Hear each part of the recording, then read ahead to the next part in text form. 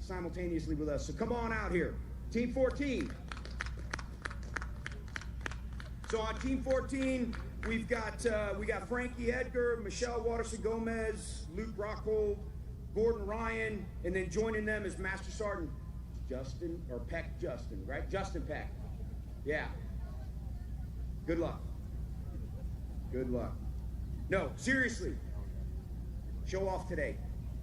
We fight and win as teams, which is why I've been passionate about the best squad, and we were passionate about showing off today how 5 people can solve problems with a high heart rate, do some thinking, and win. Make sense? All right, no further ado, let's get after it. This will defend.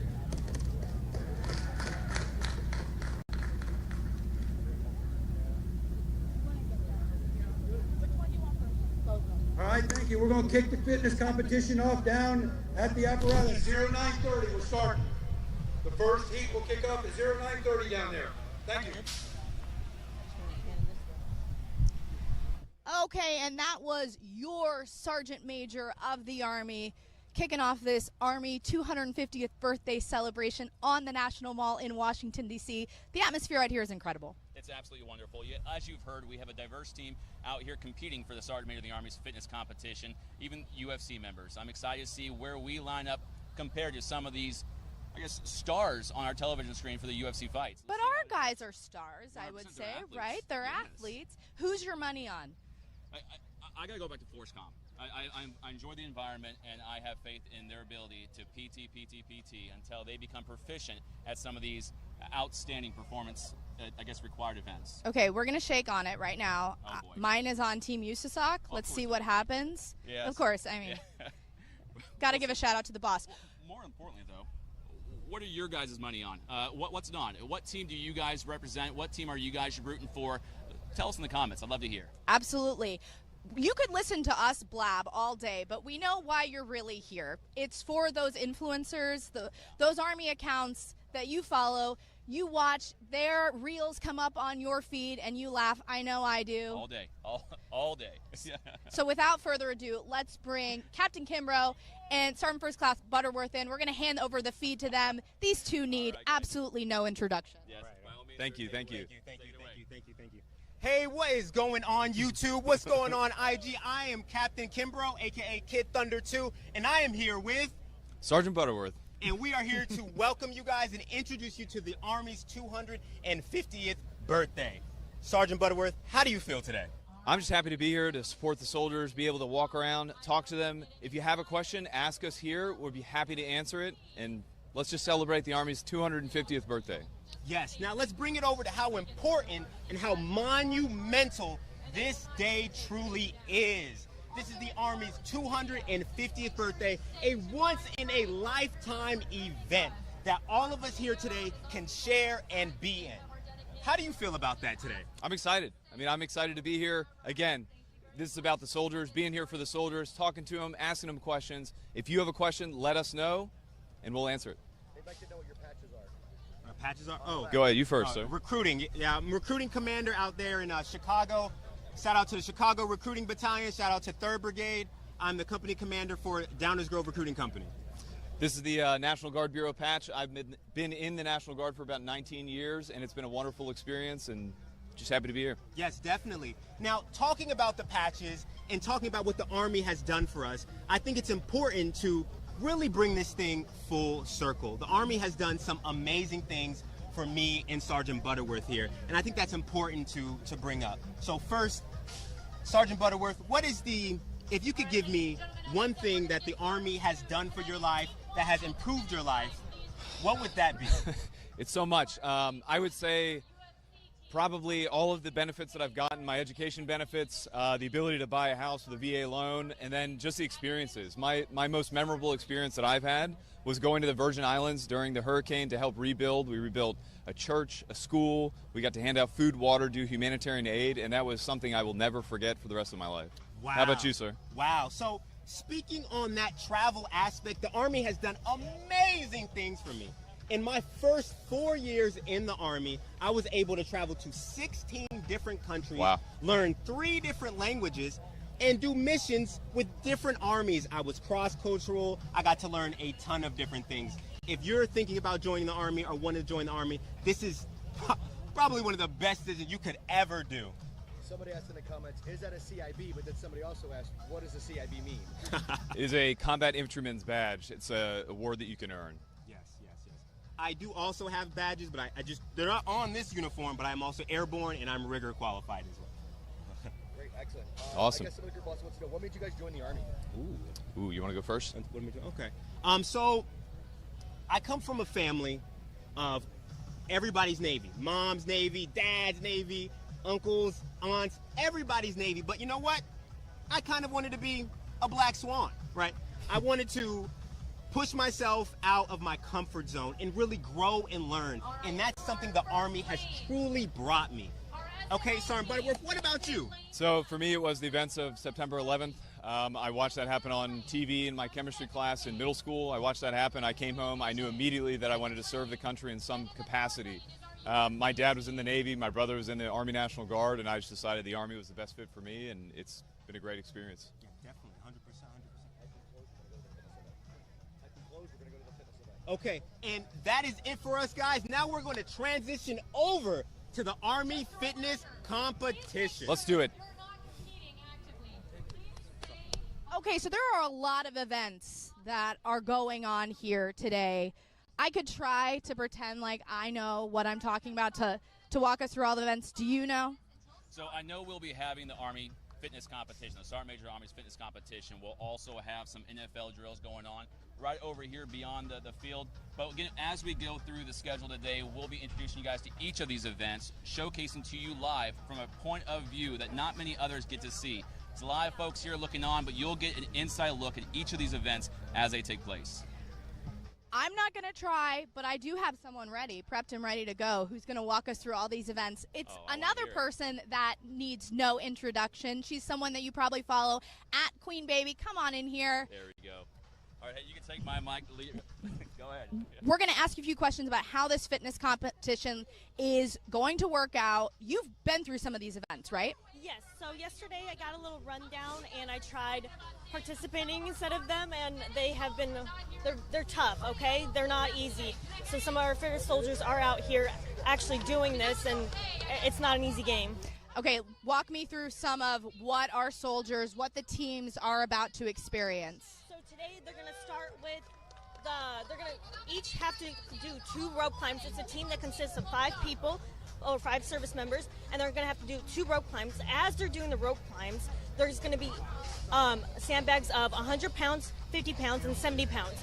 Each member has to take 2 of the sandbags, and they got to run over and throw them over the log and put them on this pad right here, and then run back as the other service members are climbing the ropes. And you went through some of these yesterday. I did. Physically, what did that feel like? It was not easy. So I'm quite small, but even just getting that 50-pound sandbag over my shoulders was a little tough. So it's continuous at all times, so it's not easy at all. This is showcasing the very best of America, the very best of the Army. For you, fitness is a part of your platform. Definitely. Why is that something that's so important to you? And why is it something that the Army has chosen to kick off this festival with? I think that the reason why it's so important to me is just, we're in the Army. We're supposed to be fit. And a lot of us, many service members sometimes forget how important it really is. We've got to be the fittest Army. And as you know, the Army fitness test has changed recently. Once again, it got a little bit harder for those combat MOSs, so it's just important to stay physically fit at all times. And I think the reason why they decided to kick off the event with a fitness test is to showcase that importance. Absolutely. For you, being out here for the 250th, this is it's a historic event. How do you feel to be a part of this? I have words but no words. It has been such an extraordinary experience. Since we got out here, this is day 5 of everything we've been doing. It has been nonstop gratitude to be part of something bigger than yourself. Mm-hmm. Makes you proud to wear Makes the me uniform. So proud. I'm going to put one more of our soldiers on the spot. Drill Sergeant Fitness. I didn't prep him for this, but I think he might be ready. Thank you ready. so much, and we'll check in with you in a bit. Okay, you look at this course behind us. What's your first take? Organized chaos. The competitors, I was out here yesterday as the competitors were strategizing, going through the motions, trying to figure out how they were going to get after it. And it's going to require a lot of teamwork and a lot of mental fortitude, because based off of what I saw yesterday, everyone's probably going to gas out within the first minute to 2 minutes, and then after that it's all grit and mental fortitude after that. For you, what do you think is the toughest event that our soldiers are going to be going through today? I say for me personally, I think what's going to be the most difficult for them is the deadlift holding while someone is on the assault bike. Because holding 500 pounds amongst 4 people doesn't sound tough, but your forearm, your grip strength is really going to start to give out, and that's where you're going to have to dig deep. And also, if you're the teammate that's on the assault bike, you're going to have to push through knowing that your team members are really just waiting on you. Being a soldier, how important is staying ready, staying physically fit to you? Staying ready, staying physically fit obviously is part of our jobs as United States Army soldiers, but it also helps with mental health. I can't tell you how many times I wake up in a bad mood, and then by the time I'm done with my workout, I forgot what I was even upset about. You know, so physical fitness, obviously very important staple of what it is to be a United States Army soldier, but also just as a person, just getting through the day, getting up, and I think that's also why we do PT in the morning. It helps set the tone for the rest of the day, you know. Especially if you're on a 5-6 mile run, you know your day can't get any worse after that. You know. Absolutely. Thank you so much. Yes, We'll check in with you in a little later. We do want to switch the camera angle around in a second because you don't see a lot going on behind us. But over here, we'll switch it in just a second because we got to get some people out of the way. But that's where the main event is happening with this fitness competition. Multiple competitors taking part in this. And it looks like it's going to take a lot of grit, a lot of heart. But that's exactly what our U.S. Army soldiers have. So we're going to flop this camera around right now. We'll come back to you in a little bit.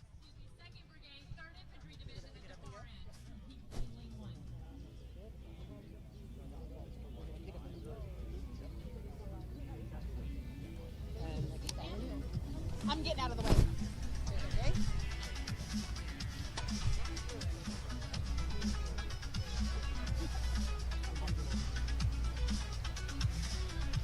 30 seconds. Competitors, please stand behind your sandbags. Competitors, move behind your sandbags.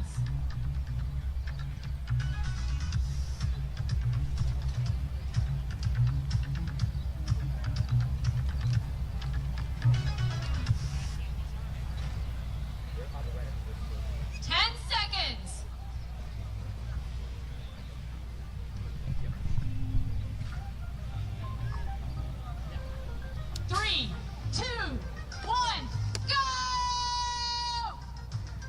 Y'all give them a hand.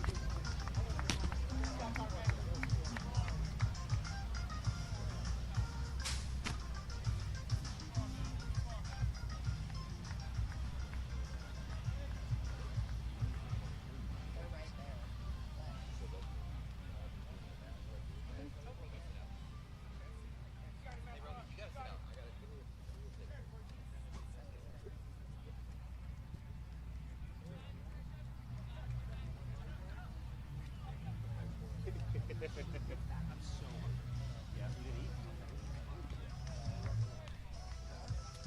about a little encouragement for our teams? It's starting to get a little tough.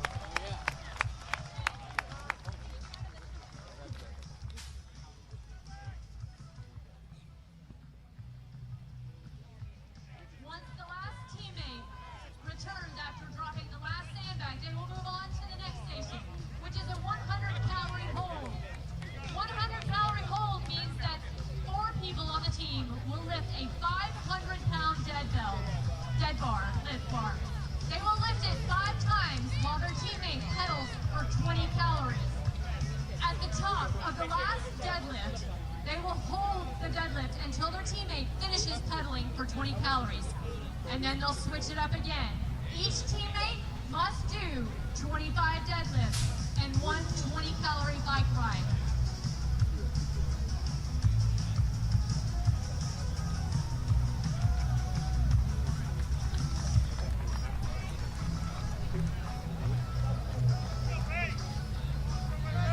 Our first 2 teams are in their hold as they wait for their teammates to finish pedaling. It's a grueling lift, 500 pounds among the 4 teammates as they wait for that pedal to finish. Remember, their legs are already a little smoked. They've just climbed the rope twice. They've just sprinted to the end and back twice, carrying 50 to 100-pound sandbags. This is no easy task.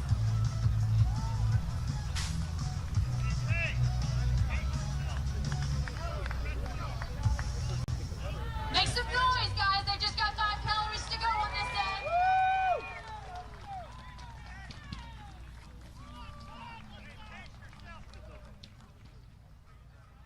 All right, and as they switch out, those same 4 team members start to do the 5 deadlifts again as the new teammate gets on and pedals.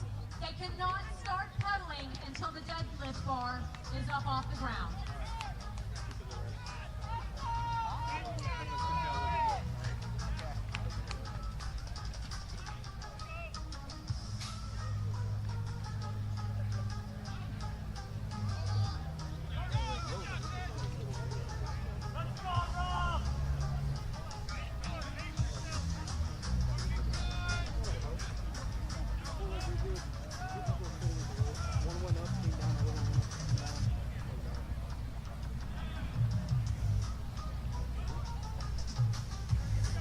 The last 5 calories are the most grueling, and then they have to get off the bike, and they have to start the deadlifts.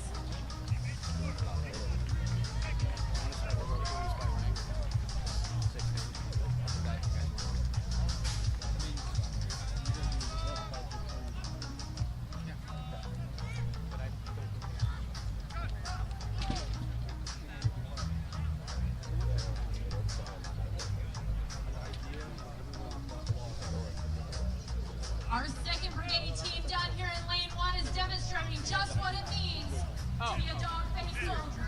Not fancy, just tough. How many dog-faced soldiers do I have in the crowd?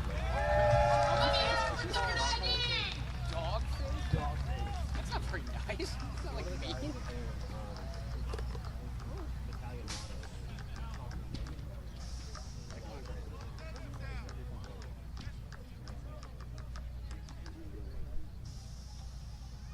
This is a true test of fitness, as the Sergeant Major said.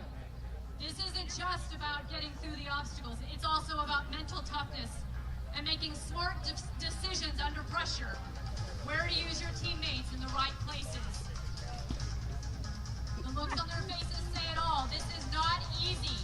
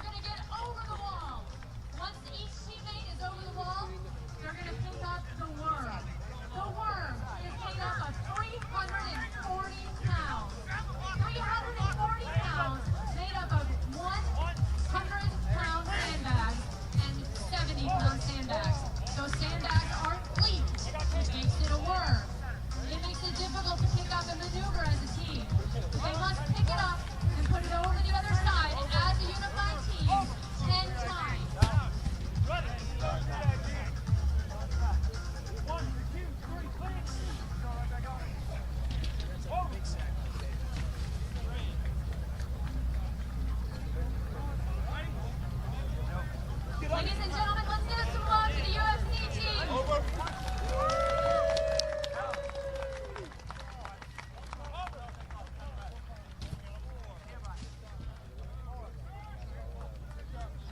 All right, and here they come. Onto the worm, as if those deadlifts weren't enough. As if the assault dive wasn't enough. They now have to get over the wall and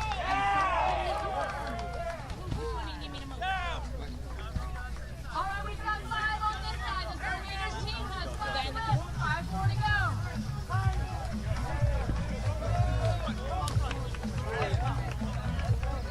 And our third IE team is on their fourth hit. They've got to get it over. Each person's got to lift it up over their shoulder.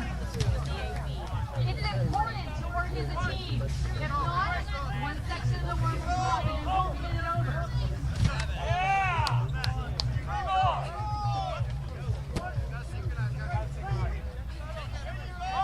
As our teammates just said, if you're not synchronized, it doesn't work. This is what it means to be a member of the team for the Army.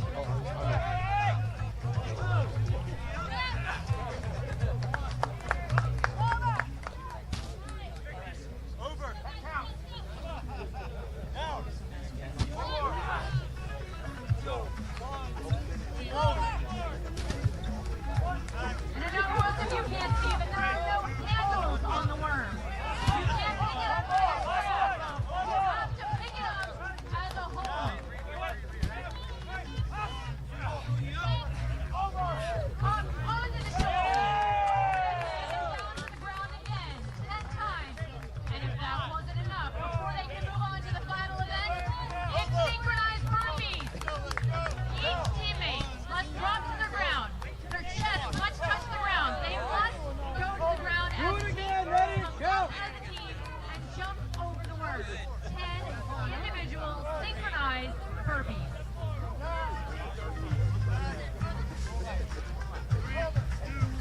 Those close to me can hear the team captains calling down, up, over, down, up, over.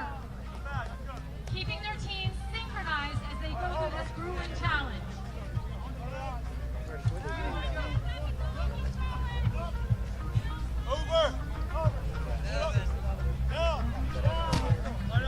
All right, and on to the burpees we go.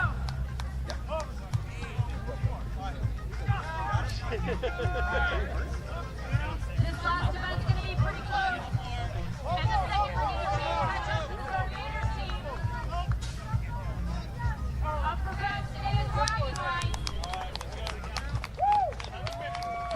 All right, and our Terminators team has gotten to the final event. They must carry each of the sandbags back. We are at 11 minutes to get close to the finish line. All of the sandbags must go over the wall. All of the teammates must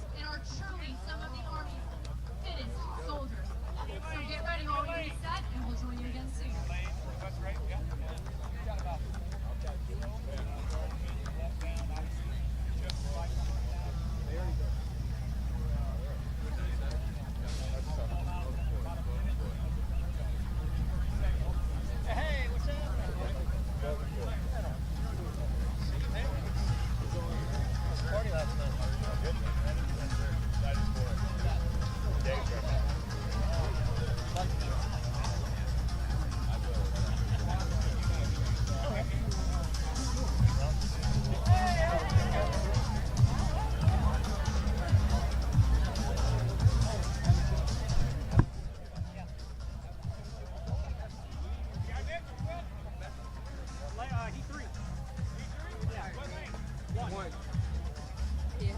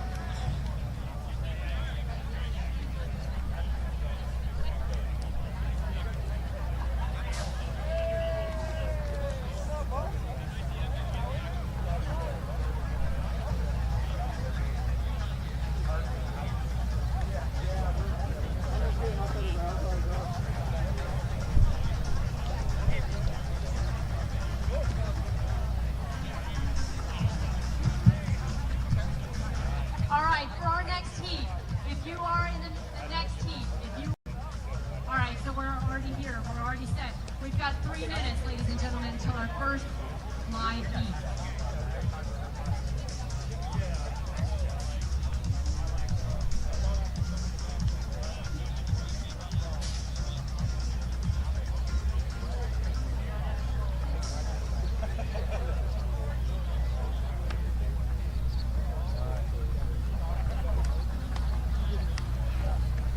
I'll do a photo bomb, but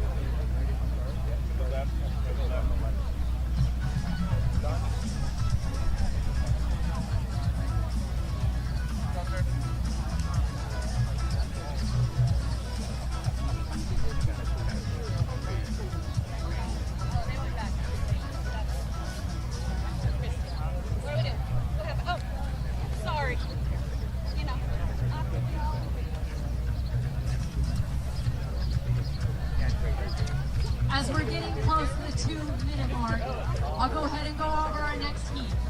In lane 1, furthest from me, is 82nd Airborne. Do I have any 82nd fans here? Airborne! That's not nearly as impressive as the VIP representation. Do I have any 82nd fans here? yes! There we go. Thank you. You're welcome. In lane 2, USA Special Operations Command. Lane 2. There we go. Use the socks. Got it. And in lane 3, we've got Cyber Command.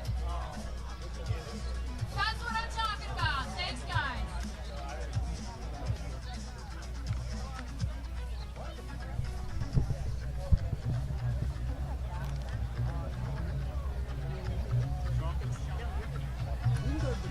Oh, that's my good side though.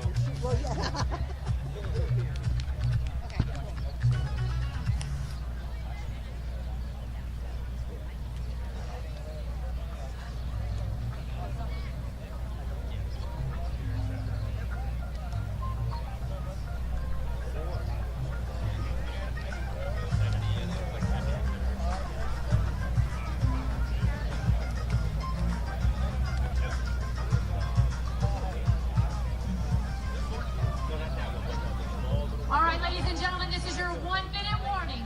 1 minute until our first real heat.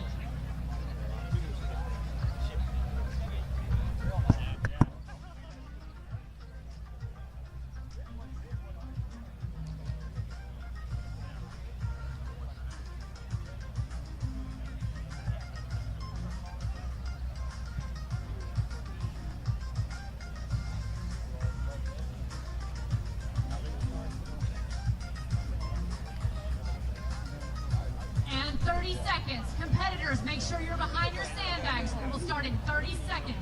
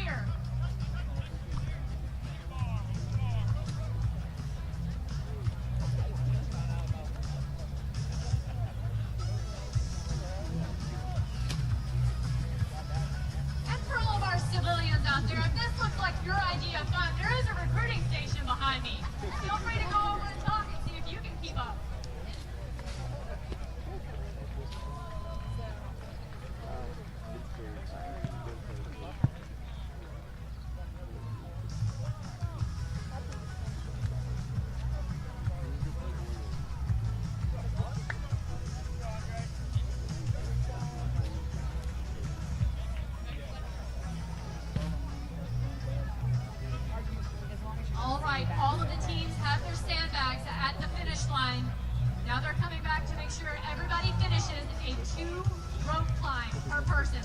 That's a 15-foot rope. They must climb to the top. They must touch the metal plate at the top before it counts.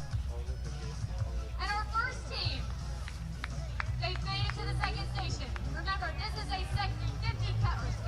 100-calorie hold, 5 deadlifts, and then they must hold the deadlift bar at the top. That is a 500-pound deadlift bar. They must hold it until their teammate finishes pedaling to 20 calories.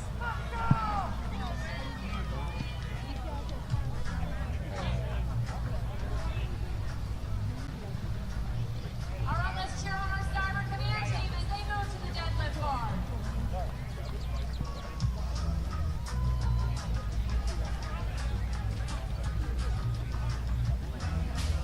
The soldiers on the bike cannot start pedaling until the deadlift bar is off the ground. The 4-man team must pick up the deadlift bar 5 times. At the top of the 5th deadlift, they must hold the 500-pound bar until 20 calories is complete on the exercise bike. Once that round is complete, then the teammate moves to the deadlift bar. 5 more deadlifts, 20 more calories on the bike.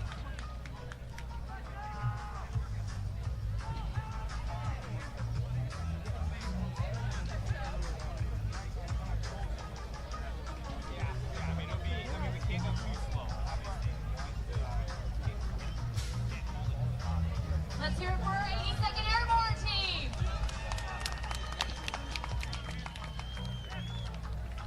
Let's hear it for our U.S. Special Operations Command team. And where are our Cyber Command fans?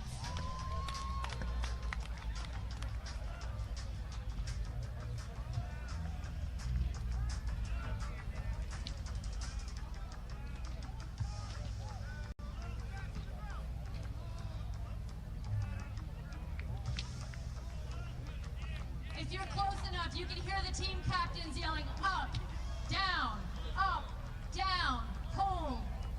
This deadlift must be synchronized. Each teammate must lift in unison with their other teammate.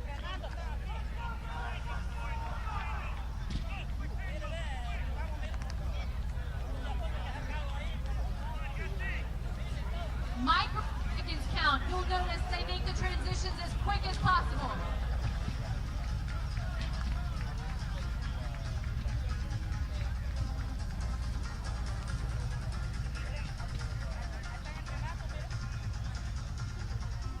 And we're on to at least our 3rd round of this. This is 500 pounds of pure adrenaline at work. Each teammate must lift 125 pounds as their share. They must lift it 5 times. 5 times.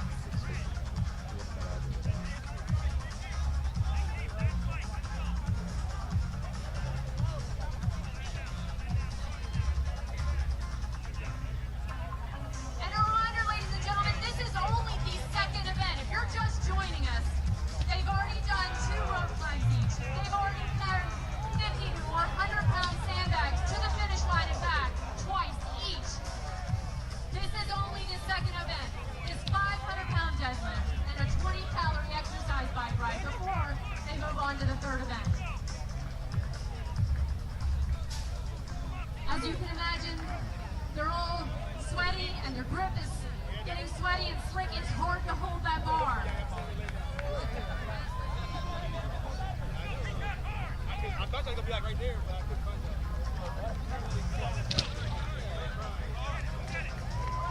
And our 82nd Airborne is first up to the obstacle. They're over the wall and they're headed to the worm. Let's go, Airborne! Just joining us, the worm is 340 pounds.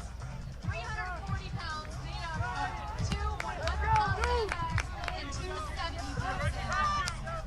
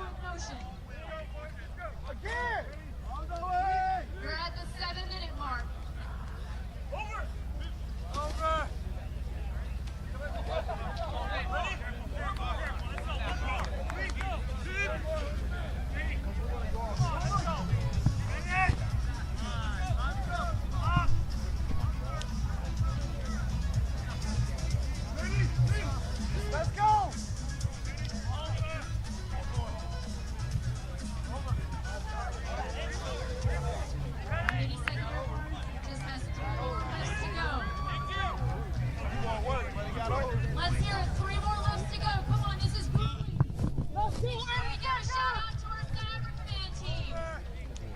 Let them know they've got it. They've got it. You can do it. This is a true testament, not just of physical fitness, but also of mental toughness. You've got to grind out.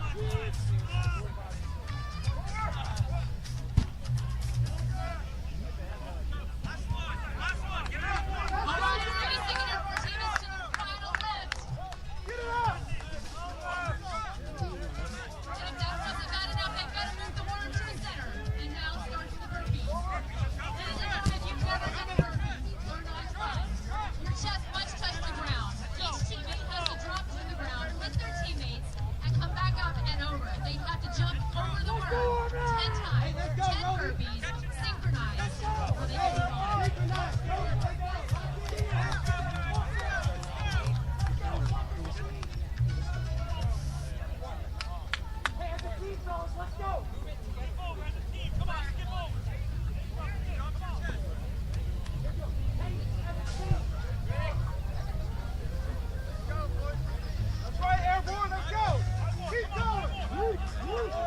We are just past the 9-minute mark.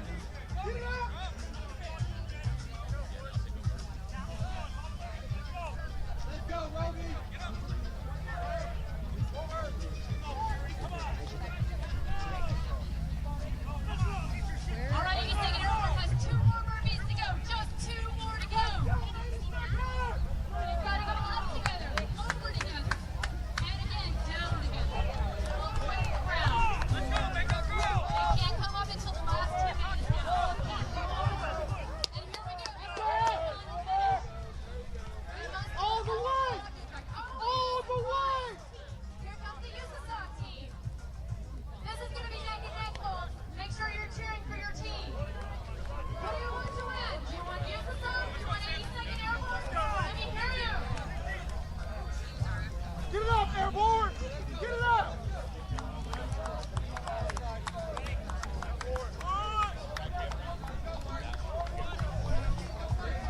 Each of these sandbags weighs between 50 and the stars, some of them weigh up to 100 pounds, making them very difficult to carry and maneuver.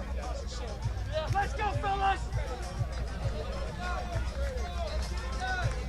And just when you get one sandbag to the finish, that's not enough. You've got to go back for the second one. And you have to go over the wall 2 more times. Let's hear it. Come on, Ray, let's go! Pick it out! Pick it out! Let's go, let's go! Get it up! Last one, let's go!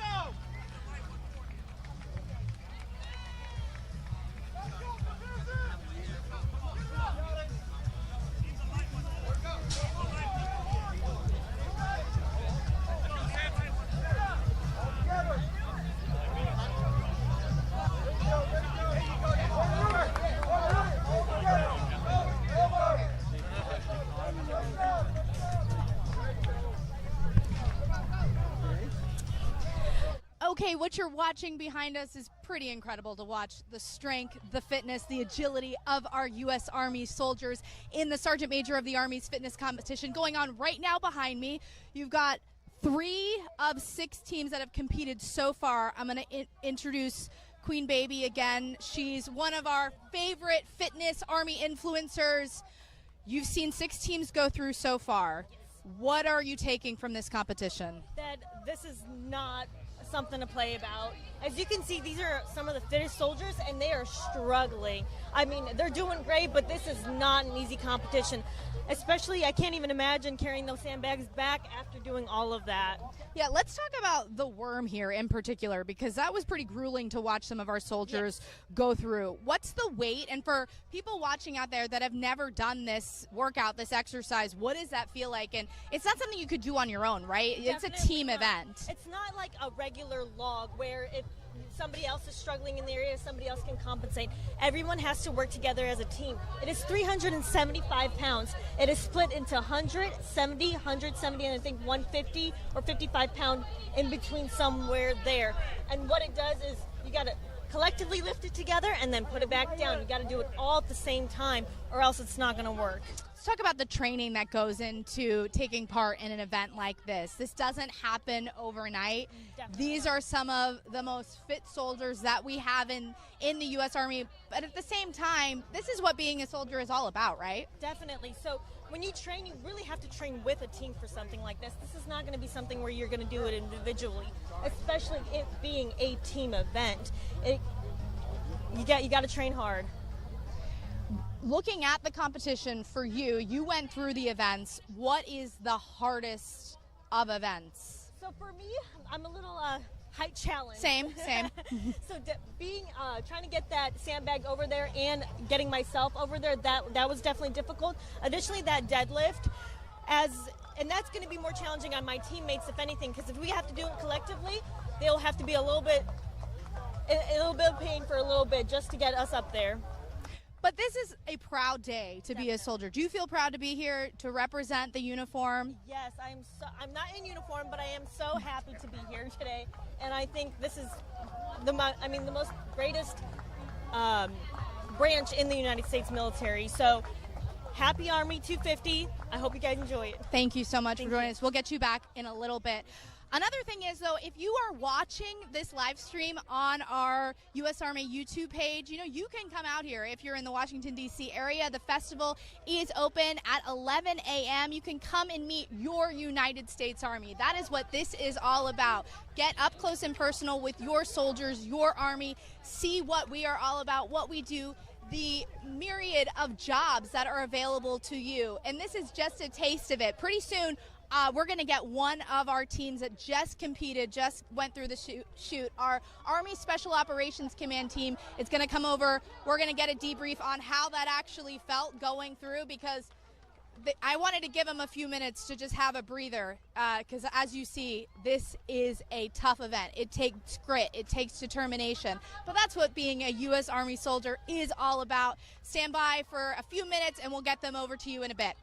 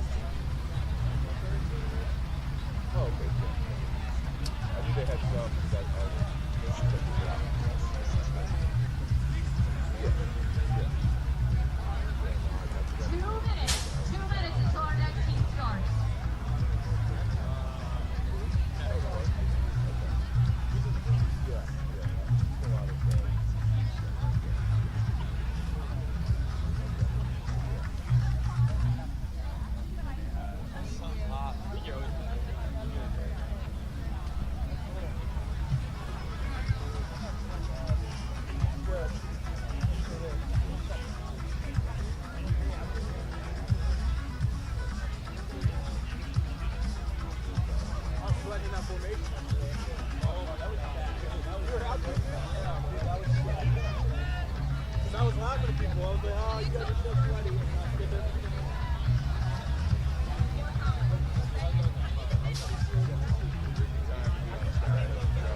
I felt like I was abandoned.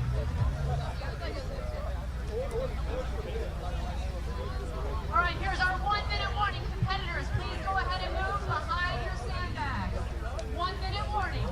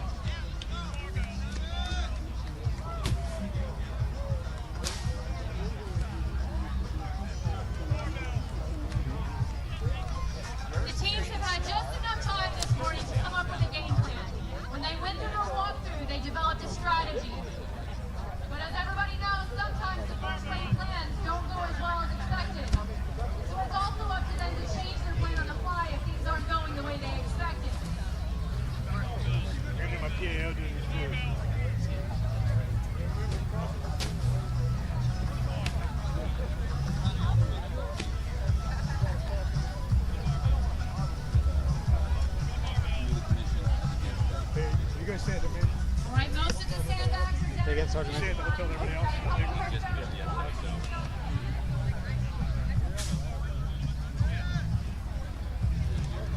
These were on our last roll flights, and they're going to move to the second station.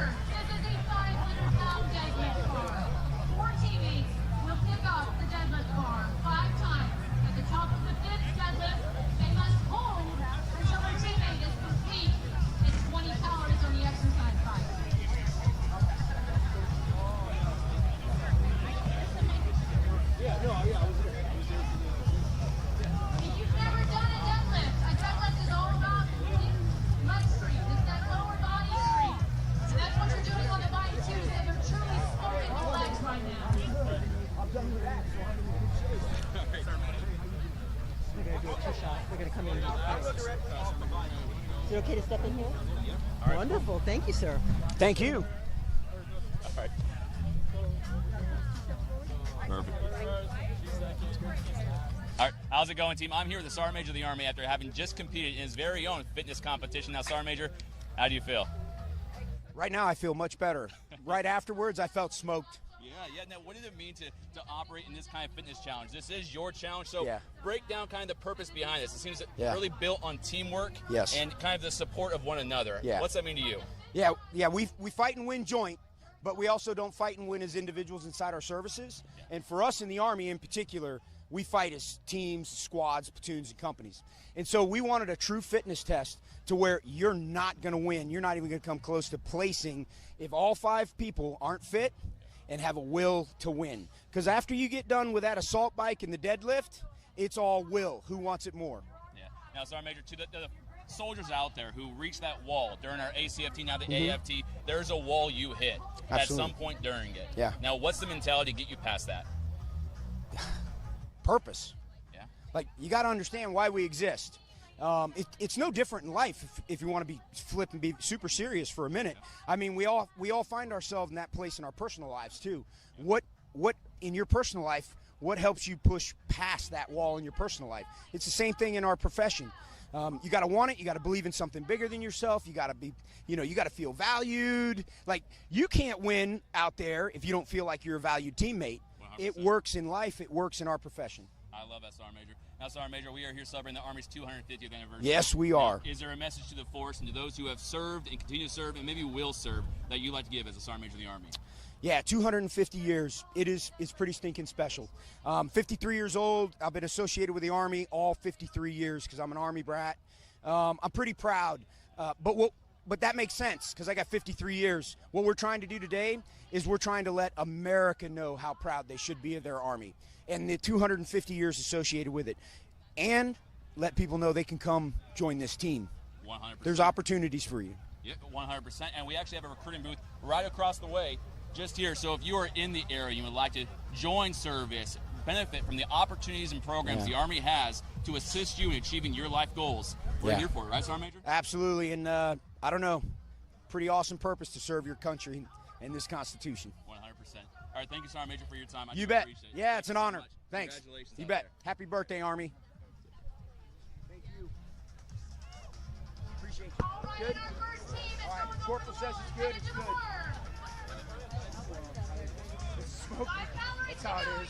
Ask them when they get done. They'll tell you. All right, our first team is at the work. A reminder, this arm weighs 340 pounds and is made up of sandbags that are not linked together. If you do not lift this as a synchronized team, it will not go well. There are no handles on that. Put them on camera together. Get his Pick it up onto their shoulder, lift it over their head as a unified team before it goes down to the ground. They must do this 10 times. 10 times, 340 pounds. And they've already done 25 sets of 500 pound dead touch. This is not an easy or simple task.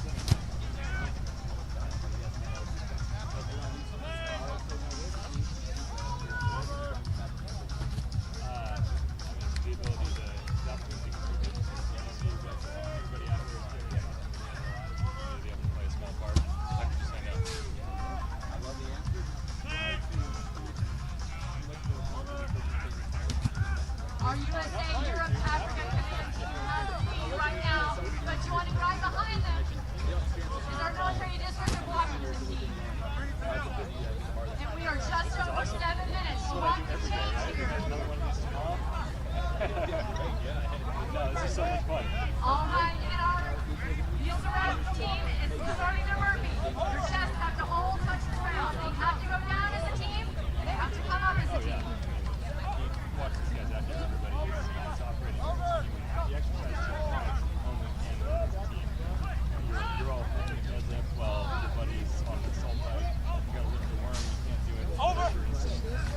When your teammates yelling commands 3, 2, 1, up.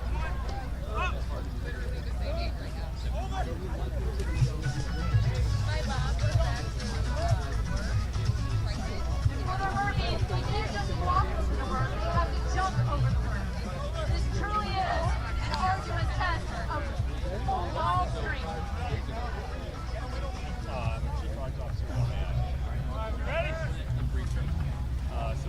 We are just over the 8-minute mark. All right, our USA and Europe Africa Command team is headed back to the finish line with their sandbags. Oh, good.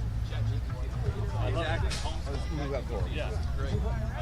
So, any problems? It's my fault. And have to get the sandbags over the bar. One more time, they have to go over the deadlift bar. It doesn't count if they don't go over the bar. Just a wheel on a, And a reminder, each of these sandbags weighs somewhere between 50 and 100 pounds each. right, so we're joining together. You'll hold the mic. I'm going to get on the right side. You guys stand on the left side. They're so close to the finish. They've got 5 bags at the end. Bam. It's all you, man. You're the fancy one. I'm the sweaty one, at least. That's good. Right on into frame. Yeah. All right, we are just over the 9-minute. All right, team, we're back again. My name is Staff Sergeant Bevan. I'm here with Mr. Miller and Lieutenant Colonel Will. Now, this is a very interesting moment right now. Lieutenant Colonel, you were on the team with the Sergeant Major of the Army, is that correct? Yes, yes, sir. All right, and 2 days ago, what was your rank? 2 days ago, I did not have a rank. Okay, 'cause that's why you commissioned just yesterday, is that correct? Yes. All right, so that's a very unique opportunity to not only commission, but the next day be with the Sergeant Major of the Army on a fitness competition. Now, you may think, okay, well, too easy. He must be in a profession that encourages this athletic build of yours. Now, what do you do? I'm the Chief Product Officer at OpenAI, so I work on ChatGPT. That's very impressive. That's something that's now taken over kind of just every aspect of life. I love it. Now, coming into the Army as Lieutenant Colonel, what are your plans or what is your motivating factors? I want to take the stuff that I've learned in the private sector and continue to learn and use it to help the mission however I can. Yeah, not too easy. Now knowing that, what is your continuous goals? Now you got 5 years, 10-year goals. What are yours?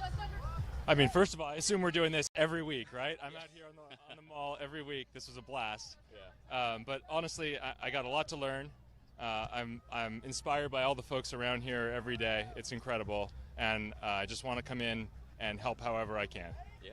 Now, participating in an event like this, Sergeant Major of the Army's Fitness Challenge, what were some of the key takeaways? The whole thing is about teamwork. The events here are designed. We're holding a deadlift while our teammates were on an assault bike, and the longer you take on the assault bike, the longer your buddy's got to hold the deadlift. So everybody's motivated to go as fast as they can, and we pulled it off. We won our heat. What more can you ask for? Yeah. Now, Mr. Miller, you can speak on the program. Is that correct? I can. Now, can you explain a little bit about it to us? Absolutely. So, good morning. I'm Alex Miller. I'm the Chief Technology Officer for the Army. So we stood up Detachment 201 as the Army's Executive Innovation Corps to do exactly what Kevin was talking about.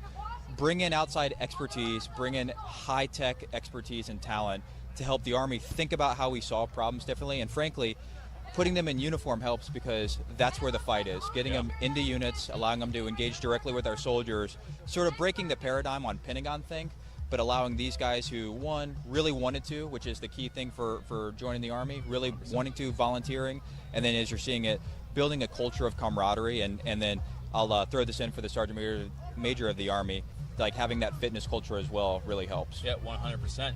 Now, back to you, sir. How do you see the integration of AI and ChatGPT-like functions in the Army? How would it benefit us in future, requirements? I mean, I think AI is changing all of our lives, right? It's changing our personal lives. We use it every single day, and it's changing us professionally. I think it's going to benefit the U.S. military and everything from the way that we do kind of basic operations, HR functions, kind of back office stuff, but it's also got to change the way we fight. We got to use it everywhere, both defense, offense. Certainly our adversaries are going to. We got to be ahead of that. I completely agree. Now, sir, to those other professions that are out there in the civilian market, considering service, but thinking maybe they don't meet the basic requirements, because typically we see some young cats. We see 18 to 25 here enlisting, commissioning. Now, you find yourself later on in life who have already accomplished such great successes. What's your message to those out there who may be able to find themselves in positions like yourself, should they pursue it? I'm 42. We need more great technology talent coming in, joining up with the military and helping support the nation. So if I can do it, you can do it. All right. I appreciate it. Thank you so much, sir. Thank you. I appreciate your time, Mr. Miller. Thank you so much. Absolutely. All right. And we'll be back with you guys after a little bit more of the Sergeant Major of the Army's fitness competition, where you'll be able to hear from one of the teams who participated and see their experience firsthand. All right. Take care. Thank you. Good job. Thank you. All right, and we're on the home stretch here. Appreciate it, man. And round three. I got a lot to learn. An unofficial time of 13 minutes and 14 seconds. Oh, great. All right, and our material exams are almost done. They've just got a couple more sandbags to carry.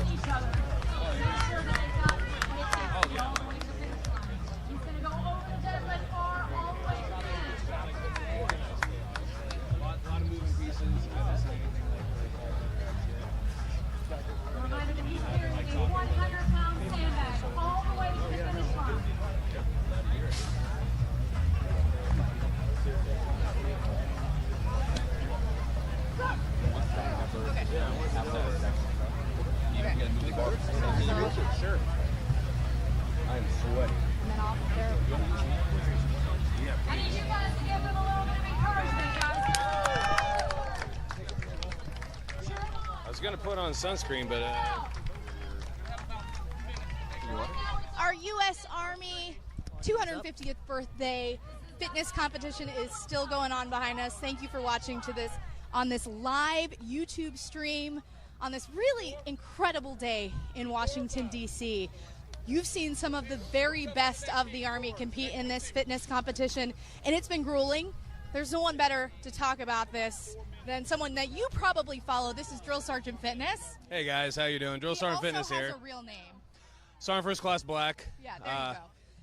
Okay. Representing the MPs out there in Kaiserslautern, Germany. What's up, guys? I'm sure they did their fun run today and then were released by noon. I'm still out here working. And it's a hot one. It is very hot. I have done none of this fitness competition, but I am sweating as if I just came off of it. It is hot and humid out here, but you know what? It's well worth it. It's a great day to celebrate 250 years of the United States Army. Absolutely. Okay, from your perspective, what are you seeing as these guys go through this? I'm seeing that a lot of the teams are getting to a certain point in the competition where they've just completely gassed out. All right, they've got nothing left of the tank, and that's that moment in time where they got to dig deep, find that mental fortitude, and just keep pushing forward. They don't want to let themselves down. They don't want to let their team down. They don't want to let the Army down. So at that point in time, no amount of training can really prepare them for it. It's just all grit at that point. What would you say, from your viewpoint, is the most difficult event in this competition? I would say, honestly, the assault bike. Right? Yes or no? The assault bike's probably the worst part of that.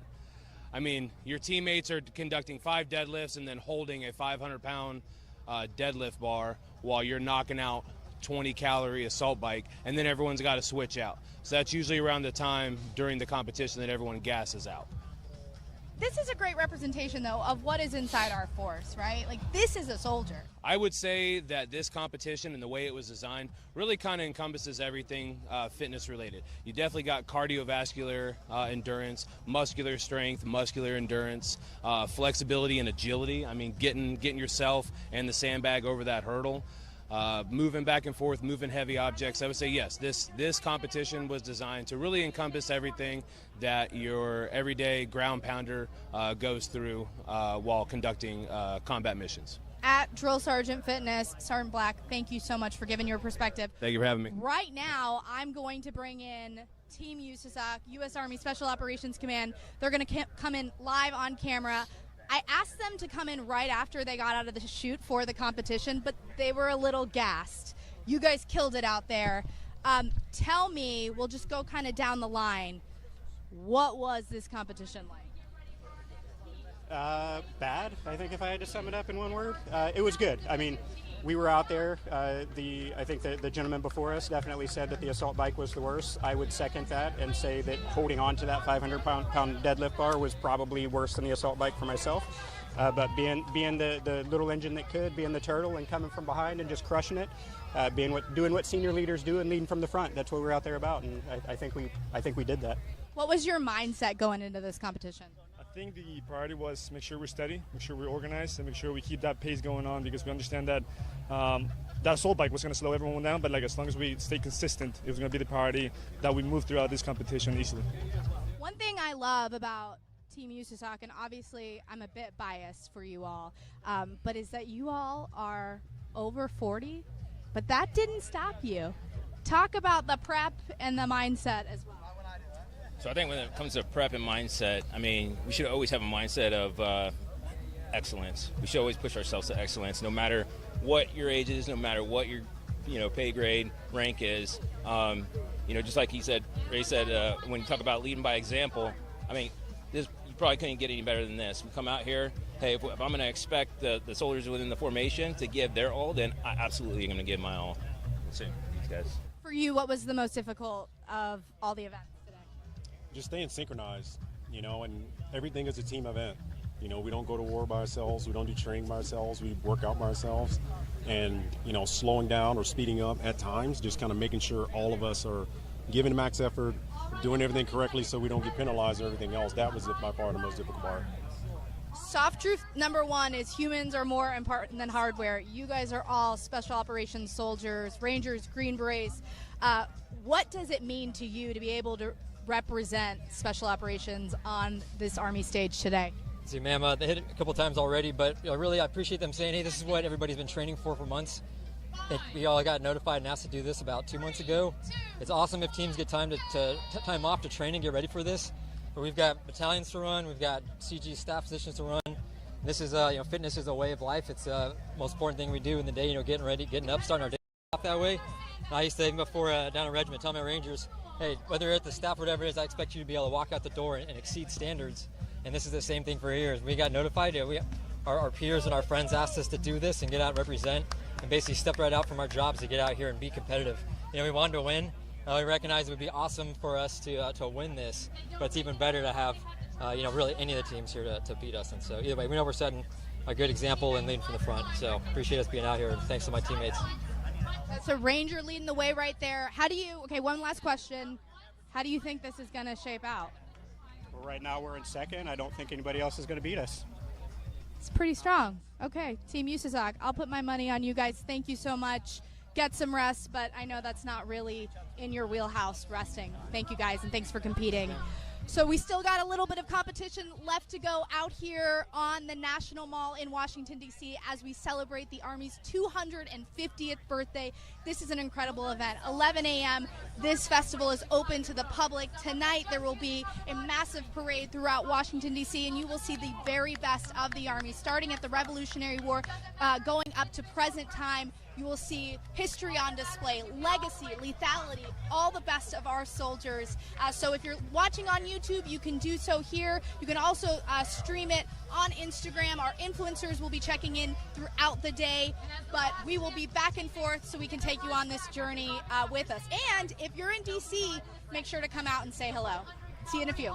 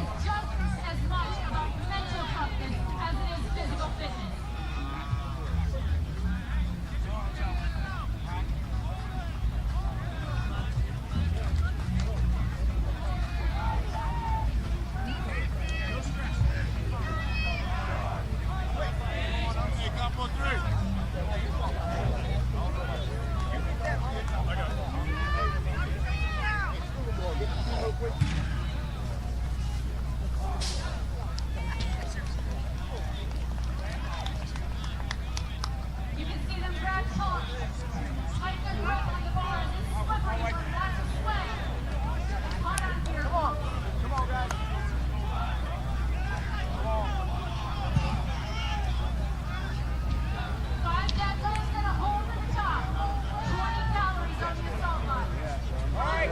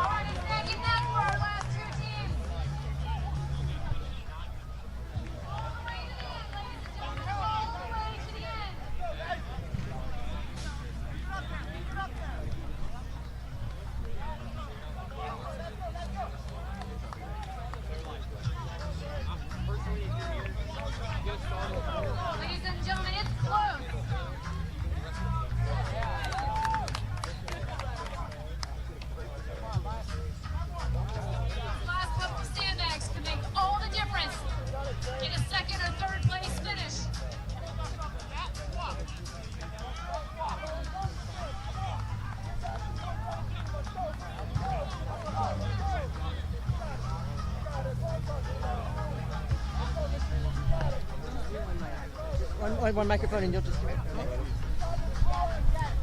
Okay, coming back to you live from the U.S. Army birthday, 250 years. This is an incredible event. We're out live right now on the National Mall, Washington, D.C. The fitness competition's still going on behind me, but throughout the day, we're live here on YouTube, bringing you up and close and personal, meeting your United States Army. And right now, I'm actually going to introduce you to my bosses. Come on in here, Lieutenant General Jonathan Braga, CSM Joanne Nauman, and Chief Warrant Officer 5 Steve Finney. This is the command team from U.S. Army Special Operations Command. They're here up close and personal. Sir, starting off with you, what does it feel like to be here today? 250 years. It's great to be part of this historic moment. You know, I'm old enough to remember the bicentennial of the United States in 1976, so I think it's going to be a memory for everybody who came out today, or everyone's going to see this on YouTube or on TV to be part of this historic moment. Couldn't have a better opportunity. It's just awesome. 250 years is a long time, CSM. I don't think we look a day over 200. Yeah. That's saying something for sure. For you, what does legacy mean? I mean, I think it's about understanding what our past is and knowing our history and celebrating that history, but it's also about taking that to the next step. You know, it is about transforming. And the great thing here today is you can come out here and see all of the new equipment, what soldiers are using now, touch it, feel it, understand it, kind of be a part of the Army for a day. Chief, you've been in the Army quite a few years. Not 250, though. Not 250. Your Army story, what does being a soldier, being a Green Beret, being able to wear this uniform for decades mean to you? Yeah, I'll tell you, when I first came in the Army, I don't think I could fully appreciate what's going on here today. And it's great to come out here. It's great to celebrate 250 years of the Army. It's great to see these young soldiers out here. It's great to see the civilians out here interacting with all of us. And this is what it's all about. It's about us interacting with everybody here, and it's celebrating the Army's 250th birthday. And I couldn't think of any other way that I'd want to spend the last, 34 years of my life.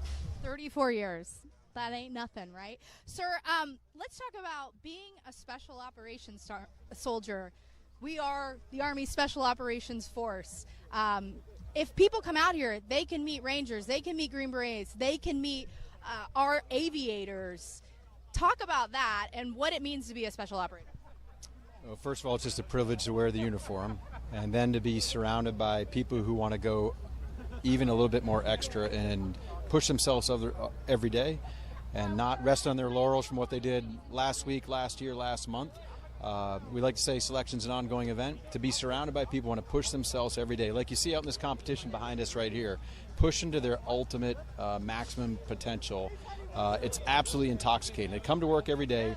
We have the best job in the United States Army, I promise you that. We're surrounded by the best people who are motivated, who push us to go farther than we could ever even think possible. And that's just the specialist being of a team like that cohesive team, people volunteer multiple times, seeking to make a difference and seeking out actually missions of consequence. To be surrounded by people like that and make a difference in people's lives, it's an absolute blessing. What do you have to say to someone who might be watching this live feed? They want more out of life. I know you preach this a lot. Don't self-select. What's your message? Yeah, I mean, I think I would encourage them first, look at the Army. There are so many options. I came in the Army on a 4-year enlistment thinking, I'm going to get a skill. I wanted to learn a language. And here I am 29 years later because of the opportunities that the Army has given me. And, I would tell anyone who's thinking about special operations, come see us today, visit our website, find out what it's like to be in special operations, and then give it a try. I think too many people they're scared that they might fail, but go out there, prepare yourself for it, give it a try, and we'd love to see you in our formations. All worth it, Chief? Absolutely. I would just say to any young person I'd talk to is take advantage of those opportunities that Sergeant Major just talked about. When I came in the Army, I wasn't the biggest, the fastest, definitely wasn't the smartest or the strongest, and I just took advantage of every opportunity I had, and it's taken me this far. So it's sky's the limits.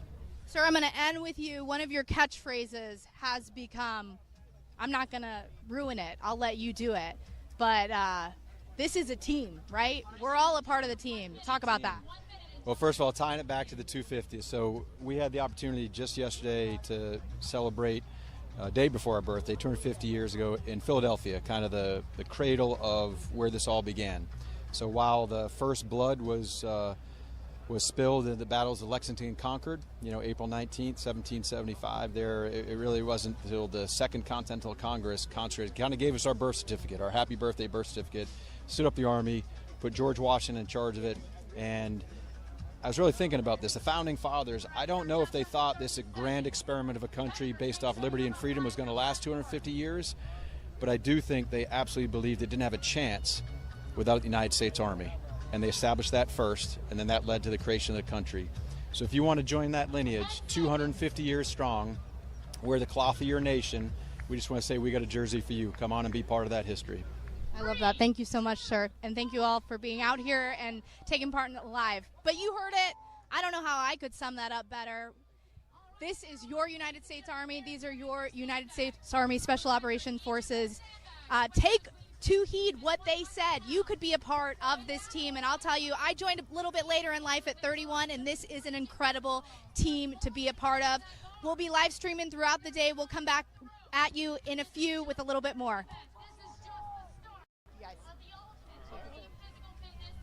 That was good. You're a natural.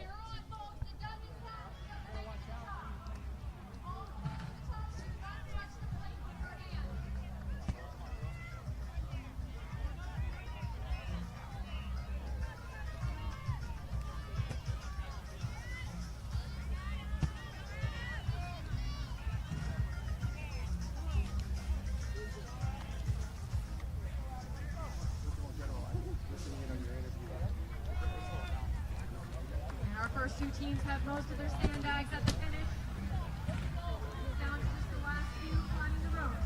Each contestant must climb the rope 2 times.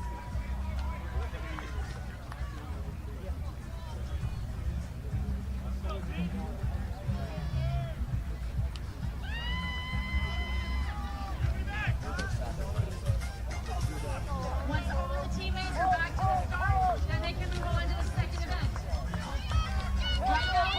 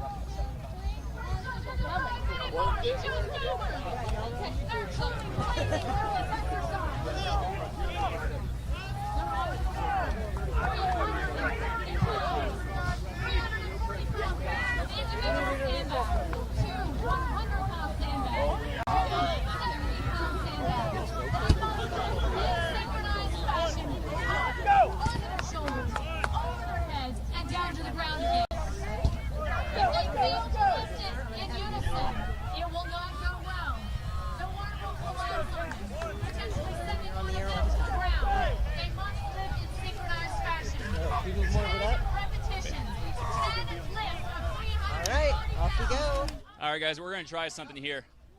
Like I said, this is your guys' point of view in what the Army's 250th birthday looks like. So we're going to walk the crowd, get you to a point to go speak with an influencer of ours, Captain Kimbrough, who is a darn good recruiter. He's going to show you guys what the Go Army booth here has to offer. Now, there are some outstanding U-Strike soldiers here who advocate for providing you guys opportunities to achieve your goals in life.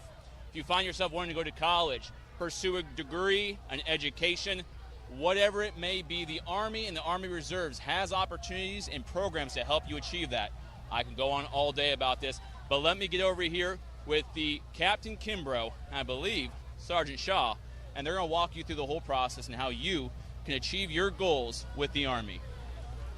How's it going, sir? Hey, how you doing? How you doing? It's a pleasure. Good seeing you. Nice seeing you. I already briefed the audience. I'm going to hand the mic over to you. I'm going to have you get with Sergeant Shaw, and you guys go on and have a conversation about how the Army can help those who have goals achieve them. Roger, I got you. All right. We're going to pass the mic over to Shaw. Oh, thank you. There we go. I appreciate it. Thank you. All right. Now, we'll actually just want to move on over here then. Yeah, I think going that way. Okay, okay. Perfect. Right here's There great. we go. All right.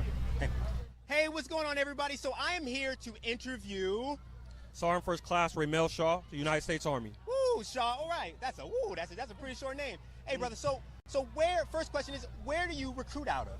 I recruit out of Laurel, Maryland, from the Baltimore Washington Company. From the Baltimore Washington Company. Yes. Okay. So today, what I want to do is I want to ask you some of the benefits and the procedures that people can go through to join the Army. Okay. All right.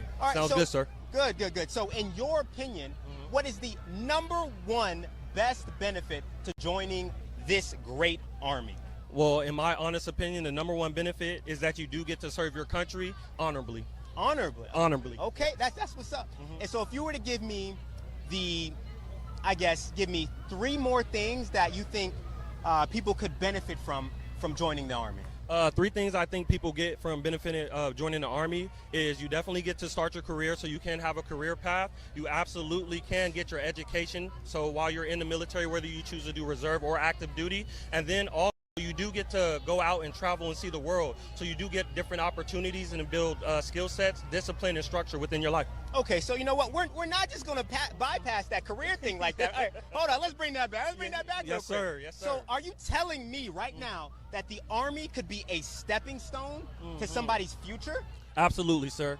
Okay. Absolutely. So how can people use the Army as a stepping stone to benefit themselves towards their goals? So one of the benefits and the stepping stones they can use is, let's say somebody wants to do IT. We have multiple IT jobs, logistic jobs, medical jobs. If you use the Army, you can do your 3 years time in service, right? You get to choose joining the military. So it's one of the things that the Army has as a first stepping stone to building your career. Whether you do your 3 years and get out, you can continue that on in the civilian world. That's great. You know, and it's funny you bring that up because a common misconception is that the Army is only combat jobs. So you're telling me right now that there's more than just combat jobs? There's more than combat jobs. We have over 150 plus career jobs you can do in the Army. 150 jobs? 150 plus, sir. Oh, so what you're saying is somebody that's looking to join the Army can just walk right into a recruiting station and a recruiter can tell them about all these jobs that they have? Yes, sir. Okay, woo, okay. Yes, so sir.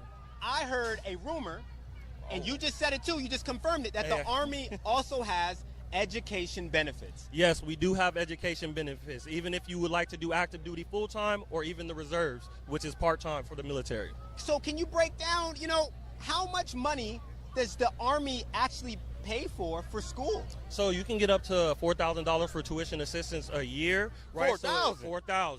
So if you're doing 4 years, that's $16,000 that you can get for education, and that's not even talking about your GI Bill. $16,000. $16,000, You gonna sir. give me $16,000? Hey, sir, you might not need it, but hey, you can get it. That's good stuff. That's good Absolutely, stuff. absolutely. So tell me about this GI Bill. What is the GI Bill? I've never heard of this thing before. So, once upon a time, right, so soldiers decided, we do need to get our education right. We need to be smart, intelligent, absolutely, when we're serving the military. So what the military did was offer education benefits for service members, whether you are currently active or serving, or even if you get out as a veteran. So you can also still get your education paid further for within the military. So does the GI Bill cover tuition? So you already get tuition assistance from your TA. Ooh. So even then, and then also your GI Bill can also cover for your room and board as well. So you gonna you gonna pay me for housing now too? Hey, look, hey. Don't sweet talk me like that, man. Don't sweet talk me like that. Gotta get it, right? Gotta get it. Okay.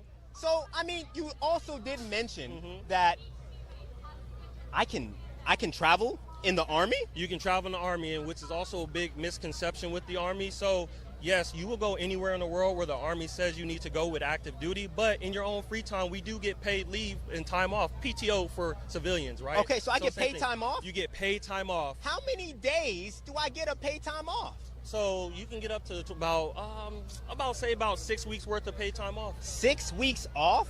And this is not even including our vacation time. The time off for the holidays. So that's Christmas, Thanksgiving, Martin Luther King's Day, President's Day. Woo! I mean, 4th of July. We got to represent 4th of July. Goodness gracious, I get all this paid time off. All this paid time I off. get vacation and holidays. Vacation and holidays. Oh man, now this Yes, looks like sir. the Yes, best sir. Yes, sir. job in the world. In the world, hands down. You can't beat it. Hey, I've been in 17 years myself, so it's been a long ride. I came in, did this for my son. It's been beneficial. He's going to have a great future ahead of himself as well, thanks to the Army. I can only thank the Army for that, 100%. So you're even going to encourage your children to join the Army? Yes. That's how good the Army is? Yes. Okay, all right, so let's switch it up real quick. Let's switch it up. Mm-hmm. So what is your MOS? So my MOS is a 14 Tango, so I'm a Patriot Missile Maintainer Operator. Okay, look, for all us normal people, right? All right. What does that even mean? So that means I work with the Patriot Air Defense Missile System. So what we do is intercept missiles. So missiles, rockets, things like that. So.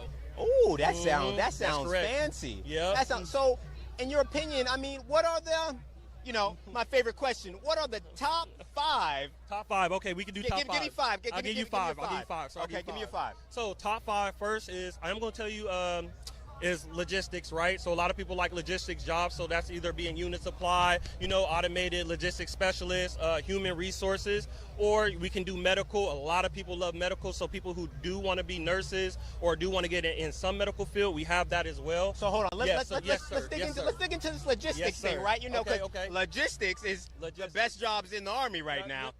Everybody's looking for them. We get it all the time. Everybody's looking for them. So why are logistics? I mean, can I get certifications? You can get certifications. Okay. What else can help me with these? Wait, hold on. I heard that you can get stationed almost anywhere in the world with logistics jobs. You can, absolutely, 100%. So that could be here in the United States, that could be in Korea, that could be in Germany, that could be in Japan. It don't matter. Woo, wherever we are, logistics is needed. That's 100% some good stuff. Everywhere. Absolutely, That's some sir. good stuff. Absolutely. All right, so let's break it down. You said medical jobs are next? Medical jobs. Okay, medical so jobs why are next. medical jobs? So a lot of people want to get into the medical field, right? But it's really hard to get those certificates and everything. So what the Army does is, hey, you come in and you do your medical career. Guess what you can do on the outside? You already have the certificates. You already have the career experience, correct? And look, you can still do college while you're in, so you're also getting the double benefit of the education and the certificates and the experience. So it makes you so competitive when you go out here into the working world. So goodness yes, gracious, sir. Man, you made me want to join all over again. Hey, come on, sir, we can do it. Okay, we can do it. While we're talking about joining, yes, could I join the Army with? What if I'm not a citizen? So if you're not a citizen, you can be a permanent resident. I can be a permanent resident? Permanent resident, So what does that mean? Break that down for me. Is there a certain type of card, maybe? So you need a green card. A So being a green card. card holder, so a permanent resident, as long as you have your permanent resident card, you are allowed to start the process and actually join the United States Army. Okay, so I could just have a green card, and then I could join. Wait, hold on. So can I get citizenship through the Army too? So here's the surprising thing that many people don't know. Tell me. You can get the accelerated citizenship process started. So that means once you do join the military, right, within 6 months to a year, you'll be a United States citizen. 6 months to a year? You'll be a United States citizen. That's all it takes? That's all it takes. So let's say you got your green card today. I actually enlisted 3 people who just got here, got their green cards. They're enlisted. They're still waiting to go to basic training. But once they start that process and leave to boot camp, process for acceleration. They would have got here, been permanent residents for about 6, 7 months. Boom, within a year and a half, they're going to be United States citizens. That is amazing. Yes, sir. That is amazing. Yes, sir. That is a very huge benefit. And it's wonderful because it allows our friends who come over here who want to be part of the United States and join and serve, they get to actually become citizens. So it's a wonderful thing. That is great. Yes, so sir. What you're telling me is the Army is changing lives. It's changing lives, sir. It's changing lives. Oh my gosh. Yes, all right. every day. All right, so I know I stopped you in the middle. You said logistics, number 1, medical, number 2. All right, give me your third. Lay it on me. Give me your third. All right. So the third one is IT. IT. Okay, now why IT? So IT is, come on, we're looking at the future now, right? Okay. So look, technology's changing, technology is advancing, also from multiple threats. So we definitely need those people who want to come in, serve in the IT field, whether that be in electronic warfare, information technology, or communications. Hey, we need those people that want to come in and help defend the nation from another war that we have to fight through the cyber side. So basically what you're saying is IT is the future.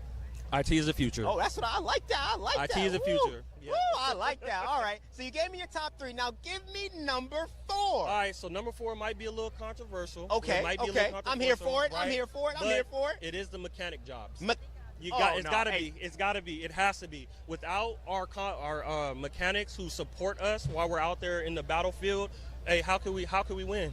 If everything is going down and we can't fix it, we don't have the expertise, we can look for it for our mechanics, for our engineers to come help us continue the mission. So you're saying, I mean, are these just like vehicle mechanics, or are we talking about airplane mechanics? We are talking about everything from vehicle to everyday equipment to aircrafts, everything. Woo, and I say like everything, that. I say everything. Wow. I think, so on average, how many mechanics do you think really go in and join the Army from your office? From our office, so we are a very busy office, right? So if I had to say on average, thinking about it, because IT, like I said, IT and medical do and logistics take that over, I'm going to say about 30 to 40% come in that want to come in and do the mechanic side because they want the skill set. They want to have that when they get out of the military, which is good because they're forward thinking. So I can come in even as a mechanic. Can I use my tuition assistance? You can use your tuition assistance. Can I also use my GI Bill? You can use your GI Bill. So what it sounds like what you're telling me is no matter what job I pick in the Army, I can use all of these benefits. You can use all of your benefits. Oh my gosh! Like I just want to join so all. I do got to give a caveat too, sir, right? Okay, lay it on me.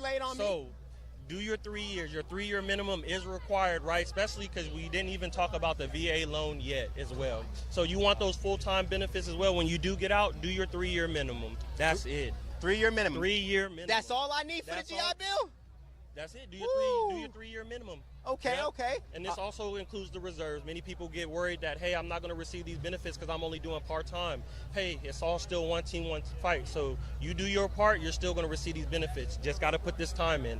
Oh, okay. Now I like it. Okay, now give me number 5. Give me the fifth best series you All got. right, so I'm going to hold it down. I'm going to say it's for my 14 series. Let's go 88. 14 series. Okay. Let's go right. air defense, all right? All Let's right. go air defense, all right? So tell me, what are the options on the civilian side that somebody can do if they join as a 14 series the 14 series air defense. So a lot of people who do join in this side end up getting into the warrant officer field, right, which helps you become a subject matter expert, right?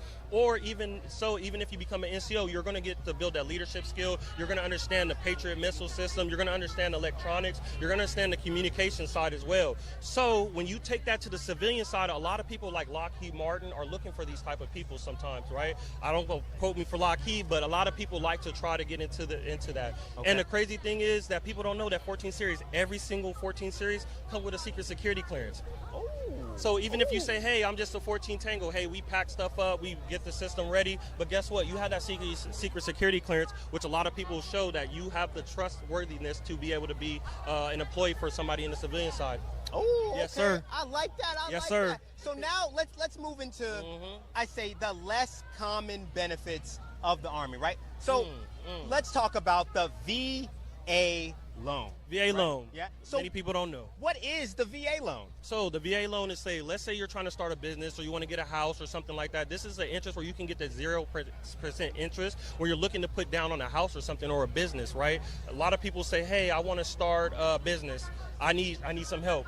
Going to the bank is very expensive. That we know those interest rates are kind of high. But since you did your service, that VA loan can help you with that, so you don't have to worry about those interest rates and things like that. All right, hold on. So slow down. Sir. So it sounds like you're talking about the small business VA loan, and then you're also talking about the home VA loan that I can use to buy a home. Yes, sir. Okay. Yes, sir. So with no money down, no money, I can go and buy a house. Go buy a house. Woo! Now be responsible with your money. Woo! Be responsible with your money. Okay. All right, I like that. Yes, sir. All right, so and then I can get a small business loan with the VA loan too? Yes, you can, sir. I can start a business. Yes, you can, sir. Oh my gosh, yes, that is amazing. Many people don't know that, but that's the benefit of the Army. You have so many opportunities to build a career, build a future, build your family, right? All these things the Army provides for you, especially, like I said, career-wise. Hey, different times right now, so hey, let the Army be your stepping stone to getting you somewhere. Okay, so I mean, let's switch it up. I know we have more benefits in the Army, right? So yes, sir. What if one day I get sick, like, yes, sir. and I want to go to the doctor? So, and I'm a soldier. Do I? The do best I have one. to pay? Do I have to pay for healthcare? Absolutely not. What? What are you telling me right now? Not. Absolutely not. So, being in the active duty military, right, you are paying for zero health care, okay? So what happens is, right, you do go to, let's say, a military hospital, like me for myself, hey, you can get LASIK paid for, free, $5,000. LASIK? LASIK, PRK. Woo! Yeah. So I don't got to wear glasses no more? No more. Oh, I'm man. living proof. I don't wear no glasses no more. No, I can see the glasses. future. Yes. Okay. I don't know how far, but you're going to see that far. But still good. Yep, so same thing. Break your leg, get injured, anything like that. Hey, let the military pay for it. Hey, even if you're on duty or off duty, hey, the military's covering you for your medical bills. Yep. Okay, so I also heard, and now, again, this is just a rumor. Yes. But what if my teeth hurt? What if you guys have, like, maybe some type of dental insurance or something Yes, here? we do. We also have dental insurance, and you can also get your family covered with the medical and dental as well. Okay, so, wait. So the Army will cover not just me, but my whole family? Your family, yep. My whole family. Yes. So my whole family's covered? Yes. Oh, my gosh. Yes. Oh, my gosh. So, you know what? I think we have exhausted a lot of these active duty benefits that the Army can offer you. Yes, now, sir. Let's switch it up. Let's bring it on over into the reserve side. To the reserve side, yes. A lot of people are curious about that because they do not know. So. Okay, so tell me, what is the Army Reserve? Because I'm active duty. I don't even know what the Army Reserve is. All right, that's wonderful. I'm glad you asked me, sir. Great. So the Army Reserves is part-time military. So you're going to work 2 days a month, 2 weekends out of the summer, right? So what happens is you can also stay in your local area. So let's say you wanted to join and you want to do one of the logistics jobs. Great. Let's find you a unit nearby. We find that unit. You go to basic training. You go to your job training. Don't worry about where the Army's shipping you. You're coming back home. Oh. Coming back home. You'll come back to your unit right here, let's say in Maryland, then you're going to see them once a month, one weekend. That's it. And then you can continue going on. So if you decide, hey, I want these certificates or the security clearance so I can continue to get this job, hey, work that job full-time, work the Army part-time. So wait, hold on. So you're telling me I can join the Army. Yes, sir. As a reservist. Yes, sir. Go to basic, go to AIT, yes, sir, get my certifications, and then come back around and come back home? Come back home, be with the family. Oh, no, you sweet talking me again, man. You're sweet talking me. Hey, this is the Army sweet talking. Oh, Army sweet talking. Snap. Oh, snap. Yes, sir. So, you said, can you go over me? When exactly do I work? What is working in the Army Reserve? So the Army Reserves is a Saturday and a Sunday. Just a Saturday and Sunday. That's a Saturday and Sunday. How many Saturdays and Sundays? Hey, so how many years in a week? I mean, excuse me, I said that completely wrong. Excuse me. So how many weekends do we have in a year? How many weekends? 52, I think. Right, and then we still got holidays too, right? Yes, we do. So it's gonna be a little less, right? Woo! Hey, you know, so you're gonna put the time in. So you working that many weekends and you getting to do your job full time is too much of a benefit for someone. And then let's say those college students that say, I just want to go to school full time, but I need somebody to have that support. Guess who's doing the support? The Army. While you focus on school and get that benefit. So do I still get the tuition assistance and the GI Bill while I'm in the reserve? You still get both. You get your tuition assistance and you still have access to your GI Bill. Yes, sir. Oh, nah, man. Yes, sir. I can work 1 weekend a month. 1 weekend a month. Is there any weeks in a year that is there any type of training that I have to go to in the Army Reserve? Hey, that's up to the unit, which I won't specifically know as a recruiter. Yeah. But when you get to your unit, they'll fill you in on how their work balance is, and then you'll just go from there with that. Is there any options? Let's say I'm in the reserve and I just, maybe I want to go active duty at one point. Are there any options or forms I can fill out to possibly go active duty? Absolutely. Really? Tell me more. So let's say you decide to join the reserves, you do your 3 years, you're saying, hey, I'm 2 years in, but things change. I want the full-time experience of being in the Army. You can get a conditional release, which is called a DD Form 368. Get that from your unit command, right? From the very top, right? They have to release you. If they release you from your unit, then come on over to active duty. Smooth transition, smooth process. Wow. Yes. No taking the ASVAB again, no doing the physical, nothing. Just, hey, straight to active duty. I love that. So even if I change my mind, I can switch from reserves to active duty. Yes, you can, sir. Oh my gosh, that is Yes, just amazing. Yes. So are there any other active duty benefits? Are there any benefits that are specific to active duty, or can I get everything on active duty in the reserves as well? So there is a difference, right? Okay. So with active duty, let's say full medical, right? Tuition assistance still paid for, full-time pay. So for people who believe that, hey, I'm going to be in the reserves and receive full-time pay, wouldn't necessarily be fair since you're only working 2 days out of a month, correct? So with the reserves, the medical is 50%, right? Okay. So your 50% discount, the same for the dental on that side. But the beautiful side is the education does not change. Wow. Yes. The education side does not change. So if you, a lot of students will come and say, hey, I would like to join the Army. I can't do school full-time if I'm in the active duty, so we suggest the reserves. And some people say, hey, I would like to still pursue a career, but I'll do school part-time.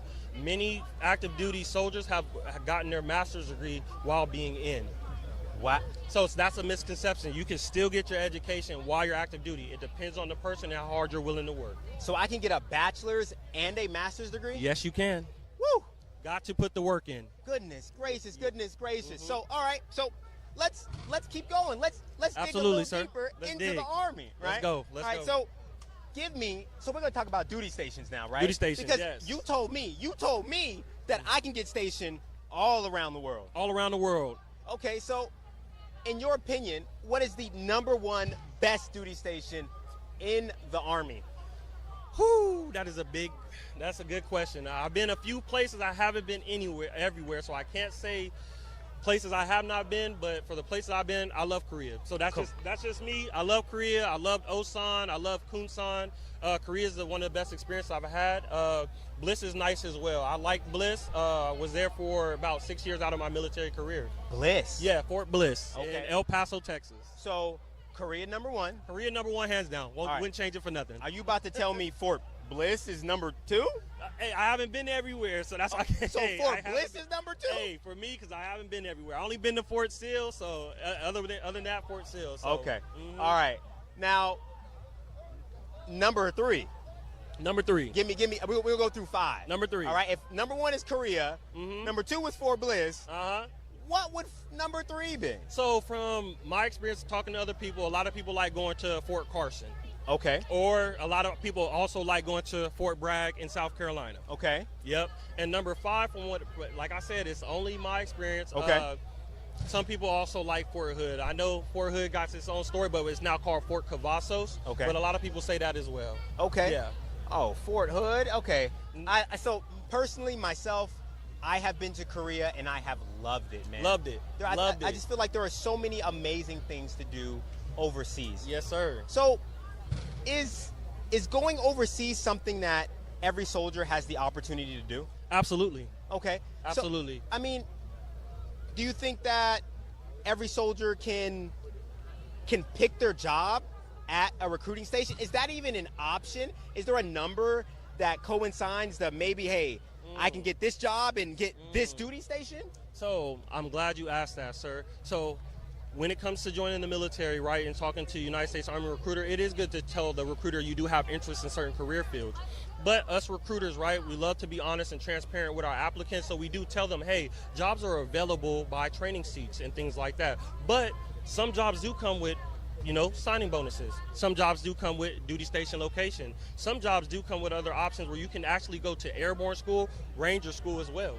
Oh, hold on. We're not just going to switch up over that. Okay. Hey, all right. So you're telling me I can pick my job in the Army? You can pick your job. Oh, we do not pick your job for you. You see your options based off of your ASVAB score. Woo! Okay. I like that. So I get to pick my job, and then there's even a possibility to pick my duty station too? There is a possibility. Wow. For that job, yep, you do have a possibility to choose where your duty station is. Not every job has that. Yeah. I don't want people to believe Of that. course. Yeah. So I don't think any other branch you could pick your job, possibly pick your duty station, and then wait, hold on. You told me we got bonuses? Got bonuses. Oh my! Got bonuses. What? We got bonuses? Got over bonuses. Here? Yes. All right. So yes, I can join the Army and I can get a $500 bonus. 500. Yeah, 500 is probably around the smallest I've probably ever seen. If that's small, that's small. What is big? So the biggest bonus I ever seen while being in recruiting is $50,000. $50,000? That is the biggest bonus I have seen, sir. Wow. Yes. So there's a possibility I could get a job, I could get a duty station, and a possibility I could get $50,000. This is correct, sir. Yep. Wow. Yep. The Army has a ton of benefits. A ton of benefits. A lot of options. A lot of things you can do. Education, medical, career, security clearances, experience, travel. What can you not get in the Army? That's very What can you not get in the Army? Is there before we wrap it up, can I get tell me your best experience in the Army? Overall best experience? Yes. Through my 17-year career. Your 17-year career. So I love telling this because I do tell this to my applicants. My number one experience in the Army is meeting people. It's meeting people because getting away from home, before I joined the Army, I never left California. Wow. I never left. I left California and I got to experience the world. I got to experience the United States in multiple different places, especially being out here. I got to go to Korea. I've got to go to Germany. I've been into the Middle East and different countries. Hey, you don't just make friends in the Army, you make family. That's my number one thing I tell people. You make the experience about you and the experience with your teammates. You're going to go through hard times together. It's not always easy, but your family members get you through it. It doesn't have to be people that are blood related. They're Army related. Hey, thank you, Shaw. I appreciate your time, brother. Sir. We're going to pass it over to Lieutenant Morgan. Here you go. Thank you, sir. Hey, thank you, Sergeant. Thank you for all you We are so grateful that you have been tuning in to our live stream here from the National Mall in Washington, D.C. 250 years of the U.S. Army. It's absolutely amazing. As you just heard from our recruiters, the Army has opportunities to help you achieve your goals. Now, I'll speak for self. I've been in 13 years. I've been with my wife for 15 years, and we have 4 beautiful children. Now, all the benefits that we have been able to utilize through service have been the VA loan. I got my bachelor's degree, and we're a single-income family home, but we make it work because the Army is just that great. I tell you, as a 46 Sierra, previous 91 Bravo, the skill sets, certificates, and knowledge experience I have gained in service is uncomparable. And that's the incredible thing about the Army. I joined a lot later in life. I joined at 31. I spent 12 years as a TV news reporter before I put on this uniform. But I had no idea how diverse our force really is. Yeah.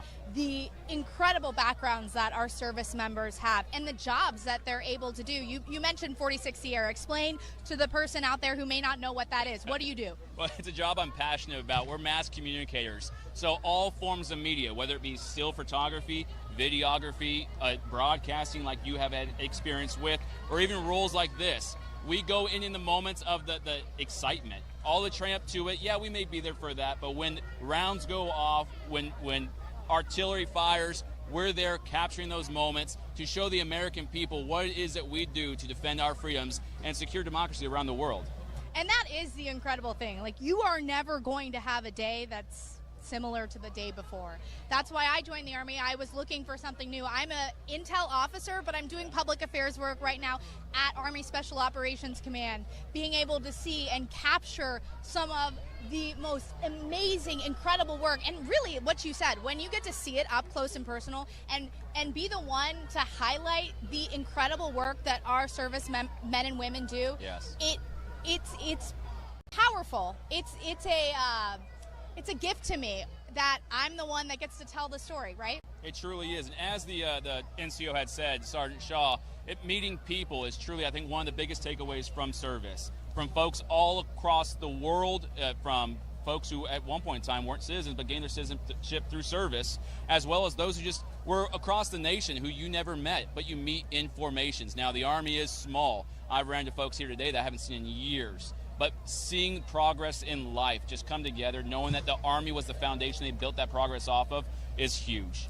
You brought that up about so many different stories within our formation. I'll briefly share the story of Sergeant First Class Zachariah Guy. If you scroll through the Army YouTube a few months, you'll find his story. He grew up in Sudan. He was a Sudanese lost boy. If you Google that, you'll see that this was a group of refugees who traveled across Africa for years. He came to the U.S. On a visa, and he walked into a recruiter's office and decided to join the Army. He spent 20 years in the Army and retired as a Special Forces Green Beret. The incredible background to see where he came from. He was once a refugee, and then to have this prestigious career, multiple combat deployments as a Special Forces soldier, it really just touches your heart. And those stories are not few and far between. They're everywhere within our formation. Yes, and as you said earlier, don't self-select, right? You may find yourself later on in your years. You may be 30 and you say, hey, the Army's not looking for someone like me. I've already done X, Y, Z. No, we are. Go to your local recruiting station, go on Google, figure out where that's at, and call. Inquire. That's all it takes is asking that question. Then you're going to have a passionate recruiter on the other line saying, hey, I think we can make something work. What are your goals? And let me help you achieve that through service. It's an amazing opportunity. Hey, it changed my life. As I said, I was 31 years old when I shipped off to basic combat training, had a career that I loved, but I wanted something different, and it completely changed my life. Going to basic at Fort Leonard Wood and then Officer Candidate School at Fort Benning, it was a little different than the life that I was used to in Charlotte, North Carolina, very comfortable. But it gave me a kick in the tail and changed everything. And it's one of the best decisions I've ever made. And now you're here in Washington, D.C., celebrating the Army's 250th birthday. There we go. Here I am. All it takes is the question and the initiative. That's it. Yes. That's all and if you don't go through with it, okay. But just, you never want to wonder what if. That was my thing. So I walked into the recruiter's office, and the rest is history. Hey, I love that for you. And like they say, this will defend, right? We are American soldiers here celebrating the 250th birthday of the United States Army. Okay, so we're going to take a quick pause. Correct. We are so grateful for you tuning in to this live broadcast of the 250th birthday of the United States Army here in Washington, D.C. This festival is still going on. It started at 11. We'll go a few more hours, and this is your opportunity to meet your U.S. Army. You have all the different equipment, technology, the soldiers, the people that you want to hear from. You can speak to them, go up to them, talk to them. Yep. Recruiters out here as well. We invite you to come out if you're in D.C. If you're not, in a few minutes, we'll be back, right? That's correct. We'll be back showcasing the award ceremony for the Sergeant Major of the Army's fitness competition. Okay, I think we made a bet earlier, so we're going to see who wins. I think the Sergeant Major may have this in the bag. I'm going to be honest. Seeing his performance, is that who's going to take it? Am I about to lose? We haven't heard it yet, gosh, but deeply impressed. I think we're going to both be losers on that point. Okay.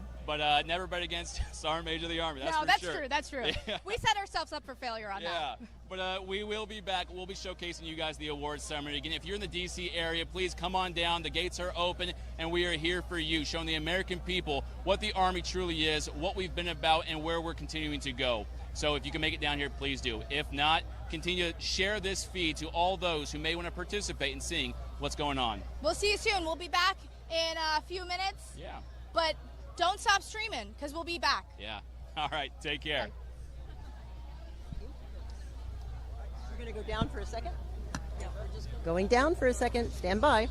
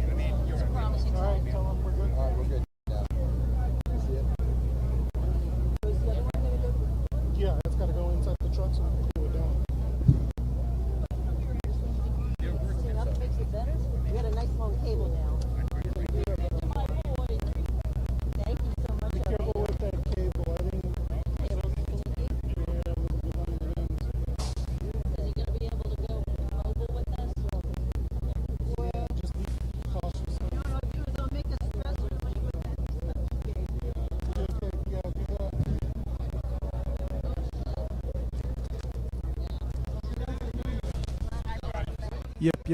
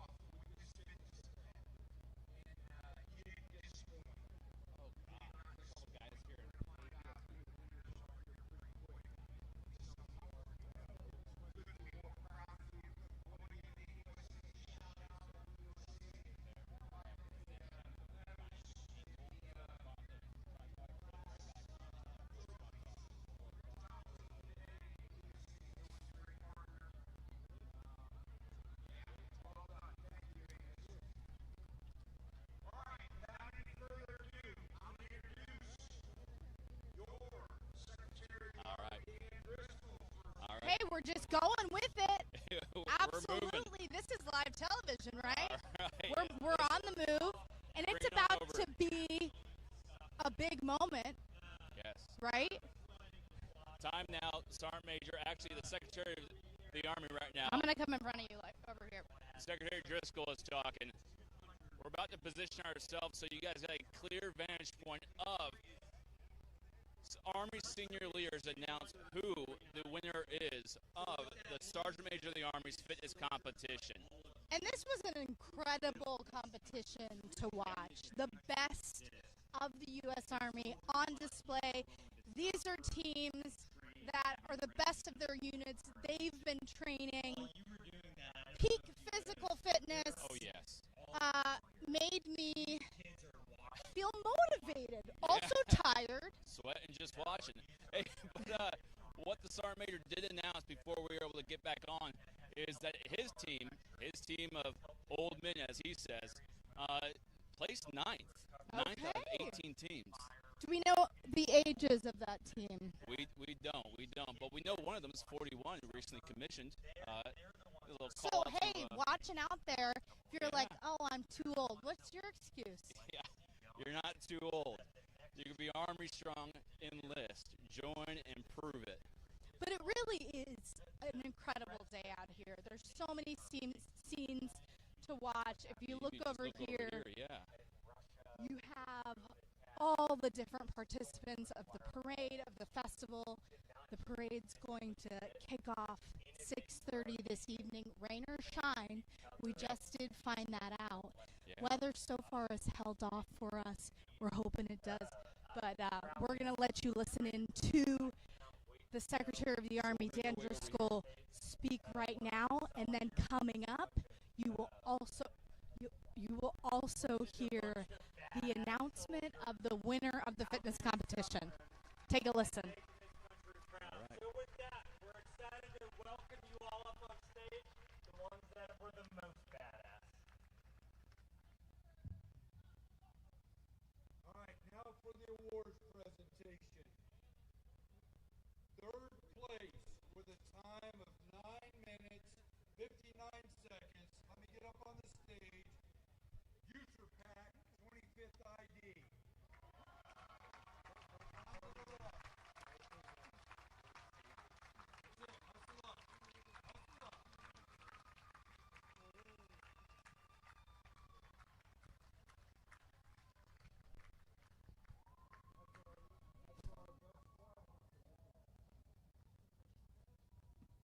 right. And just so you know, last year's best squad, United States Army's best squad, came from USERPAC last year. They've been representing all year this year. Get off your own Zoom.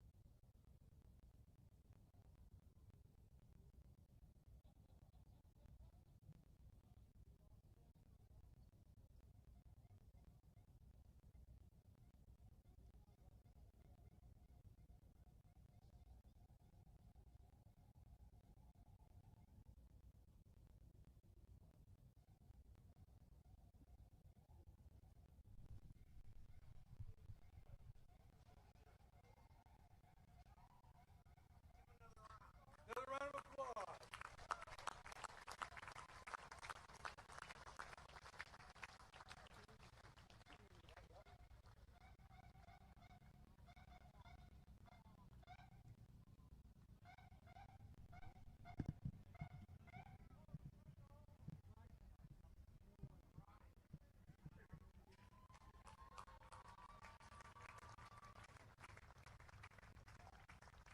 All right, second place with a time of 9 minutes and 36 seconds.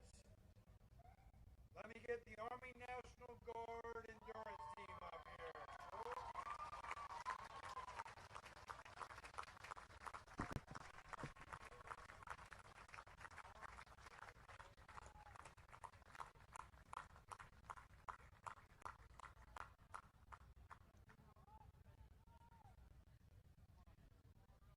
National Guard.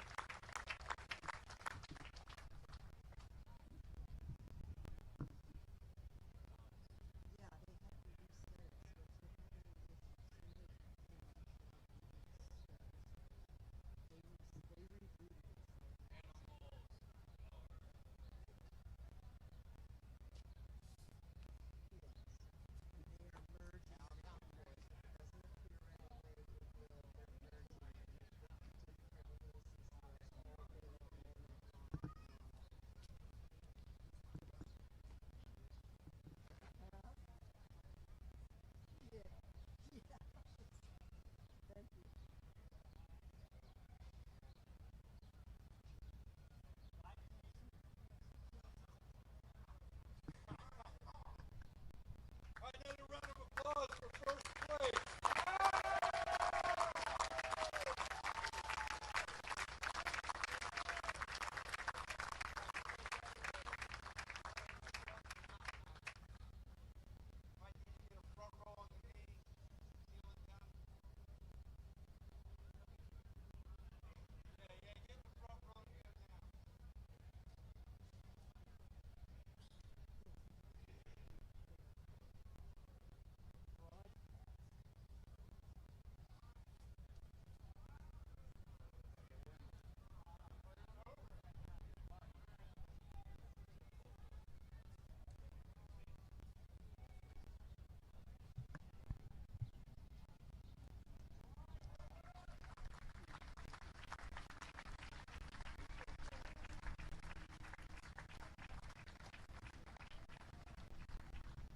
All right, thank you all for your participation and support during this celebration of fitness and excellence. Enjoy the rest of the afternoon in the Army Birthday Festival. Thank you.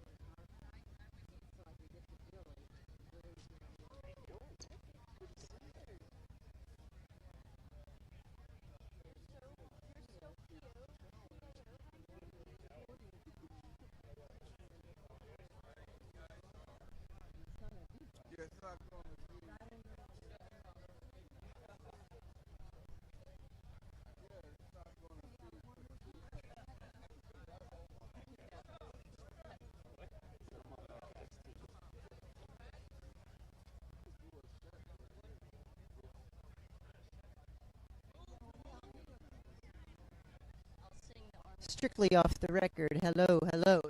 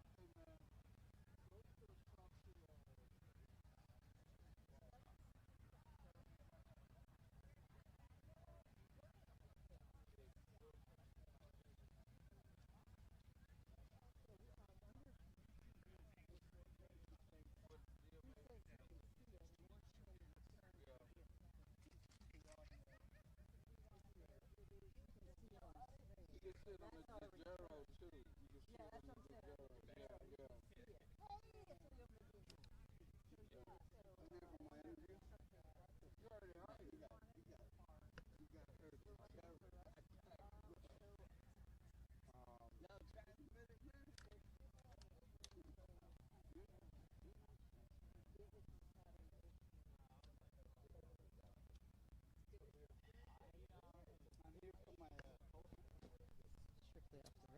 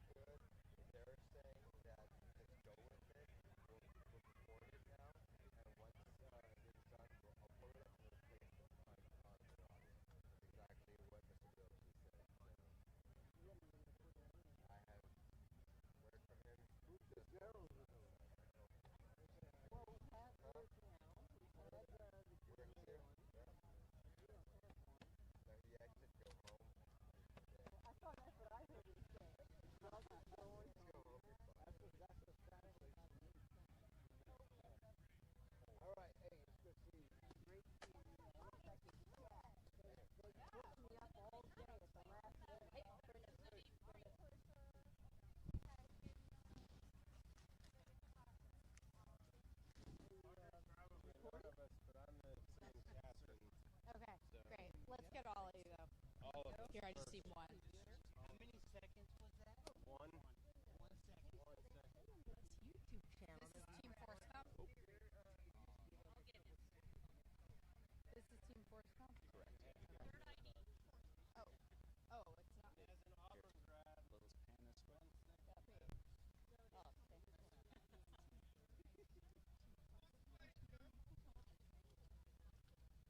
thank you. Okay, if I can get you guys kind of close together. Okay, we are back out live on our U.S. Army 250th birthday live stream. And guess who we have behind us? The winning team of the fitness competition out here on the National Mall. Okay, you all just were announced. First of all, tell America who you are. We're Third ID's fitness team. What, a man of few words. How do you feel? How was the competition? It looked grueling from where we were. It was pretty painful. We trained really hard for the last month. Most of us train like this every day to prepare for stuff like this. But we definitely had to go to a dark place to get it done. And training really paid off. Tell me, for you, what was the event that you really struggled through and had to dig deep? The last sandbag carries that we did. That was a little rough. Yeah, really had to just these guys were hyping me up and just going to that dark place where you're like, I need to do this. Going into it, what was your plan to train? Did you guys train for a while, months, weeks? What was it? Yeah, we trained for about 4 weeks together. Major Cash did a screening process with all of us to see who would fit best on the team. And we got together in Jordan Gym at Fort Stewart every morning. And from there, on Saturdays, we would go into a CrossFit gym locally and train kind of what we thought the event would be as much as we could. And we definitely prepared, thanks to Major Cash, prepared really well, and yeah, paid off. So, did you expect to take the trophy? absolutely. Absolutely. You didn't have any doubt in your mind coming off that court. For you, what was the most difficult event? The Echo Bike was the most difficult. Just pushing yourself and, going as hard as you can, just knowing and trusting your fitness along the way, making sure that you leave it all out there on the bike, and then just trust your fitness, finish through. Physical fitness, of course, is the cornerstone of being a good soldier, being a good NCO, a good officer, all of it. For you, what does it mean that you guys get to take home the trophy for the fitness competition, being a soldier? It's just toughness and it's teamwork, right? That's what it's come down to. It's these guys executing all together, all of us being on the same page and same piece. Come down to the training, the dark mornings where it's just us training hard. That's what it comes down to. Sir, I'll come back to you. There's a lot of people that are watching this feed that might be looking at you all, sitting at home, thinking, yes. Yeah, so I've seen the placing teams, and now I know if I'm on there, I'm not placing at all either. But no hard feelings on that. All I know is Third ID was representing ForceCom, and that's what I said would win, right? That was lucky, though. That was pure luck. It may have been the first thing I thought of was ForceCom, obviously. Fort Bragg, spent some time there, and that's the extent of that. But I still said it, and that's the important part. Well, you win. Congratulations. I lost. Thank you. Team Usasock lost, but that's okay. That's okay. Yeah, we'll get him next year, right? Like that just earned. There you go. He needs a pass. Yeah. Now, I think we're going to start making our way on over to the medical tent so we can learn a little bit more about the Medical Corps' history in its part in the Army's 250 years of service. And that really goes into what we were talking about of the multifaceted career pathways that you can take when you become a soldier. The American public oftentimes thinks of the 11 Bravo, the infantrymen, the people that are experts with their weapons, but there are so many different things that you can do. You are in the communications line of work. I'm as well. I'm in military intelligence. But these guys, these are doctors, these are nurses, veterinarians. It really is incredible. Yeah, it doesn't matter what your interests are or what drives you, what goals you may have in life to achieve. The Army seems to have an MOS, which is a military occupation specialty, just for you. It has degrees, certificates, it has training, everything put in place to help you achieve those goals through service.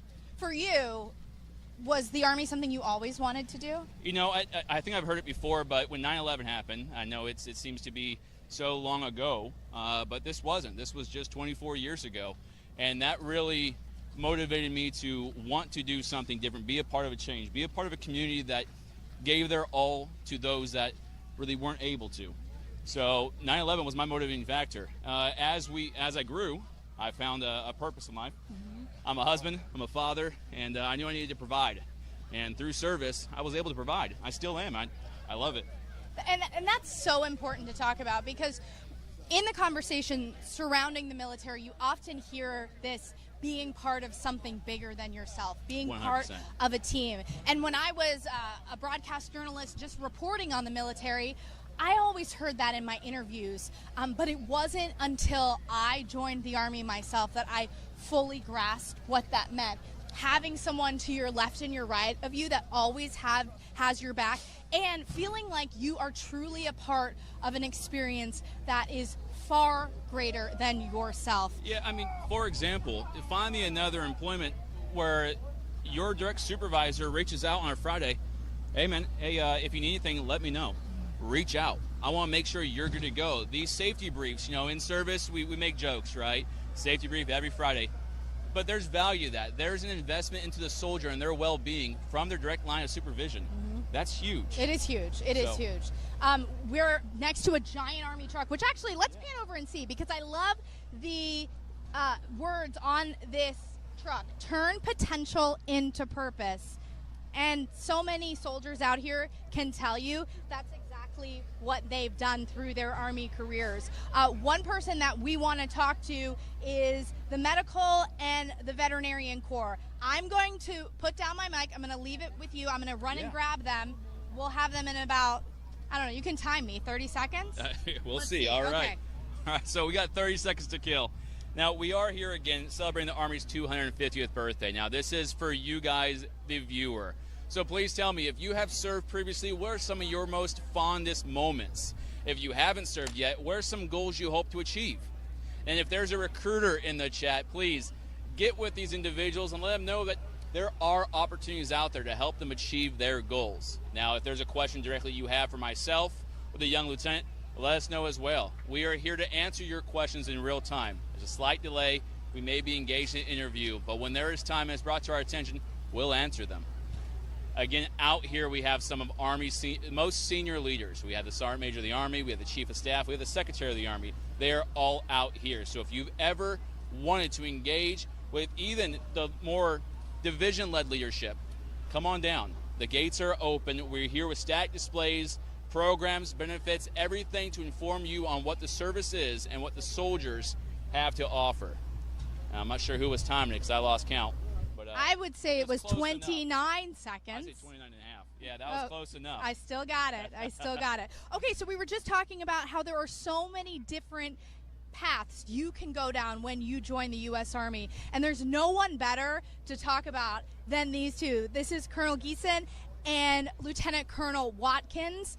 I'll let them describe to you what they do because it's above my head and I might mess it up. But sir, you are in the medical corps. It's really incredible to hear about your passion for what you do. Oh, thanks so much. I'm actually an Army dentist. I've been an Army dentist for the past 18 years. I did the Health Professional Scholarship Program. As a college student, I wanted to become a dentist, was looking to a way to make that happen, found out about the scholarship program, had my dental school covered, and then owed 4 years back, finished that, and really enjoyed what I was doing, and have had just an amazing adventure being part of the Army for 18 years now. Let's talk about that. You had your dental school paid for by the U.S. Army. You didn't have to worry about student loans. Nope. It's been an incredible path for you, right? It has. It's just opened up so many opportunities. I wanted to see the world as a kid. You know, I've been all over now. Just came back from 3 years in Germany. been to Korea, Kuwait, Afghanistan, Honduras, and all over the U.S. So just really have had a great career of treating soldiers, taking care of soldiers and family members, and seeing the world. Awesome. Ma'am, just to pivot to you, you have an incredible career to talk about. You piqued my interest because I'm an animal person, and if I could do it all over again, I might go down your path. Talk about a little bit about what you do. Yeah, so I think we actually, ironically, have two of our smaller specialty corps here representing Army medicine today. So I'm a veterinarian. I've been a veterinarian for 13 years, came directly onto active duty, again, through the Health Professions Scholarship Program. You know, as a little kid, I probably have the same path that most people do, wanted to be a vet. Didn't really see how that was compatible with service and didn't see it in my future, but I ended up doing ROTC and found some veterinary corps recruiters there, realized that there was actually a future for me. So came on to active duty to serve my time following the scholarship, and I've been here ever since, enjoying my life. Talk about what a veterinarian for the Army, or someone that's a vet tech, someone that's support, what are you doing day to day? So I think probably the most forward-facing mission that we have, obviously, is the animal care that we do. So the military working dogs are probably the forefront that everybody sees. Obviously, the Army employs horses as well, and you'll see that represented in the parade today. So we do the care for them. And really any animal that supports the DoD. So what's maybe not always known is that the Army is the only veterinary corps, and so we do a tri-service mission. So we provide veterinary support to Marine Corps, Navy, Air Force, and the other part of the veterinary corps that's maybe not as forward-facing to the public is our food protection mission. So we actually have a whole enlisted MOS, 68 Romeo, who are veterinary food inspectors, as well as a warrant officer corps, or warrant officer group that is our food safety officers. And so anything that you consume in our dining facilities, on post, our MREs, they're all inspected by actually the veterinary corps prior to being received. And that's something that I just learned today. I had no idea. Sir, bringing you back in here, this was probably not the exact path that you expected to take when you decided you wanted to be a dentist, but any regrets? Are you proud to wear this uniform?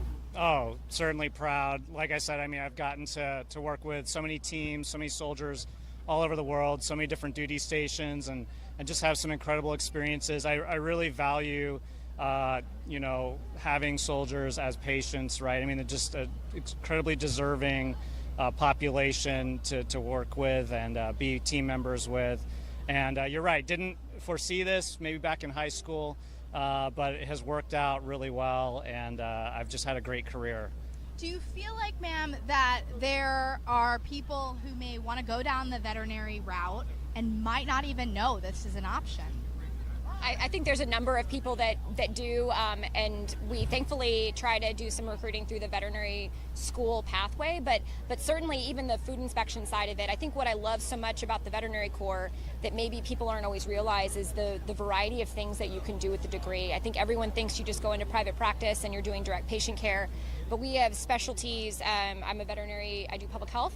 Specifically, we have pathologists, we have people in research, we have our clinical consultants, and so it's really opened my aperture to what the veterinary profession does at large for really all of our communities, and what I can do with it in uniform to support our, you know, brothers and sisters at arms that are, you know, fighting the fight every single day. What an incredible career. Okay, so for someone out there watching this, I keep asking the same question, but if there's someone standing by thinking, God, what they're saying is speaking to me, why should they walk into a recruiter's office, sign on line, and ask the question? Why should they take that first step? I think if you want an unforgettable experience that's going to open your eyes to what this country has to offer, to what the world has to offer, take the chance. You know, you never know what could happen in the places you're going to be stationed. You'll never know who you meet, the teams you're going to be a part of. And, you know, I encourage anyone out there to look into all the medical professions, not just dentists and veterinarian, but we've got, you know, doctors, nurses, technicians of all kinds, right? And so the Army has so many health professions programs available, and it's a great team to be a part of. And the most incredible part, maybe not the most incredible, but a good perk is the fact that the Army takes care of your schooling. Yep. And you're not bogged down with student loans, right? Exactly. Yeah. I had a lot of classmates coming out of school with a lot of debt, and I really didn't have to worry about that. I just started working, right, and earning that paycheck. So it's been a great ride. Thank you, sir. Thank you, ma'am, and thank you for what you do.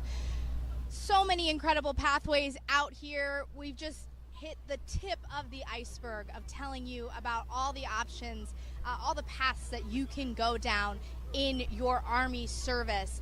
Out here on the National Mall, we're going to be out here till 5 o'clock. You can get to meet your United States Army up close and personal, meet those soldiers, find out what this uniform is all about. We'll be back in a few minutes to tell some more stories. Thank you so much.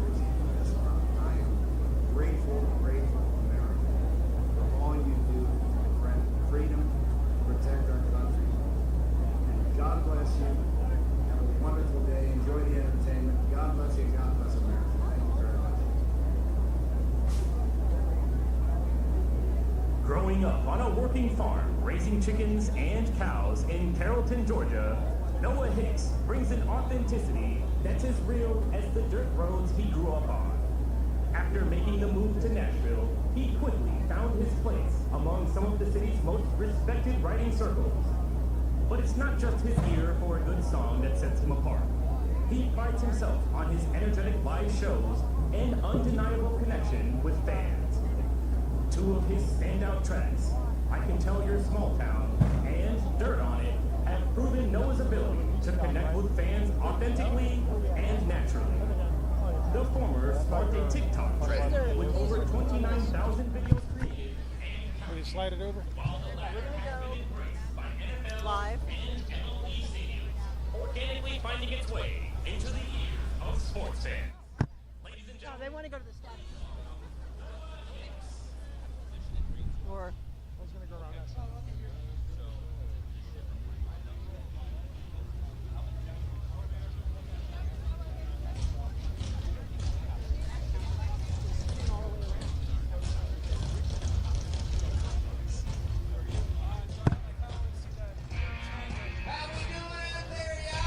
Oh, there's Scotty Hayes. oh, come on, I said, how we doing out there, y'all?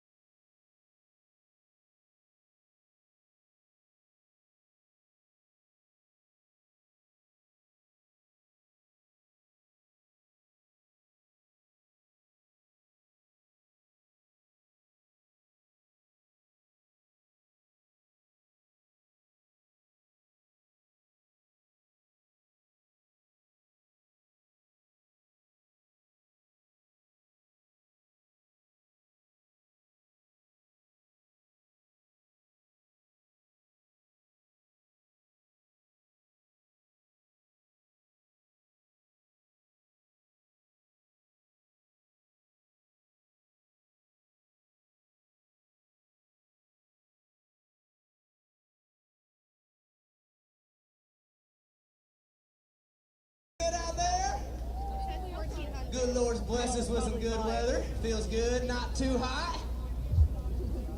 Since I got a little quiet time, I just want to say thank y'all for everybody who has served and is putting on this thing today. Y'all have no idea who you're walking around. Somebody that might be as casual as anybody could be an American war hero. So just say it's a really cool event that we're being around here. So thank y'all.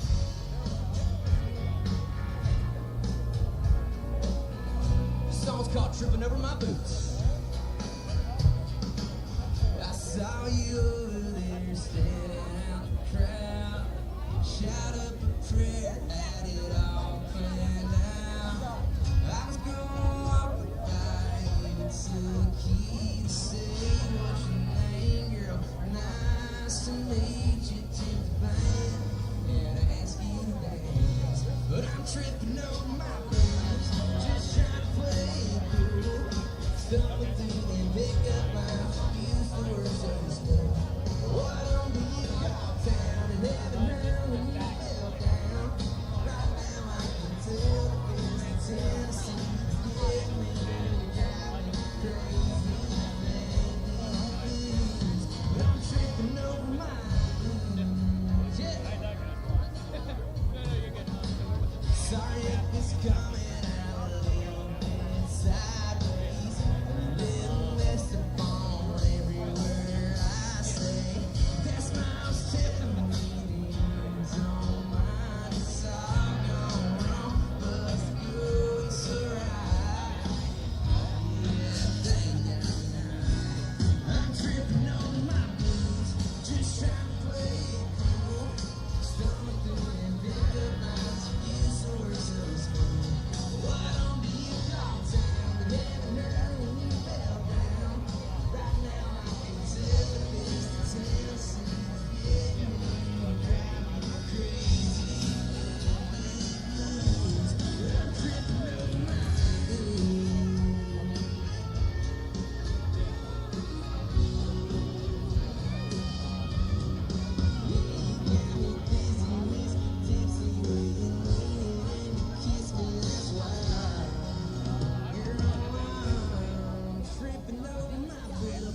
Just trying to play it cool. Stumbling through and pick up lines, use the words of the school. Why don't you call town and heaven heard when you fell down? Right now I can tell the feels in Tennessee getting me, drive me crazy. But I'm tripping over my blues.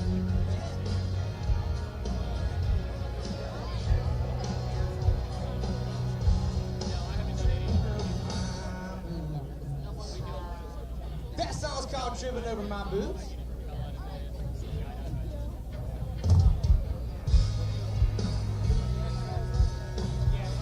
This next song.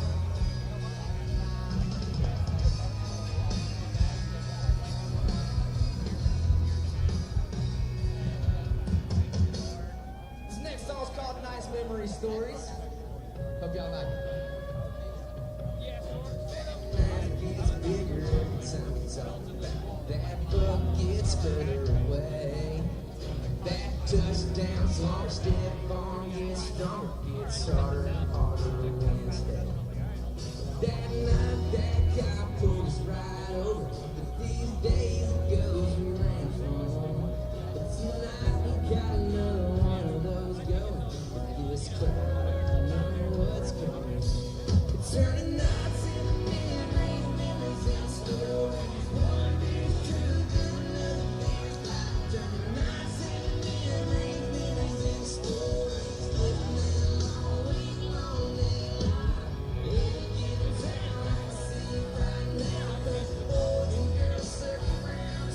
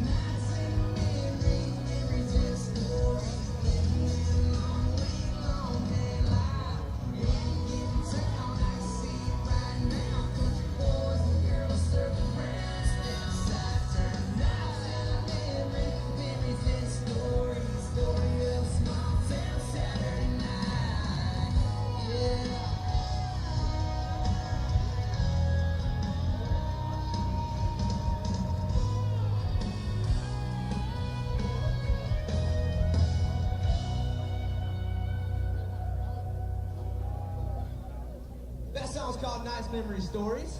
Anybody ever heard of a guy named Justin Moore? Justin Moore? Well, me and him put this song out together. This song's called Dirt Roads Dirt.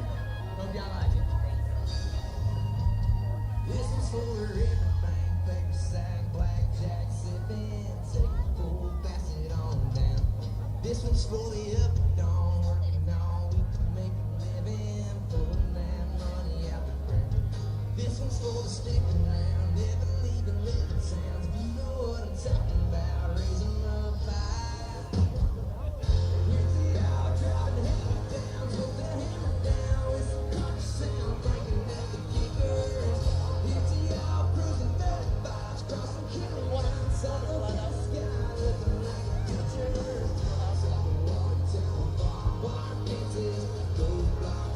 Diesel engines, white and brown, white shirts, little heaven on earth. Here's to all y'all keeping dirt roads dirt. Anybody ever drove down dirt road before? Yeah, come on. This one's for the rednecks reading red letters. Mama races all upright. Yeah, to say we're stuck in the past, but that's how we like it. Just a dot on the map. Hell, you can barely find me. Here's it all driving hammer down with the hammer down. It's the country sound breaking out the geeker. Here's it all cruising 35s, crossing county lines. Saw those in the sky looking like a picture. Saw the water town with barbed wire fences, cold racks, diesel engines, white and brown, white shirts, little heaven on earth. Here's to all y'all keeping dirt roads dirt.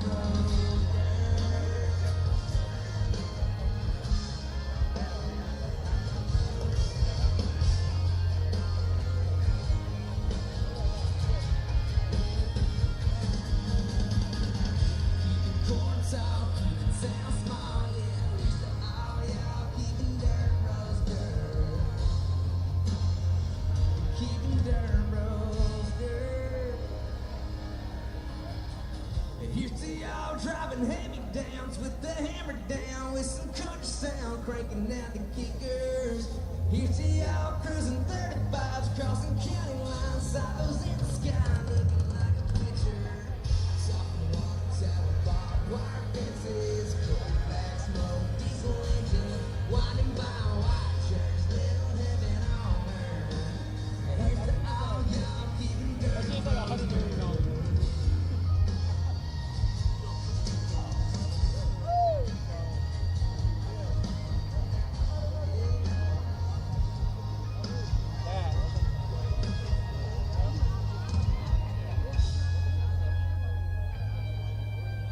This song's called Dirt Road Dirt, featuring Mr. Justin Moore.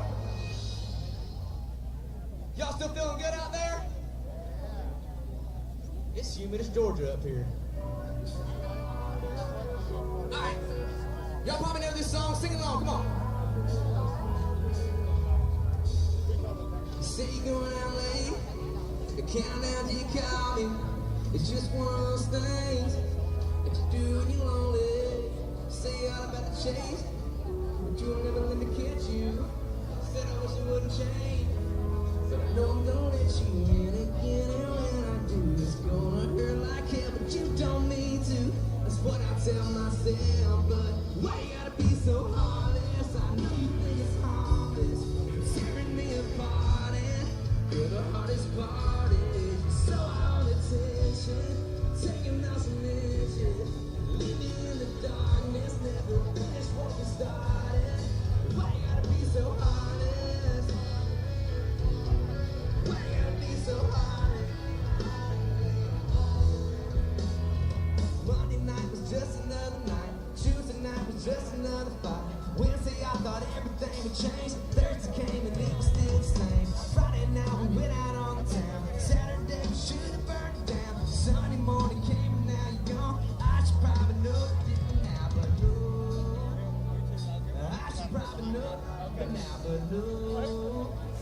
Oh, why you gotta be so heartless? I know you think it's harmless, you're tearing me apart, and you're the hardest part is you're so out of attention, taking out some inches, leave me in the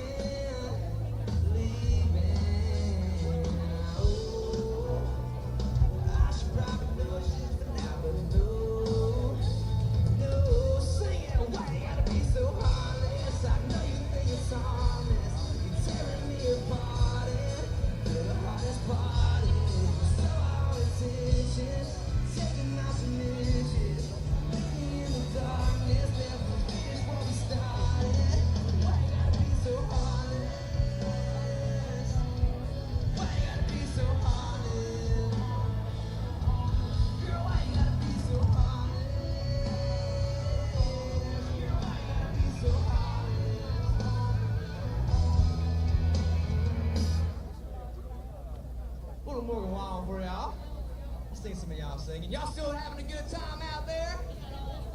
Yeah, come on, come on. This next song is a duet featuring a girl named Shayla. This song's called Second Time Around. Hope y'all like it.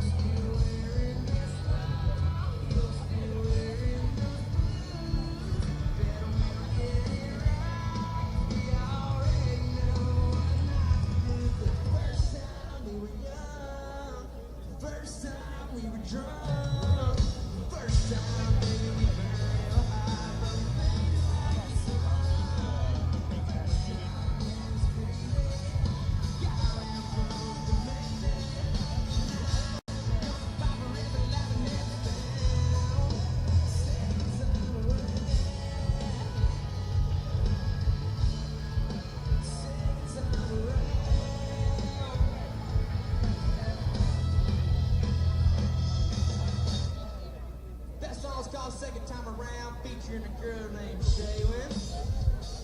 Alright, we're sitting right about here, we're gonna take it up a notch. Y'all okay with that? Come on, boy.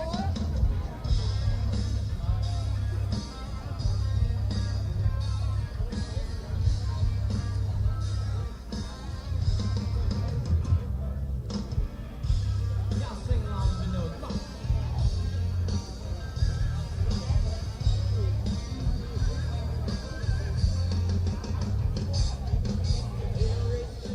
Sun goes down, Mama taught her how to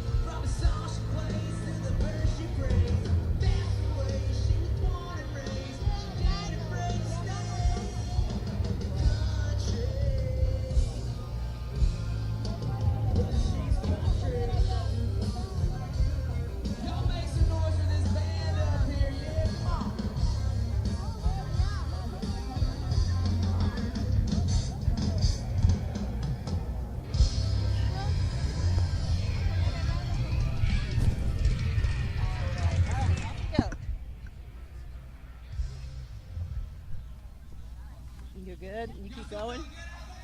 All the way down here would be get away from us. Get away from everybody. And this way we'll be able to shoot that way for the second round. So we can have a capital for the first round, and then we can go to the camouflage for the second round. Okay? And then we'll go towards the camouflage. I heard you're out tonight. I hope you're doing good. Things are kind of quiet in my neck of the woods. Yeah, I'm staying most of the time.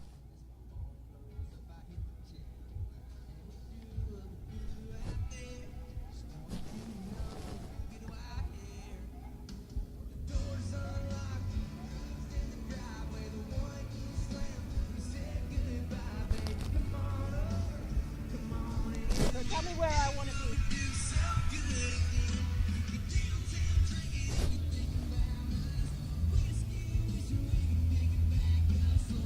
Okay, might be 5 wide.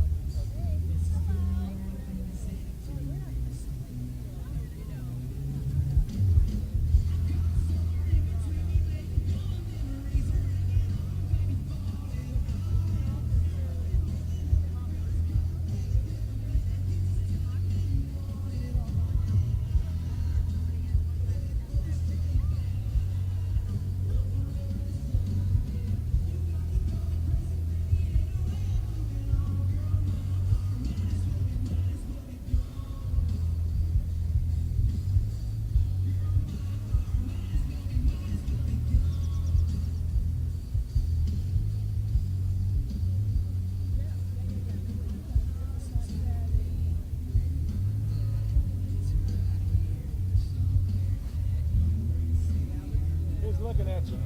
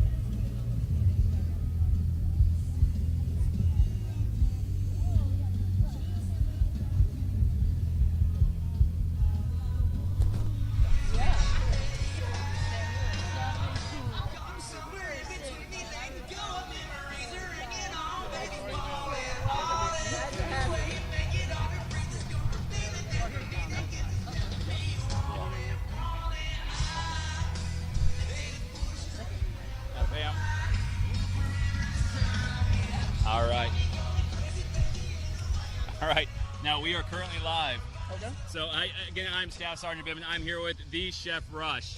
Now, Chef, for those who may not know you, can you please give us a little bit about yourself? For the ones that do not know me, I'm Chef Rush. I am a retired Master Sergeant, combat decorated veteran. I do 2,222 push-ups for mental health, suicide awareness, and I am all about the military 100% across the board. I have a few TV shows, but all my advocacy is always going to be focused on mental, military, kids, education, self-worth, and all those things above. Now, I think it's obviously inherent in those words, kind of why those are important, but in your words, can you tell us why this is such a deep-rooted issue for you that you want to focus on? Because sometimes we don't get to value ourselves the way we should. We work all the time, but the one thing you got to do is take a moment for yourself and think about who you are, what you do, and how you're going to live in your life, right? Self-gratitude, self-worth, self-reliance, all these things, intestinal fortitude is one of those things we do. We take pride of it in the military. We all should give it to each other, going back on it, but also it's about that lifestyle. Lifestyle, about integrity, resiliency is those things that we need to have always and embedded in us. So I learned all that from the military, and I took it over to what I'm doing right now. So that's why I do so much on TV and speaking and social about the military, about what we do and what we give back. All right, now your time after service, can you break down a little bit about what are some of the things you've done, things you've accomplished, and how that's giving back to the soldiers? So it's funny because the things I've accomplished after service, I never thought I could ever be able to do in my entire life. I'll be honest with you about that. I became a worldwide speaker, I became a consultant.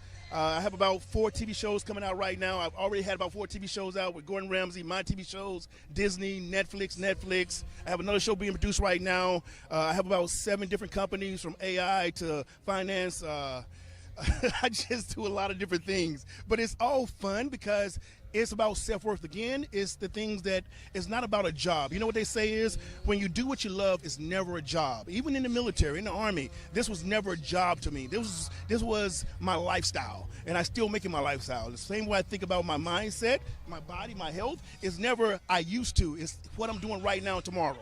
Yeah, now minus this top, we look just about the same, believe it or not. You're a little bit bigger. Yeah, thank you. Now, you're here today celebrating the Army's 250th birthday, all right? So now, what does that mean to you to be here on such a momentous occasion? Did you see that? It got bigger. Those chill bumps, or maybe by itself. It's one of those. But honestly, this is probably one of the most highlights in my entire life, in my career, with all the TV show, everything I said. This is 250th. It's all about resiliency. It's about us. It's about family. It's about dedication. It's about the past, the present, the future. I mean, think about this. This never happened again. This is the one and only time. It's history right here in the making, and it is unbelievable. And I am honored, privileged, and dedicated to be here.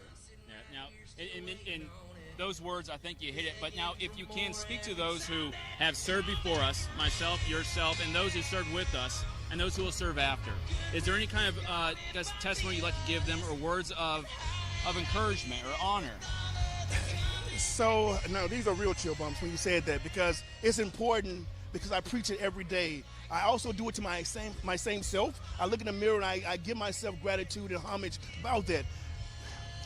stop for a second and think about what you've done, what you've been through, and where you're going. In life, we have our ups and our downs, but remember, you're worth it. Everything you've done has led to this moment right here, right now. I personally want to thank you for your service, everything you've done, everything you continue to do, and everything you will do. You got to give homage to yourself, and I just want to say thank you for that. It's important. Yeah. Now, Chef Rush, again, thank you so much for being here on the Army's 250th birthday. Thank you for what you do to continue your service, not just in uniform, but even out of uniform, what you do for those soldiers. Thank you so much. Thank you. All right. Take care. All right.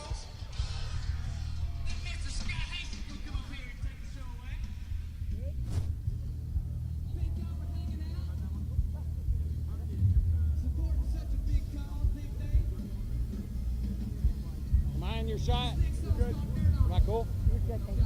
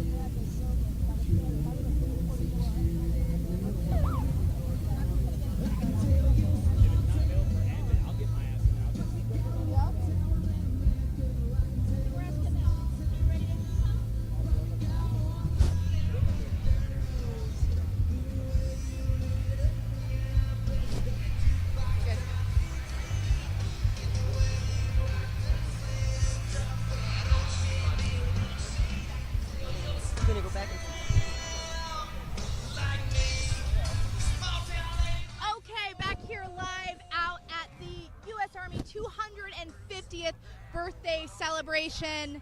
It's an incredible event. The atmosphere, it's a motivating time out here just to see how many different eras, the legacy, 250 years of legacy that we're celebrating today on the National Mall. I've got not one, but 2 microphones, and there's a reason. Someone I don't have to introduce, Sergeant Butterworth, get on Hello. in here. Okay, so let's just break it down. You've been on the live feed a few times. I have, yes. What is the mood?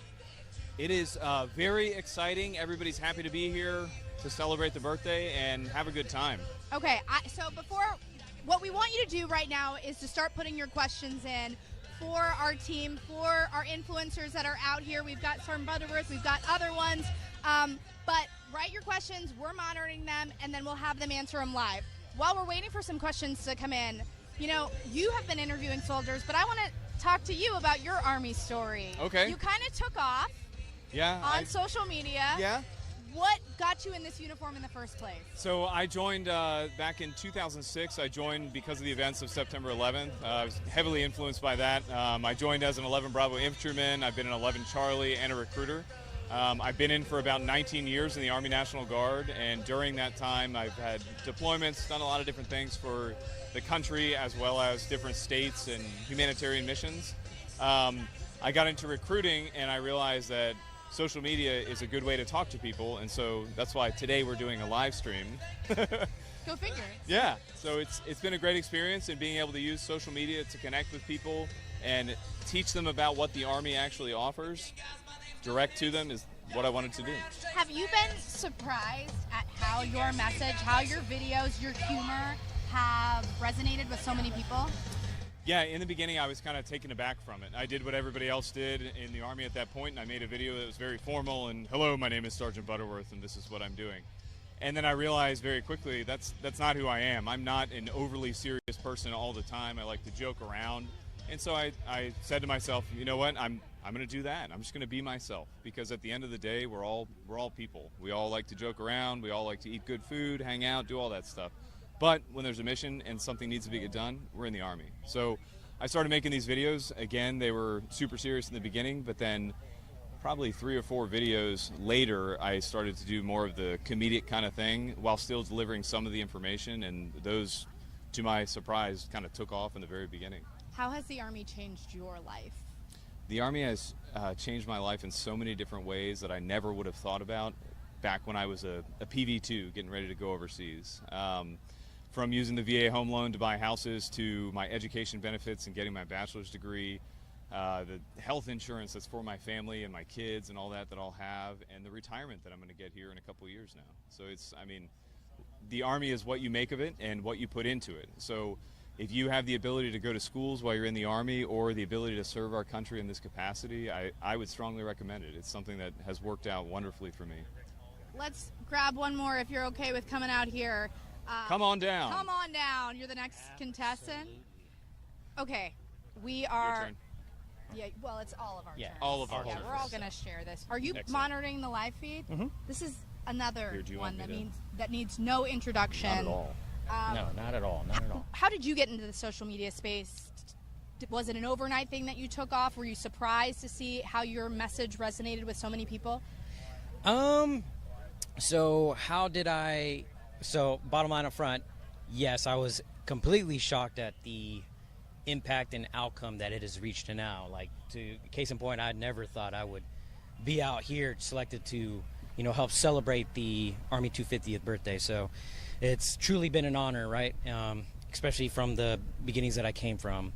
As far as like how I started, I'll be honest with you, it was really just kind of watching a movie and applying some chapstick, and then it kind of just did its thing from there.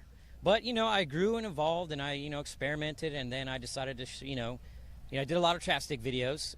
You can look at that up later, but did a lot of those, and then I realized I saw a few military influencers right on TikTok, and I was like, man, I should share my story, and I should try exploring and doing other things military related, because I've been in it for so long now. I was like, I could help provide some humor. So I can long, help. how many years?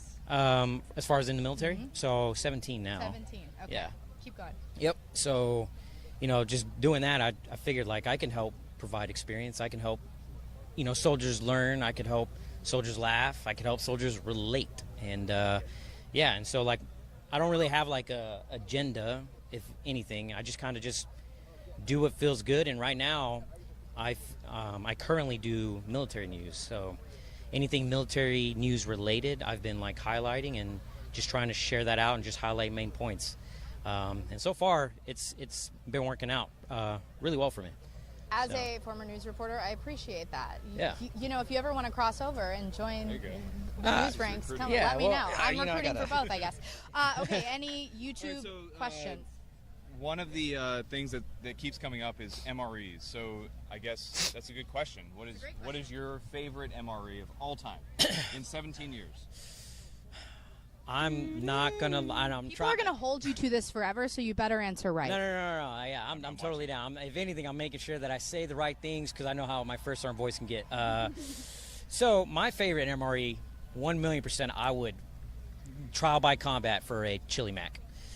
Chili Mac MRE, you know, I love the Chili Mac. Second one would be chili beans, you know, because it comes with the cornbread. I love chili beans and cornbread. But yeah, those two MREs, if I can at least get one of those for the day, no matter what. And we just came out of the field training event, and I can tell you right now, I only got it like once out of like the 10 plus days I got it. But you know what? I was really happy to have Chili Mac. What about the worst MRE? Ooh, definitely for me, it's the veggie omelet. They don't have that one anymore, but it was disgusting. It's a good one. Fettuccine Alfredo. Creamy spinach fettuccine. Yikes. That's rough. It will work. You can eat it. It will sustain you. It will. And isn't that the whole point? Exactly. Yeah. Okay, what's your favorite? Favorite for me was the beef ravioli back in 08, 09, I think. I choose the pizza every time. Pizza's pretty newish. I've only seen it like twice. I'm pretty I think. newish, so. Yeah. Yeah. Spaghetti and chili mac is what I'm seeing a lot here, and tuna. Tuna's also good. I don't mind the tuna.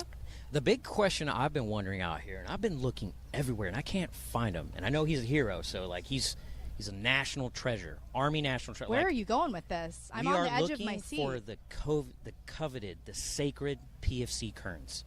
Has anyone, I can't find him to save my life. A fun fact. Is this a call out directly to him? Yes, absolutely. I thought he would be out here. I'm a sad panda, because he. That's a collaboration I want to see. Yeah, he just brings the morale out of me. We actually talked with PFC Kearns of the North Carolina Army National Guard via telephone today, and it was by far one of the most wonderful experiences that I've had thus far. Really? Yeah. And you've had some pretty incredible experiences these last few years. I have, but he is a extremely motivated soldier, sets a good example for everyone, and we're lucky to have him. But isn't that the cool thing about social media? Like, people that would never have a platform, people that would never get that type of attention, are spreading a message of motivation and passion. That would have never happened 10 years ago, right? No, it's a totally different time now. I mean, social media, you're able to communicate with a vast audience on tons of different topics, and the Army's no different. We're able to share that message on social media via this live stream and the videos that come out of this through talented individuals like such as him. Yeah. When you hear from someone in your DMs or they come up to you out here on the mall, I ignore it. No, you ignore it. I never. You heard it here first. He's a diva. He won't talk to you. No, I talk to everybody. What is your message when people ask, okay, I'm on the fence, I kind of want to join the Army, I don't know if I want to take that first step? What's your message? For me, I've been a recruiter, so my message has always been, if you're thinking about military service, talk to all the different components and see which one is the best for you. However, the Army is the best. There you go. Say that, what about you? It's part of it. Get the information, talk to a recruiter. Don't go off of Reddit. Don't go off of just the internet. Talk to a recruiter. Take your ASVAB, your practice tests, and then get a list of all the jobs that you can do, and then do your own independent research to see which job would be the best for you in your life at that point. What was the question again? What's your message to those on the fence? They haven't quite signed on the dotted line. So, as someone who grew up in a, rough area where there wasn't a lot of military influence, I can tell you now, when I first mentioned thinking about joining the military, I didn't really get positive support, right? So, what I would say is, no matter where you go, and this is in life too, right? You will have people tell you to do this, and then you have people to tell you to do something different. End of the day, whether you want to join the military, whether you don't, whether you want to go infantry, whether you want to fix vehicles, I encourage you, right, and it's a lot to what he's saying, is to just do your research, and whether your mom and dad want you to do something else, if you truly think you would enjoy it, right, just shoot your shot. And at the end of the day, you're going to live with those choices and those experiences, and I would rather you be happy with that instead of living under regret that you listen to someone else telling you what you should do with your own life. Shoot your shot. Yeah, shoot your shot. That's the message that's coming out of this. I love that. Obviously, legacy history is a huge part of this 250th birthday. You all have had some pretty incredible opportunities over the past few days to get up close and personal with those uniforms and the people that will be marching in the parade. What's your take on your favorite era and why? For me, it would be now, because it's the one that I'm experiencing. Okay. And it's what we make of it. Yeah, that's it for me. Okay. So what's our take on our favorite era? What's your favorite era? In the Army, Yeah. like Army era. I mean, I'm thinking like generations, right? So like, give me like a year span. Like, what do you think? What are we thinking? Like every 5 years? Are we doing World War II, Vietnam, Korea? Oh, okay. We're going huge Yeah. spans. That's Got what it. I'm I was talking thinking about. like, okay. Era. What is my favorite era? Well, favorite era to read and hear and watch and listen. I would say all of them deserve like equal, opportunity, right? And I can say I'm pretty guilty because I enjoy like the World War II era, just like listening to the stories of, the heroes and everything that's gone on with that, like the movies, right? Like that's like my favorite time, is just watching and seeing those examples of what people did, right? So for me, that is a great era. Not to downplay any of the other ones, but that's just how I grew up watching, like Saving Private Ryan, like that's just the time that I like going back to and visiting. But don't get it twisted. Every era's got its good and bads, and I mean even in this one right now, I love it just as much, right? So. Yeah, it's really incredible. I've gotten the opportunity in my past life as a reporter to go along on some of those honor flights with the World War II veterans, and to have a moment and think that I am wearing the same uniform as the ones that came before us is a moment that'll stop you in your tracks, and you think, why do I deserve that? Because of the ones that have walked before us, those giants. But this legacy is real, and it's amazing that it's being celebrated the way that it is. Yeah. How's our YouTube feed looking? It's going. A lot of comments. Any questions? If Come on, guys. Yeah, if they're looking at any, or do they also ask questions? The background, or I don't know if they have. No, it's just on our YouTube feed. Oh, okay. We don't. No questions so far. That's on you guys. You've got these two superstars here, so send in your questions. We're going to take a quick break, and then we'll be back with you out here live from the 250th birthday of the United States Army. Thank you.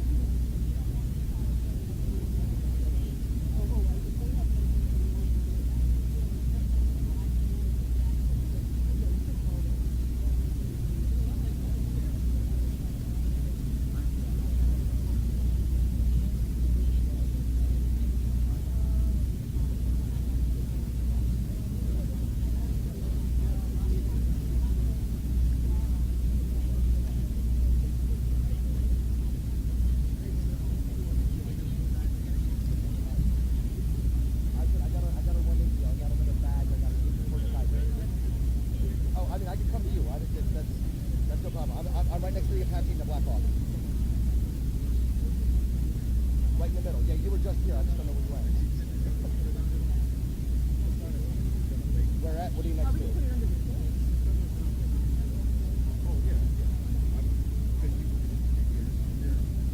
Should be run consecutively, especially if you ran one battery.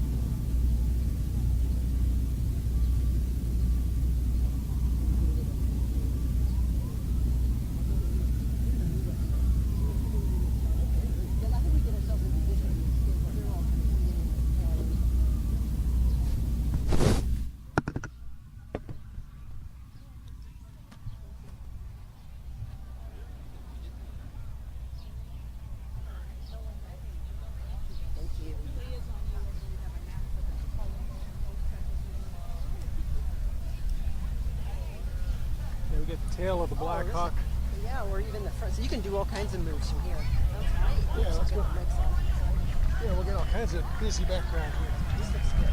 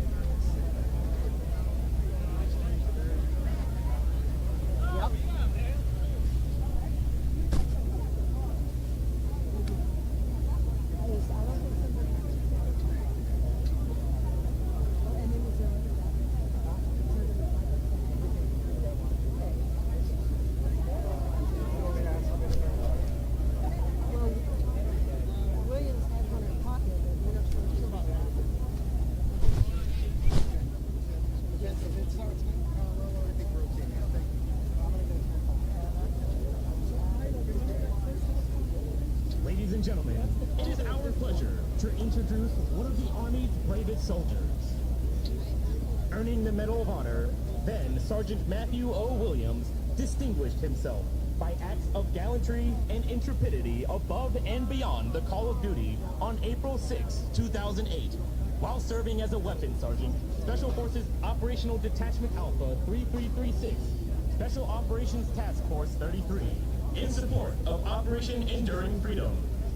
Sergeant Williams' actions are in keeping with the finest traditions of military service and reflect great credit upon himself, Combined Joint Special Operations Task Force Afghanistan, Special Operations Command Central, and the United States Army. Please welcome Command Sergeant Major Matthew Williams.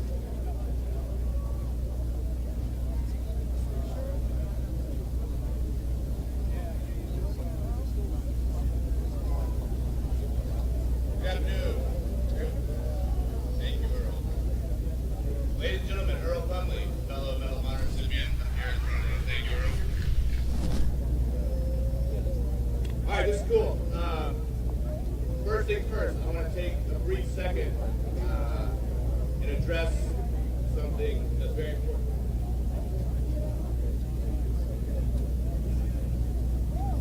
Sorry about that. I want to take a brief second and I'd like everybody to take a moment to look around and find a soldier standing next to you and thank them.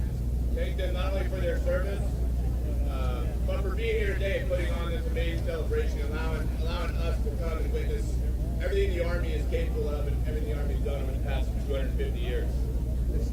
It's an incredible honor to stand here today on the 250th birthday of the United States Army. 2.5 centuries defending this nation.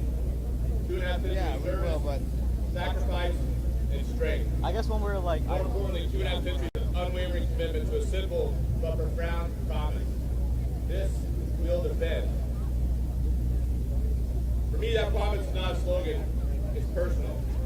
It's woven into my life's journey from the mountains of Afghanistan to this very stage. I've grown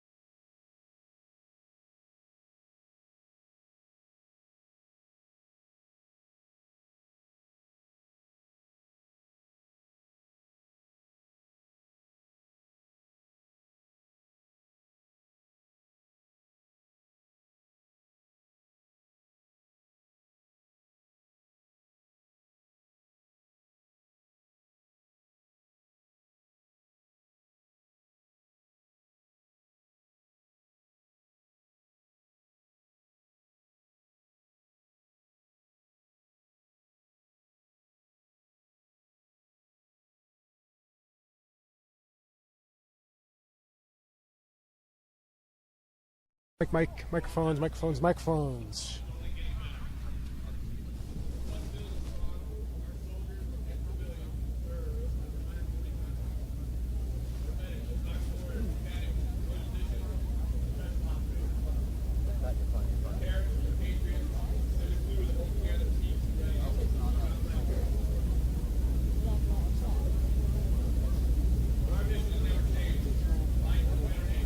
Good to go? Awesome. So thank you so much. Appreciate it. You want to go get out of the sun over there? So they come up behind you. Oh, I know. They get it. They try to take over the game. That's what fun. I'm at the little one. Oh, the enemy. Turn it off.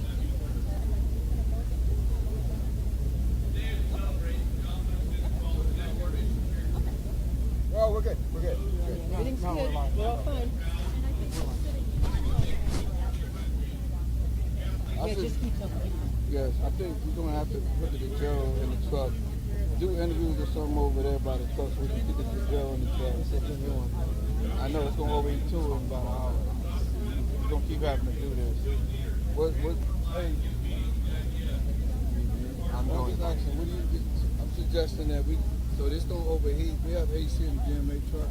We can keep this in the truck. If y'all want to do some stuff on the field or in that area over there, it'd probably be best if you want out there. If we keep it out here, you know, in about an hour, this is going to work. Yeah. I think that's our only option at the moment. My only question is, I think we'll put that one into chill. It's got a nice long cord. I disconnect the barrel connector, which just allows me to extend the DNC. So you guys can install everything as you want. I just need to keep this on the cord. Okay, I just told him that. And then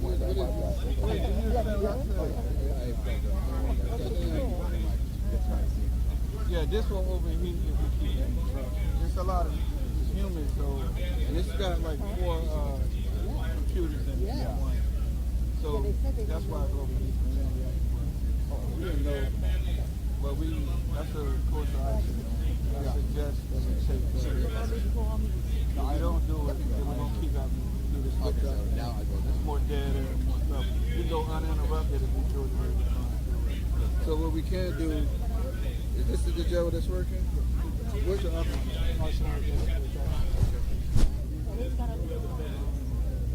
We will carry that legacy forward with humility, with pride, and with resolve to meet whatever challenges the next 250 years may bring.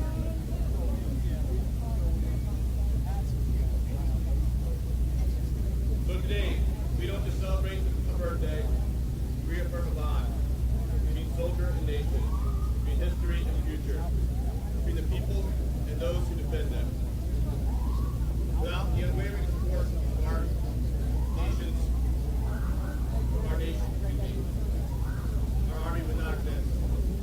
Remember, we started as volunteers, and we continue to serve as volunteers, because we believe in what's right, and we believe in serving something greater than ourselves.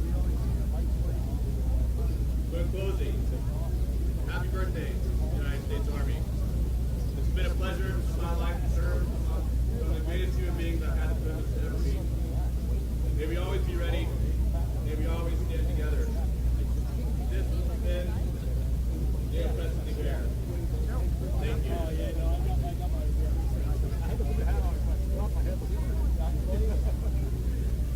Ladies and gentlemen, once again, please give another round of applause and a thank you to Command Sergeant Major Williams and his fellow Medal of Honor recipients.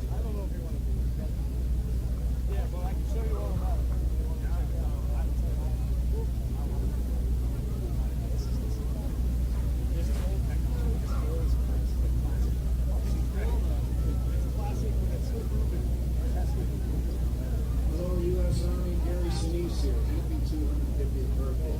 To the U.S. Army, 250 years. To everybody who served in the Army, is there, who has served in the Army, currently serves. Welcome. We are happy to be sponsoring the entertainment of Scotty Hastings and Noah Hicks today. Person's Foundation has thousands of donors who all care about our military. They care about our service. They care about our U.S. Army. They want to be a part of this great annual celebration. I'm grateful. That's what I've heard. I don't know when it'll all be guys to get in there. God bless you. Have a wonderful day. Enjoy the entertainment. God bless you. God bless you. Thank you very much.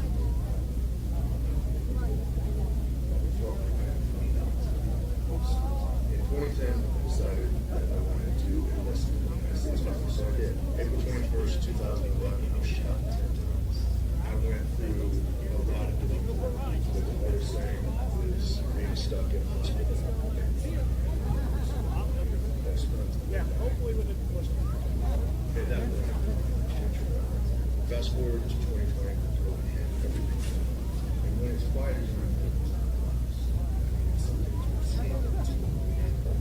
and I decided to jump on YouTube and start learning how to play the guitar, how to write songs. So through a chance meeting, I ended up with Black River Entertainment, and now with my music, I get to bring hope not only to veterans like myself, but any of us who struggle. I'm Scotty Hastings, and I am.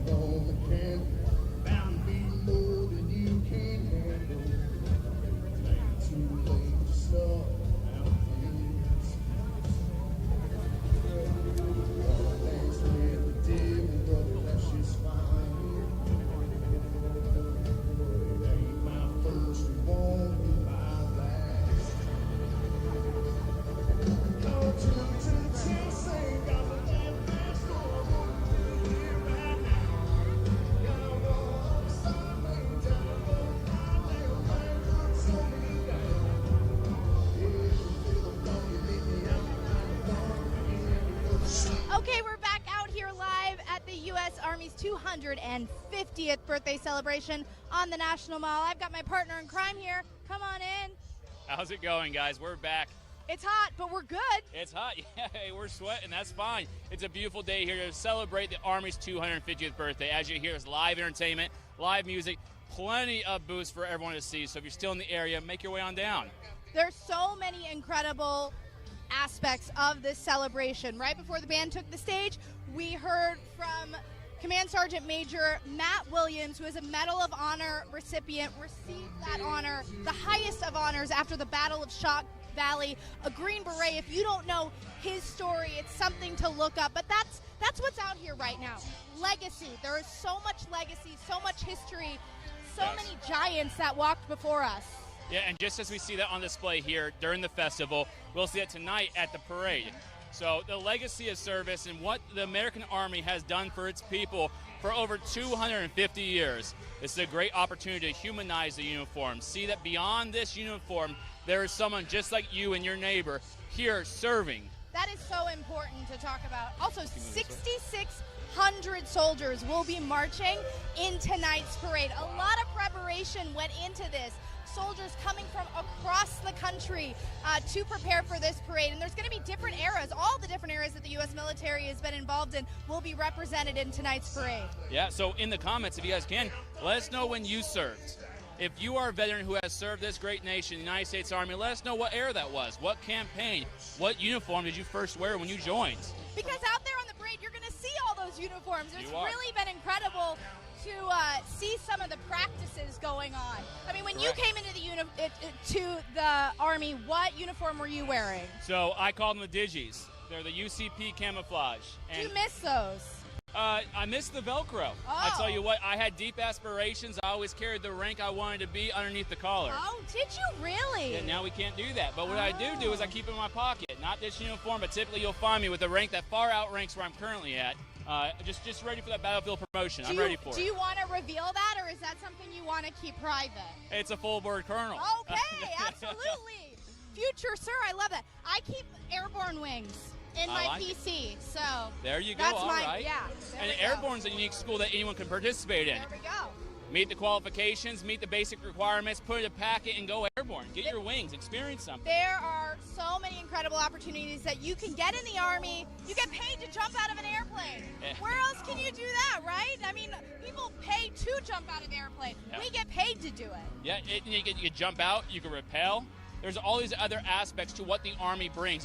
Every other opportunity out there you can try and strive for. You'll see folks with candy above the U.S. Army. That's all opportunities that they said, let me give it a go. Yep. And they accomplished it. Don't self-select. If you were watching our feed earlier, that's something that you saw Command Sergeant Major Joanne Nauman said. Don't sit there, watch this feed, and think, oh, I couldn't do that. Because maybe you could.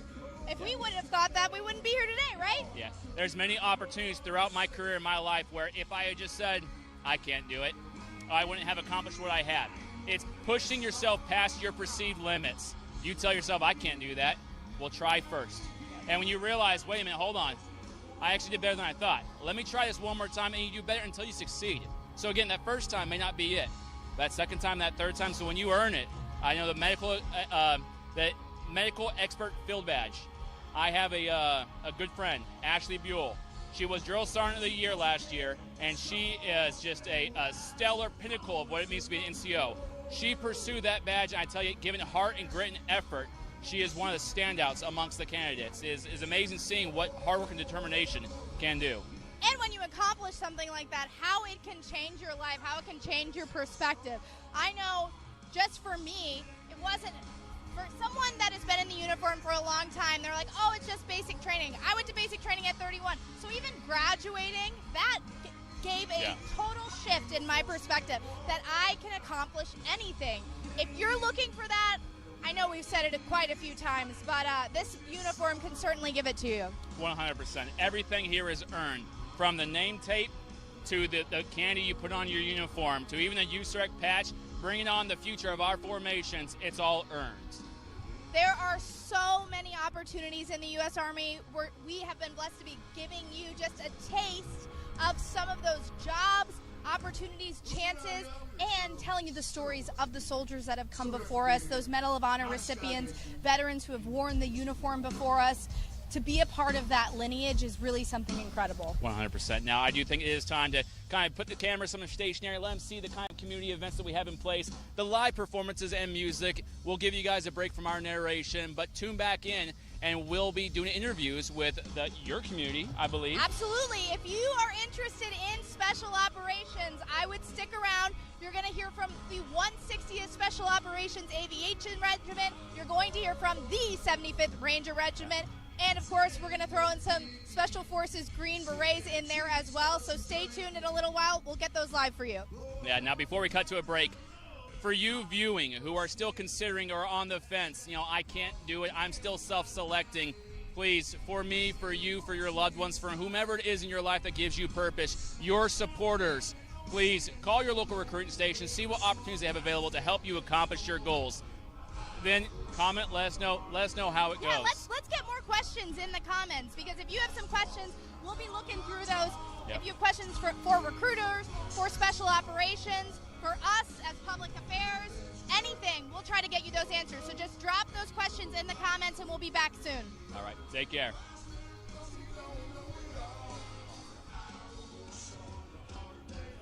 Power down.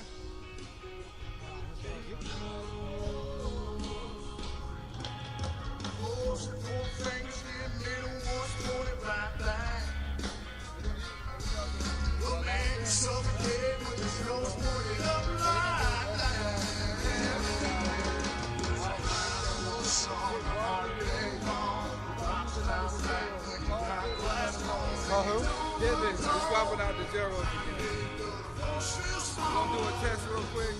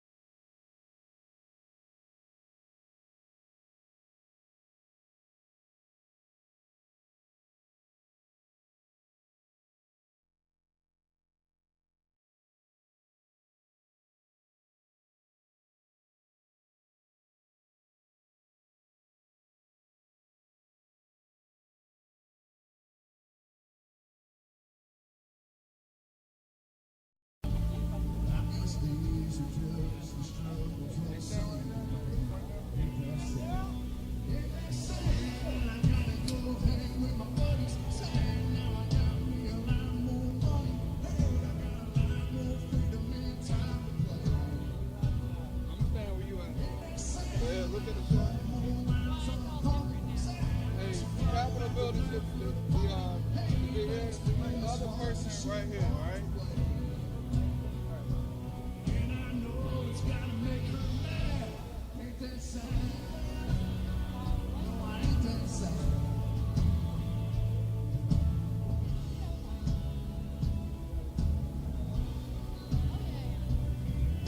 Work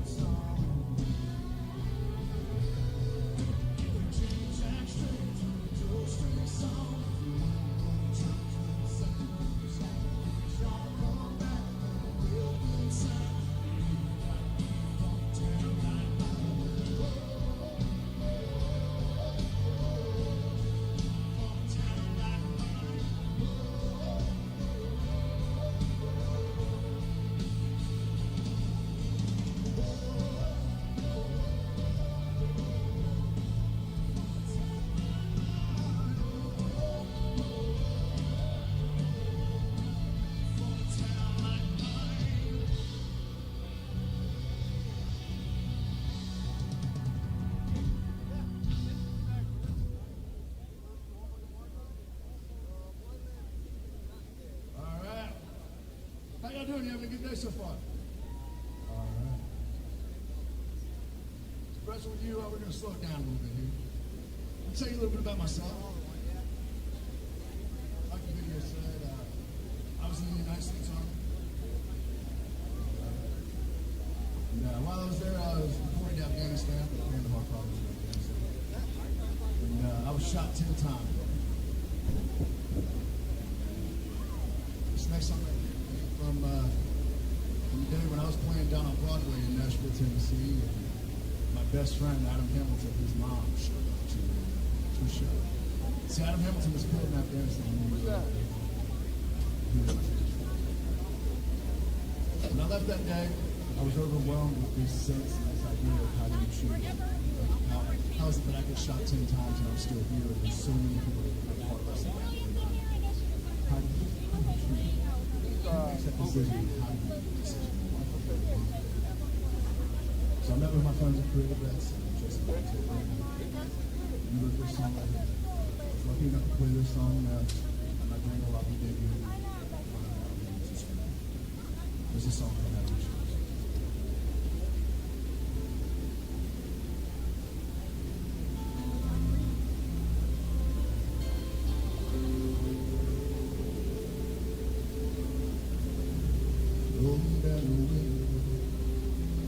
Too scared to be out.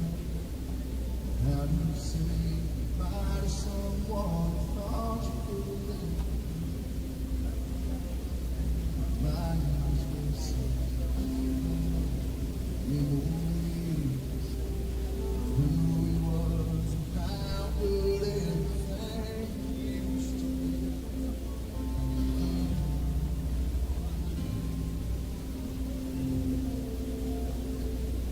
How do you choose who comes back home? Who goes under no great storm? I'm just asking because it makes no sense to me. Is it something that takes a little time? Does it even cross your mind? Or is this the way it has to be?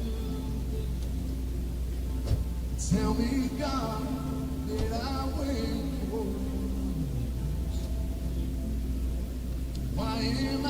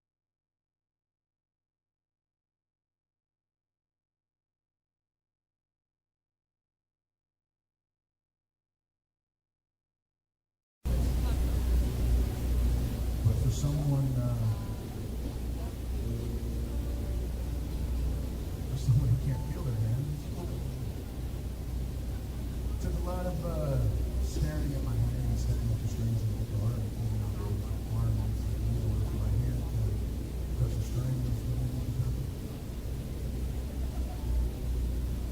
You know, it's funny, I remember calling my producer, my best friend, Doug Nelson, I called him,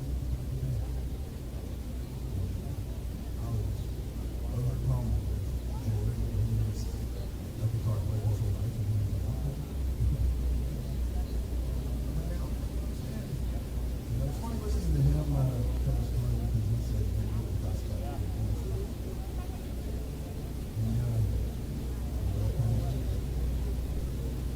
I was doing something in that moment that asked me I was going to be impossible. So there's one thing I can take from being in a group.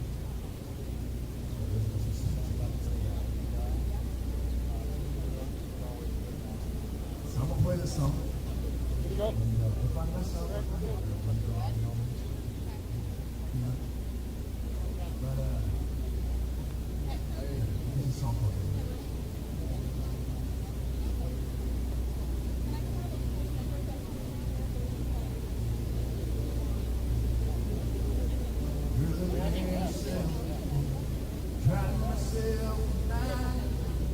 Okay.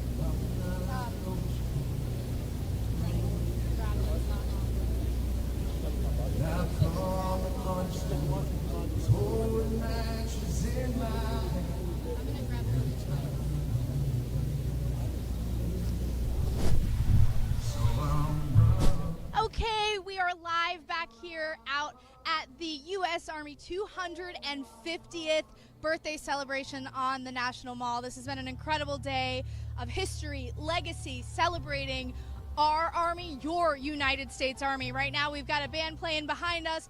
We have our different units across the National Mall giving people an up-close and personal look at their soldiers so that you can see what your Army is doing. But one of the most storied units in the United States Army is by far the 75th Ranger Regiment. Right now I'm joined by Master Sergeant Skaggs, who is a U.S. Army Ranger. He's been in the regiment for how long?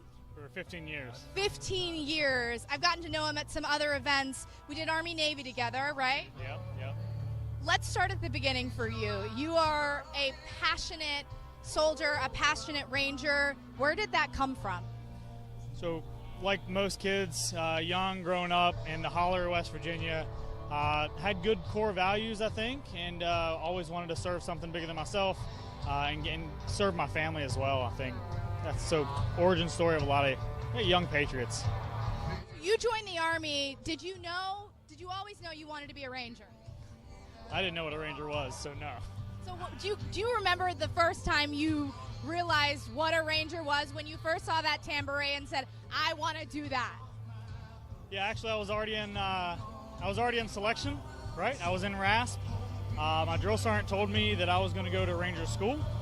Found out I wasn't when I was looking up my airborne Ranger in the sky, which is, a fallen Ranger before you, right? And then I'm like, oh, this is a unit. This is way bigger than I thought it was. Makes sense why it was so hard. But that's when I realized, like, wow, this is going to be something that lasts forever. So let's talk about that selection program, Ranger Assessment and Selection Program. When you hear RASP, that's what it is. You've not only gone through it, but you've also been a cadre out there, correct? Did I make that up? You made that one up. Okay, I made that up in my head. Someone else. Anyways, but you know what it takes to be a Ranger, and that's why we're talking about this. What does it take? What do you go through in selection? I think it takes, everyone knows it's physically hard, right? No surprise there. What is surprising that you'll find a lot of people that are great at PT that fail. They quit. So at some point in your life, I think you had to have overcome an obstacle that gave you enough grit to not quit on your buddies, not quit on yourself, really. So you have to have a good reason why. Do you remember digging deep when you were going through RASP and how you got through those hurdles, those obstacles, finding that grit inside you? Absolutely. I think we all do. Old guys, we find it in Coal Range, right? And it was 100% my why, which is my mother. Just, again, deep down roots out in the, I don't know, just the country, And yeah, whenever I would get hungry, tired, sleepwalking, I'd be like, oh man, my mom would be so proud if I actually did something with my life. And so this is it. Tell us what it felt like when you did finally get to wear that tan beret. Yeah, so, you know, we have a ceremony, graduation ceremony, just like everyone else. Family gets to come up and you know, used to be put on the shoulder, the scroll. It changes over the years, but at the end of the day, when my mom comes up, you know, you can't cry. You can't cry. You're a Ranger, you can't cry. That's right. But it's something you only feel if you take that whole basic training graduation thing and you just multiply it by 100. And it's like, because there's only about, there's not a lot of Rangers. And so to do something that not everyone else got to do and then show my mom, who actually came down and, you know, pinned me or whatever, yeah, it's the best thing that I could ever give back to her. One of the incredible things to me about the Ranger Regiment is the American public might have this idea, this image of what they think an Army Ranger is, and it's the 11 Bravo, it's the guy on the front line, it's the weapons expert. But every single person within the regiment wears a tan beret, and they're not given that tan beret. They have to earn it. So that's every job. That's your support. That's your cook. That's your comms person. That's your public affairs officer. They all went through Ranger assessment and selection, and I'm sure that has to feed into the pride that you have within your unit. Yeah, 100%. I mean, that's my story, right? I grew up 11 Bravo. I actually switched to 8 and 9 Bravo, ammunition specialist. Don't regret a bit of it, right? Because one beret for one standard, and that goes for every age. I went through with a guy that you can watch on YouTube, Brian Marks. He turned 41 and rasped with me. Yeah, and he's a forward observer. So like, when we say that we have like this brother and sisterhood of Rangers, yeah, because we all went through the same thing. That's right. Let's talk about the legacy and the history, because history is why we're here this weekend celebrating 250 years of the United States Army. So many of those pivotal moments have had Rangers involved. Scaling Point to Hawk, of course, during the invasion of Normandy comes to mind for most. But for you, growing up in the regiment, was history and legacy something that was always instilled in you? Yeah, so I grew up in 175. Yeah, every day. Our team leader runs, which are a great time. You would visit a Ranger Memorial, and a little known fact is that a lot of our trails you would go through, and there's this rock, random rock. No one knows what it is unless you're in the regiment, and you know you can't step in the sacred circle. You bless it. You keep going. And you learn that, yeah, these are fallen Rangers, and why it's important to do what we do every day, to not mess up the little things, to practice over and over again, to genuinely give back to everyone else and honor their legacy. If there is someone out there who is listening to this, they're sitting at home. I keep bringing this up during this live stream, but they're sitting at home and your message is resonating with them. They think, hey, I'm listening to Master Sergeant Skaggs. Maybe I could do that. What's your message to them? Hey, the only person that can stop you is you, right? I think the SF community all across will always say the same thing, and that's that self-selection is the #1 selection piece, right? And I've heard it today. I don't know if I could ever be a Ranger. It's like, well, you took the first step into saying no, man. Like, you don't know. There's an arena. Go for it. It's like anything else in life, though. You're gonna miss the shots that you don't take. I've heard that a lot throughout the day, and we hope that message is resonating with the people that are watching this live stream. Just take the chance. Go and talk to a recruiter. There is a way to enter the Army and potentially become a Ranger, right? You have to make it through RAFs. You have to make it through basic training first. But you could get a contract that is a Ranger-specific contract, correct? Correct. So you can do it with your recruiter with the option 40, option 61, and 62 now, which includes some waivers. Or after basic and in AIT, you can reach out to your Ranger liaison. We're at most of the AITs. Like, I'm a liaison right now. It's my last gig in the Ranger Regiment. And our whole job is, if you're qualified, is to get your paperwork in, give you the opportunity to go to RASP as soon as their AIT is over, and it's fast. It's a priority. So once you graduate AIT, within days, you better be ready to go to RASP. So the opportunity is there. Even if you're already in the Army, there's a little wait time, but you can apply to a Special Operations Selection course. So the opportunity is there. One final question, and we'll wrap this up. What does that tan beret mean to you? Man, that's a great question. Because I'll get a little emotional on it after 15 years, right? It's a lot of blood, sweat, and tears. Everybody goes through it. We're still human. And we've sacrificed, maybe life, limb, eyesight for the regiment, for the Army. We are the Army's Ranger Regiment. And I think a lot of us have a little imposter syndrome, right? Where we're always pursuing, am I good enough for this organization? Especially as we get older. It just comes back to like why you joined. You know, to serve the nation, to serve your buddies at this point, to serve my American friends and the ones that I haven't met yet. So at the end of the day, it's we always come back to the roots. That's my whole life story is I'm always going to come back to my roots. Sergeant, thank you so much. Thanks for sharing the regiment. You listened to everything that he said. You might be watching and wondering if you could do that. Remember what he said. Don't self-select. Go after it. Go talk to a recruiter. Working around these guys, I can tell you they are the best of the best. Thank you for listening to our spiel on the 75th Ranger Regiment. We're going to take a quick break. You can listen into some of that music, and we'll join you in a few.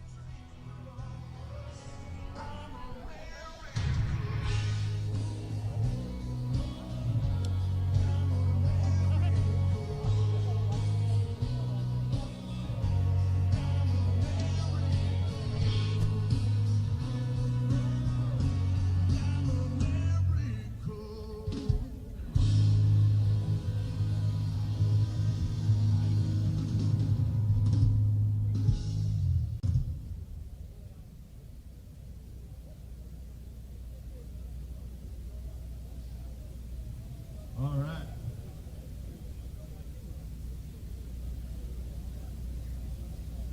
All right, this next one here, I'm gonna need some help from y'all.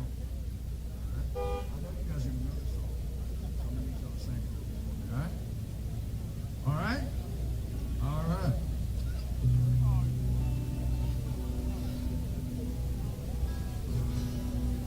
Blame it all on my roots. I showed up in boots, ruined black tie.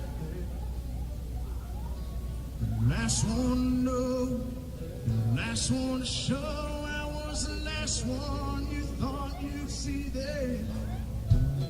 I saw the surprise and fear in his eyes. I took his glass of champagne. I toasted you, said, honey, we may be through. You'll never hear me complain. 'Cause I got friends in places where the whiskey dries and the chases not losing rain. And now I know yeah, I'm not big on social graces. Think I sleep all down to the. Well, I got friends in those places. Come on, Isaac, let's go.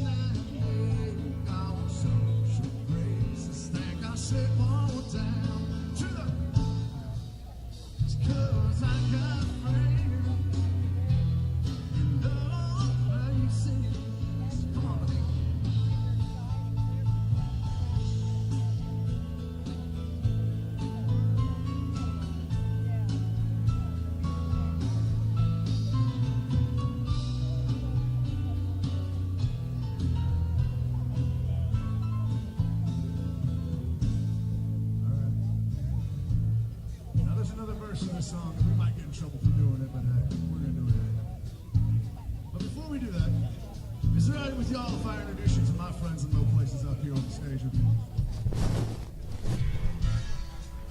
One. Over here, playing the acoustic guitar. Okay, we took a quick break. We are back out here live at the U.S. Army's 250th birthday celebration. What we're trying to do for you, all of our viewers on YouTube, is just give you a taste of your United States Army. We want you to meet the soldiers. We want you to see what we get to see every single day, the incredible people that make up our force. Just a few moments ago, you got to meet one of the members of the 75th Ranger Regiment. I want to also introduce you to someone who is an aviator within Special Operations Aviation Regiment. Command Sergeant Major Mintz, come on in. It's a pleasure to have you. How do you feel out here being a part of this 250th birthday? It's really, really great. This is probably, I don't know if it's the actual biggest celebration we've ever done, but it is a big celebration. It's a great time. Okay, so let's talk about the 160th. You might see on social media, they do a lot of cool videos of their helicopters. They got their little birds. They've got MH6. You've probably seen them. If you don't follow them on social media, you need to do so because they've got some great content. But there's so much that goes into the 160th SOAR. Just talk about the regiment for people that don't know what the 160th does. First of all, first off truth. We're people first. So we take care of our people so they can do the dynamic jobs that we ask them to do. We are the world's premier precision rotary wing asset that our government has to offer anywhere, anytime. So we work hard. We train hard. We expect the highest caliber of execution from all of our individuals. I got to be a part of just a little bit of your training and got to sit in the jump seat yesterday on one of your helicopters, and it's an incredible viewpoint. I mean, for you all, you're aviators, you get to see that view every day, but looking through the windows of a cockpit, seeing the formation, because they will be flying in today's 250th birthday parade. Do you ever get used to that feeling of flying? Well, yes, absolutely do. We expect our people to be very used to. That's true. Yeah, I guess they shouldn't be nervous. Or I wasn't nervous. I was just really amped and excited. I'd have to say every time you change the situation, the anxiety might go up just based on situation or mission. However, the basics of flying is what we're great at. That's why we're so great, is because we master the basics. Okay, so let's talk about it. There is a training, there is a assessment program to be able to join the 160th. It's called the Green Platoon. You can't just walk in off basic training and join the 160th. You guys have the best of the best. Talk about that.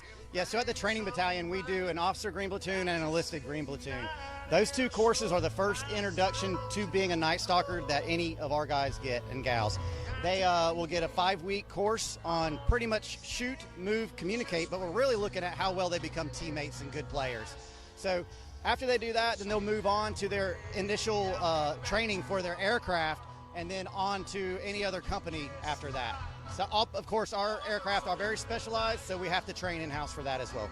You mentioned being a part of a team, and it's not just the pilots when you're an aviator. There are so many different aspects of a crew, of a helicopter crew. Talk about that. The reason we send everyone to Green Platoon is because the proximity of the X does not dictate where you line up on the team. There's no OML. There's no one more important than anyone else. So we have to make sure that base knowledge and that executable skill is known, and then we move from there. Sergeant Major, you have how many years now in the Army? 25. 25 years in the Army. You've probably seen a lot. You've done a lot. Oh, yeah. Why did you choose this uniform? What's your Army story? It's a funny story. I actually graduated from Appalachian State University, and I needed to pay off some school loans. I love that. The Montgomery GI Bill was a thing, and I followed that. I didn't know the difference between an officer, a warrant officer, or an enlisted person. So I joined to pay off some school loans, and in the time 9/11 happened. And that changed the dynamic of everything. Had multiple opportunities to probably transition to a different, go O or go E. I decided to stay enlisted because I loved this regiment. I still love this regiment. And working for the people that we work for and the teams that we do, I couldn't find a better place to have job satisfaction. The mission, we're making strategic impacts. Where reporters such as yourself were probably reporting on us while we were still getting after the targets. Any regrets, or would you do it all over again? I would do it twice. I would do it again, no doubt. I wouldn't change a thing. Not only does the USASOC or SOCOM enterprise provide for me and my family, but my regiment has taken good care of everyone that's went out there and pushed for them. So I can't be more happy with the decisions I've made. It goes back to that first soft truth: humans over hardware. People matter. I want to ask you, I keep asking all of our guests, but if someone out there is watching this feed and they're kind of on the fence, but something you said kind of pulled at them, what is your message to that person who might think, hey, should I take a look at special operations? I don't know how many times in my career I have looked around and said, I can't believe I'm doing this and getting paid to do it. If that alone, like I've been so many places all over the world, and I'm looking back, look where I'm at right now. I'm getting paid to be here, I couldn't find more job satisfaction. I couldn't find a better team. Couldn't. Thank you so much, Sergeant Major. I appreciate. And like I said at the beginning of the broadcast, if you don't follow the 160th SOAR recruiting on social media, you need to, because the videos that they post of their helicopters in the sky are something that everybody should see. And if you're going to watch tonight at 6:30, the 250th birthday parade is happening, and you will see the 160th. I think it's 6 aircrafts, is that right? 6 aircrafts. 8 aircrafts will be over top the parade. You're just going to see the precision, the accuracy, the lethality of the Night Stalkers. You don't want to miss that. So we're going to take a quick break, and we'll come back to you in a little bit.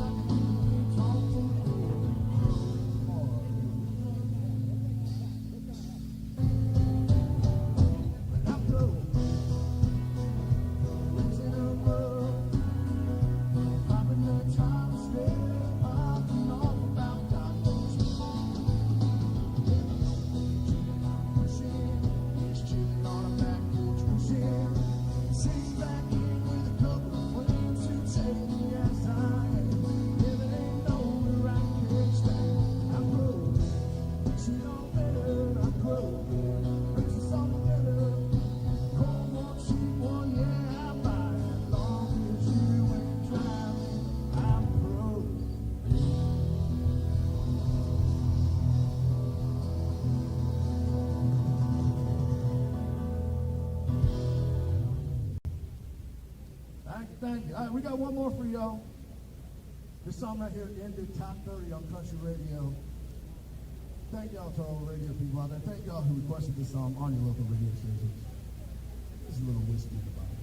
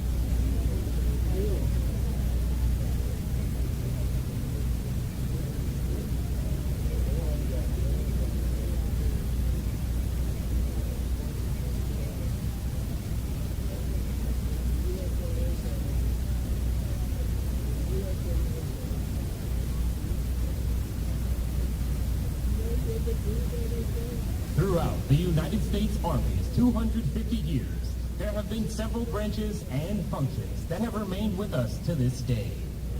Soldiers today would recognize many of these, as did their Revolutionary War counterparts in their time. Infantry, artillery, medical, engineers, chaplain, adjutant, quartermaster, and many others. Through the years, largely led by technological changes, other military occupational series have been added, such as armor, aviation, air defense, transportation, and cyber.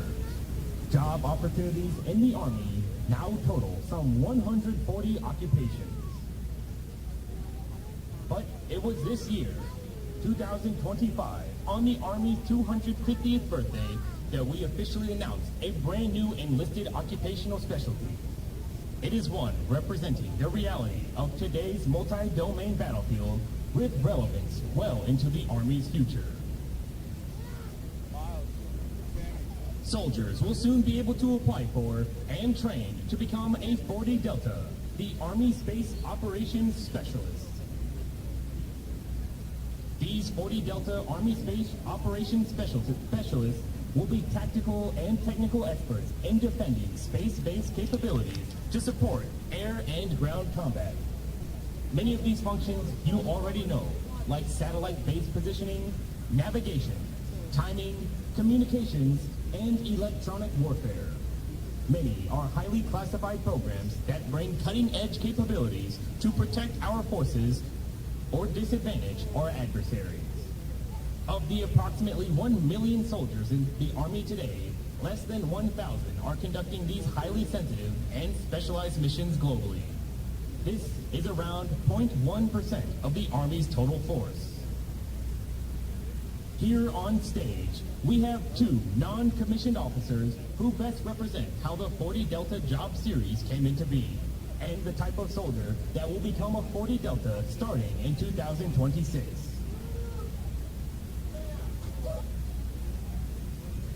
Sergeant Bryce Anderson currently serves as a Mobile Integrated Ground Sweep, or MIGS operator with 4th Space Control Company, 1st Space Battalion, 1st Space Brigade. The 1st Space Brigade is the Army's only brigade with the mission of bringing space capabilities to the terrestrial fight. It reports directly to the United States Army Space and Missile Defense Command. Many of us, even those in the Army, probably have little idea what a MIGS operator does. Much of their mission, training, and equipment is too sensitive to discuss in public, but know that it is a highly specialized, highly demanded warfighting capability for the Army and Joint Force, ensuring success in tomorrow's fight. Sergeant Anderson's command recognized his abilities and nominated him for participation in Space and Missile Defense Command's Best Warrior competition, in which he beat every NCO across the command's global footprint this May, and was subsequently designated as the command's 2025 NCO of the Year. Sergeant Anderson looks forward with great interest to the new 40 Delta specialty with a long-term goal of becoming a Space Operations Officer. Master Sergeant Daniel Huddleston also serves with Space and Missile Defense Command as the Senior Enlisted Leader for the Army's Space and Missile Defense Center of Excellence, a position usually retained for a Command Sergeant Major. He served in every NCO leadership position, from team leader to first sergeant, within the Army's air defense community, before transitioning to his leadership role in Army space. During his time in air defense, Master Sergeant Huddleston created the Army's first advanced individual training mobile training team in support of National Guard forces, helping stand up a much-needed air defense brigade with the mission to protect the national capital region here in D.C. Called upon immediately following the 2020 Iranian missile strike upon U.S. forces in Iraq, he deployed to develop the tactics, techniques, and procedures to train air defense soldiers for the theater's layered air defense design. Master Sergeant Huddleston is on stage today to be recognized for his boots-on-the-ground leadership, management, and out-of-the-box thinking as he spearheaded the establishment of the Army's first ever enlisted space occupation, the Space Operations Specialist. His contributions to this new job series continue through his oversight of its implementation process, which will begin later this year. Master Sergeant Huddleston is also at the forefront of building the Army Space and Missile Defense NCO Academy to ensure continued professional growth and maturity of the 40 Delta non-commissioned officers of tomorrow, the backbone of Army Space operations for 2030 and beyond. Joining Sergeant Anderson and Master Sergeant Huddleston on stage for two very special presentations is a soldier with an entirely different space mission. Even within the military community, it's not well known that the Army has soldiers that NASA has selected to become astronauts.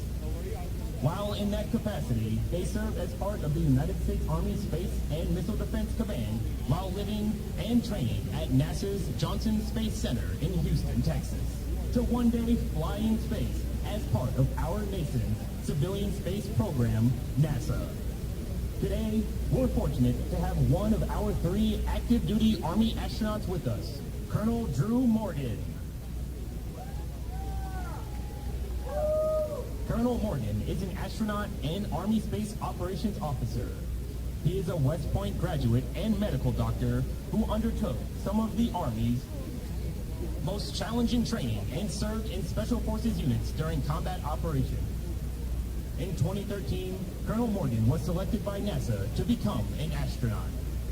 In total, Colonel Morgan spent 10 years at NASA, ultimately launching to space in July 2019 to spend 9 months as a flight engineer on the International Space Station. During that time, he performed a variety of operational tasks and experiments in space, to include 7 spacewalks, an American record for a single spaceflight.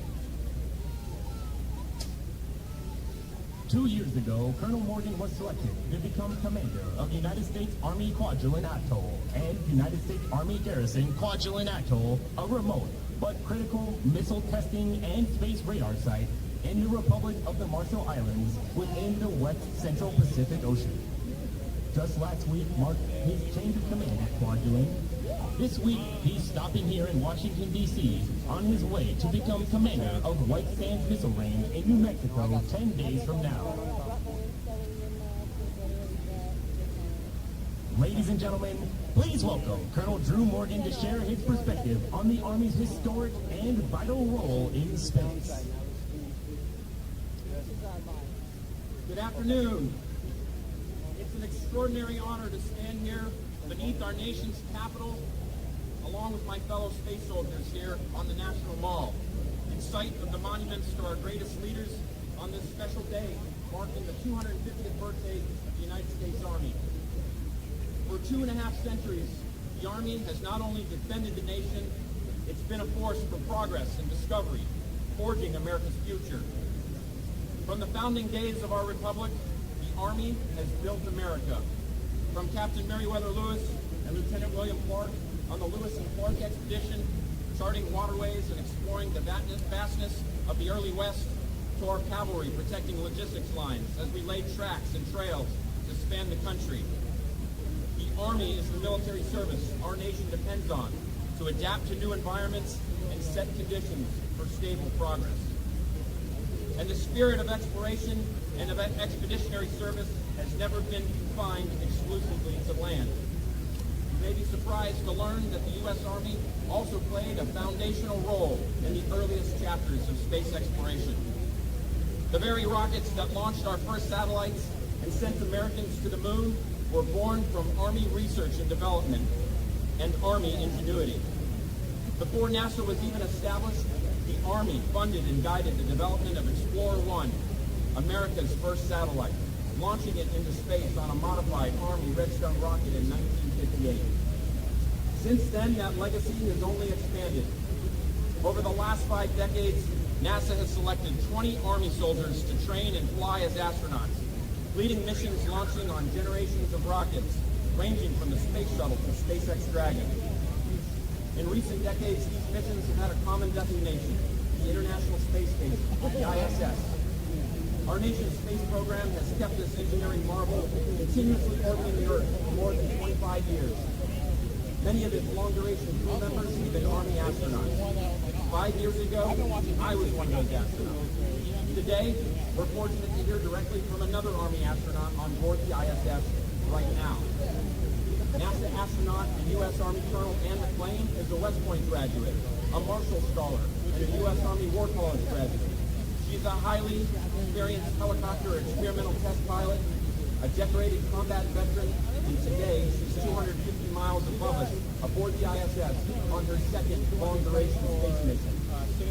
Colonel McClain and I were selected as astronauts together by NASA in 2013 as two of the 8 members of NASA's 21st astronaut class. We've not only trained together for the last decade, I proudly call her a fellow soldier and one of my closest friends. She is a living example of the Army's enduring values: duty, selfless service, integrity, and personal courage. Reminders that the same traits we have wind and ground combat also propel us to new frontiers. Please join me in welcoming fellow soldier, astronaut, and friend, Colonel Ann McClain from the International Space Station. Greetings from the International Space Station, 250 miles above you in low Earth orbit. I'm Army Colonel Ann McClain, currently living and working here on a 6-month mission to our nation's orbiting laboratory. At 17,500 miles an hour, we circle the planet every 90 minutes and cover 90% of the Earth's surface every single day. For the past 25 years, the space station has been continuously crewed by NASA and international partner astronauts. 285 total from 23 countries have worked here. I'm also proud to share with you that of the 25 Okay, perfect. who served as NASA astronauts, half of those have also And you're going to stand up in front of them? Correct, yeah. That coalition of scientists, doctors, engineers, pilots, and physicists have conducted groundbreaking All right. Hey, how's it going, guys? I hate to interrupt, but we do have special guests here today. We have the Unsubscribed podcast. Now, these are 4 members, I think, who have built themselves off a community of camaraderie, from vets themselves to people who after service find community and shared struggles. So let's engage with the team right now. By all means, guys, come on out. I'm going to have you hold this. 2-1 mic. Hi. Hi, chat. There we go. Dude, chat's blowing up right now. All right. Hey, here's the team. I'm going to have you guys introduce yourself, by all means. Eli Double Tap from Unsubscribe. Hi, I'm Nick, the Fat Electrician from Unsubscribe Podcast. Brandon Herrera from the Unsubscribe Podcast. I guess I'm Cody Garrett from the Unsubscribe Podcast. I guess Cody. All right. Hey, so if you guys could take a moment, for those who may not have seen the Unsubscribe Podcast or may not be familiar with who you guys are or what you guys do, can you please break it down? It is a veteran-based podcast. Well, we're number 2 in the world now for veteran-based podcast. Right. Dark comedy, history, and then just having a good time and trying to make people laugh. Amazing, yeah, guest-based podcast. Amazing guests, too. All right. So now, where are some notable, episodes, if you guys want to call it that you guys like to speak on? Yeah, we got super lucky. We had a World War II veteran from Iwo Jima, Don Graves, come on. Wow. And it was one of the coolest experiences, at least of my life, being able to sit down and, to my shock, at, I believe, 101 at the time. Yeah. Wow. I believe he was 99. 99, just turned 100. He was 99 years old, and he sat down and he drank a beer with us. And we still have that beer can. We still have that beer can in the shadow box in our background today. So that was super cool to see. He was at the raising of the flag. Wow, that is absolutely amazing. We just did one at the Pentagon as well earlier this year, which was a crazy experience for pretty much all of us, I think. Now, I guess, Cody, can you break that one down for us? How was that experience for you? Yes, I am Cody. It was just a crazy experience because I know you guys, I mean, your time serving, I don't think you would have ever guessed that your career path would, lead you to the Pentagon, much less after you retired. We took fake it till you make it to an extreme that most other people just haven't, Got out as an E4, and now on paper, technically, I'm the first person to chug a White Claw in the Pentagon, so there's that. He's telling the truth. Is that a recent feat? Yeah. That is awesome. I've got the memorandum and everything framed on my wall. That is good. That's legit. They actually gave us a memorandum to drink at the Pentagon on camera. We were the first podcast, everything, to do that. Well, that's amazing. Do you guys know the episode that was in?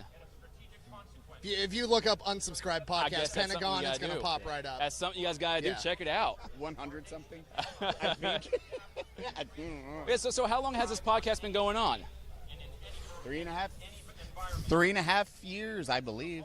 Yeah, I think we've been going about 3.5 years at this point. What was the driving factor to begin it?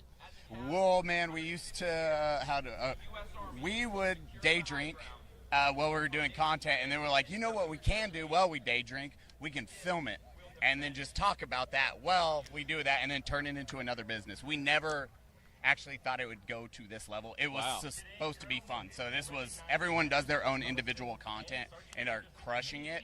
And then this was for fun, and then it just kept growing and growing until here. Until being here. Now, number 2 veteran podcast. Now, that means there's something about you guys that speaks to the veteran or the service member or the civilian aspiring to be a service member. If each of you can speak on it, what do you think that is? Brandon. That's Cody. Well, I think one of the things that brings people to unsubscribe, at least, is the dark humor and just the comedy and the idea of, like, it's just guys hanging out. There's a lot of comments we see left and right. They're like, guys, this was the hole that I was missing since I was in the service. Like, I miss this banter. I miss this sort of irreverent back and forth with the boys. And, like, this is a hole that's in a lot of people's lives when they leave the service. And it's really cool to be able to just be a bunch of idiots filling that void, you know? We get lots of emails from people saying it feels like I'm back in the military again, just hanging out with the boys, having a couple of drinks, having a good time telling jokes, and we love it, man. We've helped a lot of people out with the podcast. How much did we raise for veterans? We did $110,000 last year. Oh, in total we've raised $500,000 for veterans nonprofits. So again, it shows a testament to the community that's been built, and then all the guys, because it is truly a mission we care for. It is, hey, how do we give back to this community that's given us so much? Yeah. Oh yeah, we're going for 250 this November. So in November, you guys do another run of that? Yep. All right. And what's the goal there? You said it's for veterans. Now, what's the aim for these funds? Like, is it to support veterans who are what? We choose different groups every Yeah. time. Yeah. A lot of medical PTSD. It is, how do we help these service members or veterans that are in a dark spot that actually need something? It's good. There's a lot of terrible nonprofits, and then there's a lot of nonprofits that just, it's like, hey, I'm going to take you horseback riding, and that's going to cure your PTSD. Yeah. It doesn't. Yeah. So let's send these individuals to get actually evaluated. Let's send them to psychology. Let's get them therapy. Let's get them the help they need, and then start rebuilding from that, and then build that community based off of it, so they can then police each other in the same aspect. Very nice, very nice. So what called each of you guys to service? So having served yourselves, what was the motivating factor to say, you know what, I'm going to raise my right hand, I'm going to try to pursue a career in the service? I tried to be Army infantry. My mom talked me out of it, so I joined the Navy. Oh, that's unfortunate. Okay. I've come from a long line of military people. My grandpa, my dad, my mom, everyone served, and so I wanted to do it. And I just wanted to serve my country, be all that you can be. There you go. There's nothing wrong with being a seaman. That's great. Yeah, I like the fact that. I'm trying not to make so many jokes right now. That's good. Brandon, what brought you to serve? Well, I never did serve. Just want to throw that out there real quick. He's so humble. Despite what you might see in the chat, no. Basically, I grew up on Fort Bragg.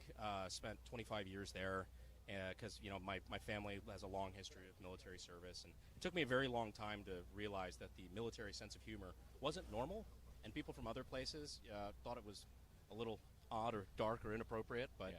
No, it's given me a lot of respect for what those guys do and what they deal with when they come home, and it brought me to all of a connection I've got with my friends who served, and it's just been rad ever since. I mean, I just played with G.I. Joes and stuff growing up, played a lot of video games, thought I wanted to do that, and so signed up when I was still in high school, got college paid for. It's a great time, a lot of fun experiences. Recommend it to pretty much anybody. They paid for your college? They did, actually. I did National impressive. Guard. They paid for it twice over. It's so, amazing. Worked out even better. All right. Man. Eli's old. He has real reasons. I know. Yeah. I dropped out of high school. I was like, I want to do war. That sounds fun. Joined the military, got shot, got out of the military. No, I joined just because I wanted to. Man, I hate that I say it. Video games are why I joined the military. That's why I went Army Infantry. I was like, oh, I want to jump out of helicopters and planes and do the cool stuff. Which video games you like? Metal Gear Solid, 100%. You never got that P90. I did not. Well, now I do. But after that, they were like, you have a GED. You cannot do any of that unless you... And then the recruiter's like, oh, just ace your PT score, shoot expert, and then they'll offer all that. Didn't work out? No. Oh, boy. And then I got out, but I've loved every second of it, and I'm glad I served. Like, truly, truly happy, especially with the relationships I built from that. Because, as everyone knows, you still talk to your buddies that you served with, like, 15 years later, which is awesome. Yeah. Now, I thank you guys for your guys' service and continued contribution to the force, and even not Cody, or I guess Cody, not having served, what you do now for the community is huge. So thank you for that as well.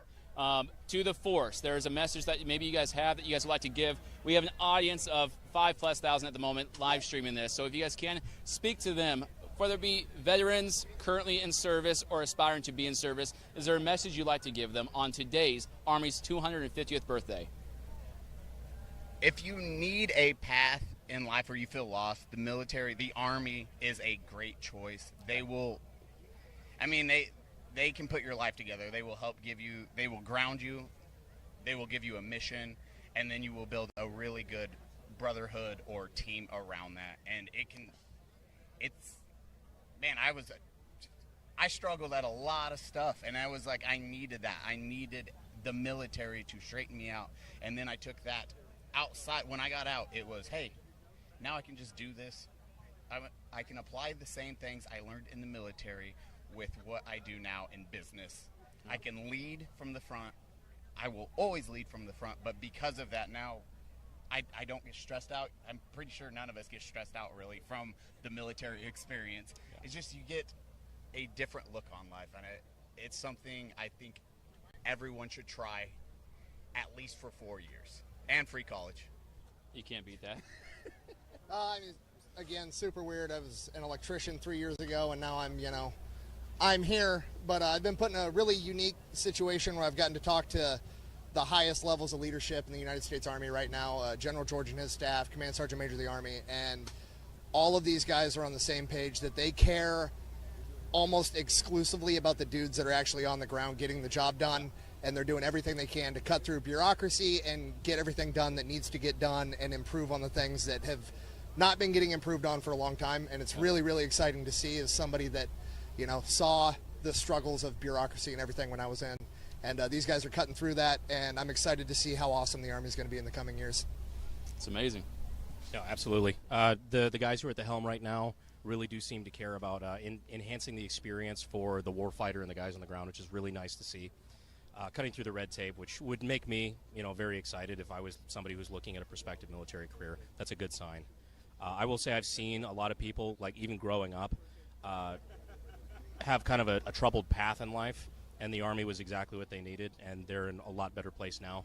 And since we've actually been good this entire time, I feel like I can say it now, to those guys who are currently in the Army, keep kicking ass. Man. The military gave me structure, and I needed that in my life because all I was doing was playing World of Warcraft. And so it was quite wonderful. But as far as you asked about talking to veterans, call your friends. Please call your friends. We're a bunch of tough military dudes, but if someone says I'm fine, doesn't mean they're fine. Call them. 100%. I appreciate those words of wisdom. I'm going to get on real quick. I'm going to finish these two right here, and I'll take the mic. I'm going to have you one of those first.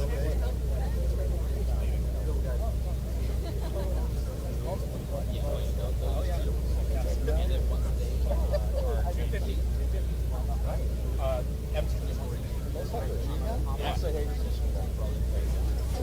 Real quick. My friend, can I get a selfie with you real quick? This is my first time seeing you. See your stuff on it. Yeah. I'm blind, my bad. Thank you.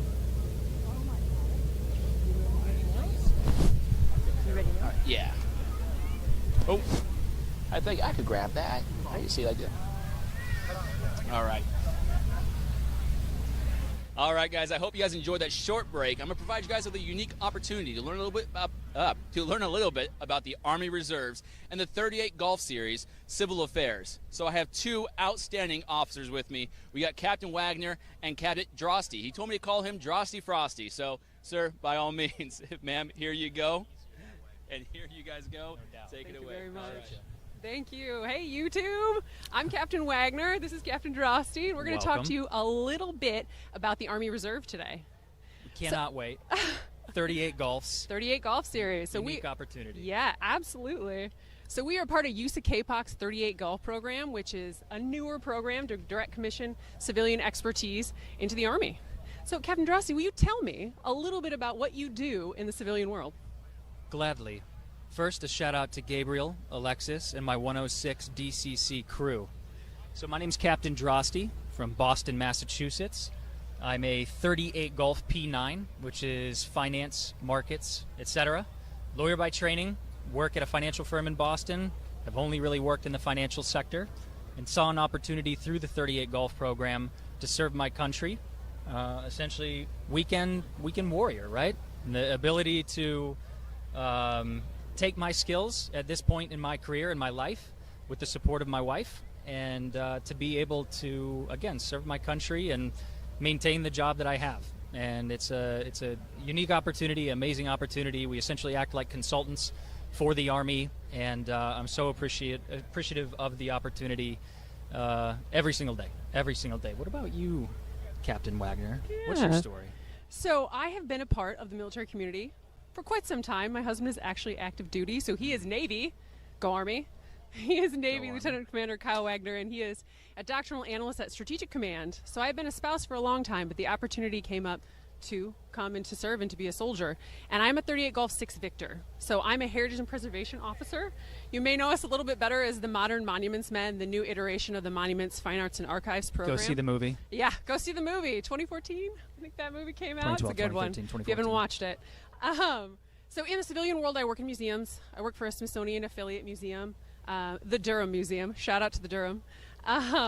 So I've worked in a broad variety of roles in museums: development, education, administration, and now I do a niche sort of research in cultural property protection. So that's what we do as Heritage and Preservation Officers, but cultural property protection in relation to humanitarian crime. So that's why I kind of got brought into the 38 Golf program. So it's just been a fun opportunity to sort of go from being a spouse, being a military mom, and now I'm a soldier. It's been great. Yeah, and I think, so in the 38G program, we have about a dozen or so specialties. It allows the Army to pull from the private sector, those that have their finger on the pulse at all times, given their industry expertise, to be able to pull back and to be able to bring those folks in to consult with, and for us to leverage our pools of human capital as well, so that we can reach back if ever we know experts that can opine on a particular scenario. It's a really, really unique opportunity. Look it up, 38 Golf, 38G program through the Army Reserve. You'll thank me later. Yes, it's an excellent and unique opportunity to come and be a part of the Army and use your civilian career while also serving at the same time. So at this time, we would love to bring up some of our other 38 Golfs. So we have a few other 6 Victors, Monuments Men, Heritage and Preservation Officers here with us. So they are about to come on screen. Yep. Total studs. We've got Captain Ammerman. Why don't we bring up Ammerman first? Good afternoon. And Major Swindell and Captain Ortiz. We are all 38 Golf 6 Victor Heritage and Preservation Officers. Hi, my name's Major Swindell. I'm representing 352 KCOM out of Fort Meade.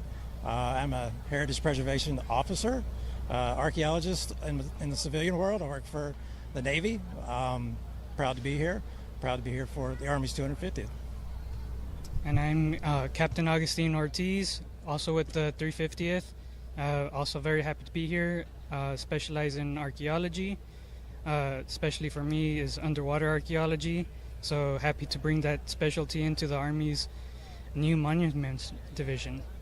And as I'm Captain Ammerman, I have a background in real estate development and historic preservation, architectural historian. and bringing that that skill set to the Army through the heritage and preservation community, through master planning and more strategic planning for the future. So, we'll go with Major Swindell since he has the other microphone. Could you kind of give us a little bit of background on your road to joining this program with the reserve? Sure. I've been an archaeologist for about 29 years. When the opportunity to serve came up, I took the chance. The Monuments program had just been revitalized, and having that experience and that time in archaeology, I decided to try and transition over and do my part as an Army Reserve soldier. Captain Ortiz? And like Major Swindell, I'm also an archaeologist. I started off, I got a great lecture while I was an underwater archaeologist here at the Navy Yard by another 38 Golf, which presented the program, talked about it. I got interested, and it's just a great way to bring our expertise and help protect cultural heritage. And so I got into the program. I was a consultant, had my own firm in historic preservation and city planning, and that I did a lot of work doing National Register nominations, really focusing on America's heritage, and then bringing that skill set to the military to focus on how we engage with other countries and other communities. I would say that this program is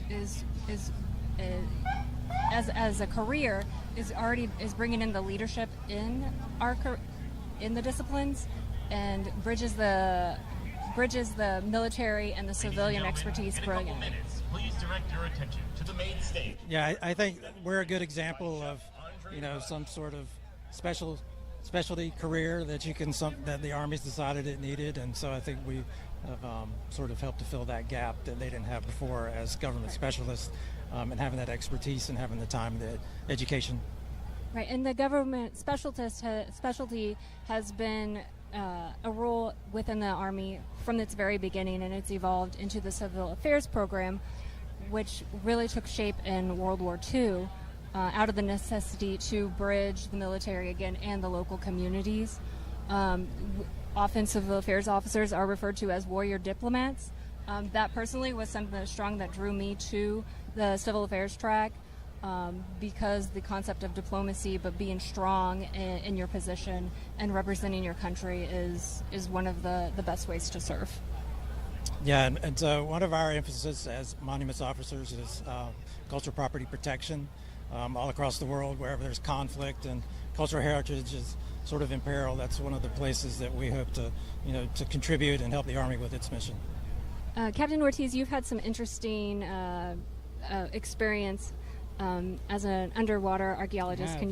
Can you talk to that a little bit? Yeah, so I started off as a terrestrial archaeologist out in California, and of course, most primarily in the desert, and then I just got the feeling I need to do the opposite. So what's the opposite of terrestrial desert archaeology? And just the logical next step was underwater archaeology. And I did my master's program in the University of Southern Denmark, and then did an internship here with the Navy, and then got hired by them the next year. And now I do emergency management as an archaeologist as well. And I think that speaks to the beauty of the Civil Affairs program, as our colleagues who were on previously, is that, and bringing back the leaders in our existing communities, is that, as America's Army and as warrior diplomats, we are the people you see every day. We are teachers in civil affairs. We are bankers. We are librarians. We are veterinarians. History teachers, you name it. And so that's really what the civil affair component really brings together and represents America's Army in a different capacity, that we get to still be with our families every day, but also serve our country in a large capacity also. What have you liked about the program so far? I just meeting folks like you. Of course, we all sort of operate in the same world on the civilian side, but getting to meet a lot of different people, get their different perspectives. One thing I would add, sort of to which you were talking about, the variety of specialties, it just sort of demonstrates how the Army has a lot of opportunities for folks. And so no matter what you do, what your career is, I'm sure there's a place for the Army has for you. Absolutely. Any rounding out comments here, crew?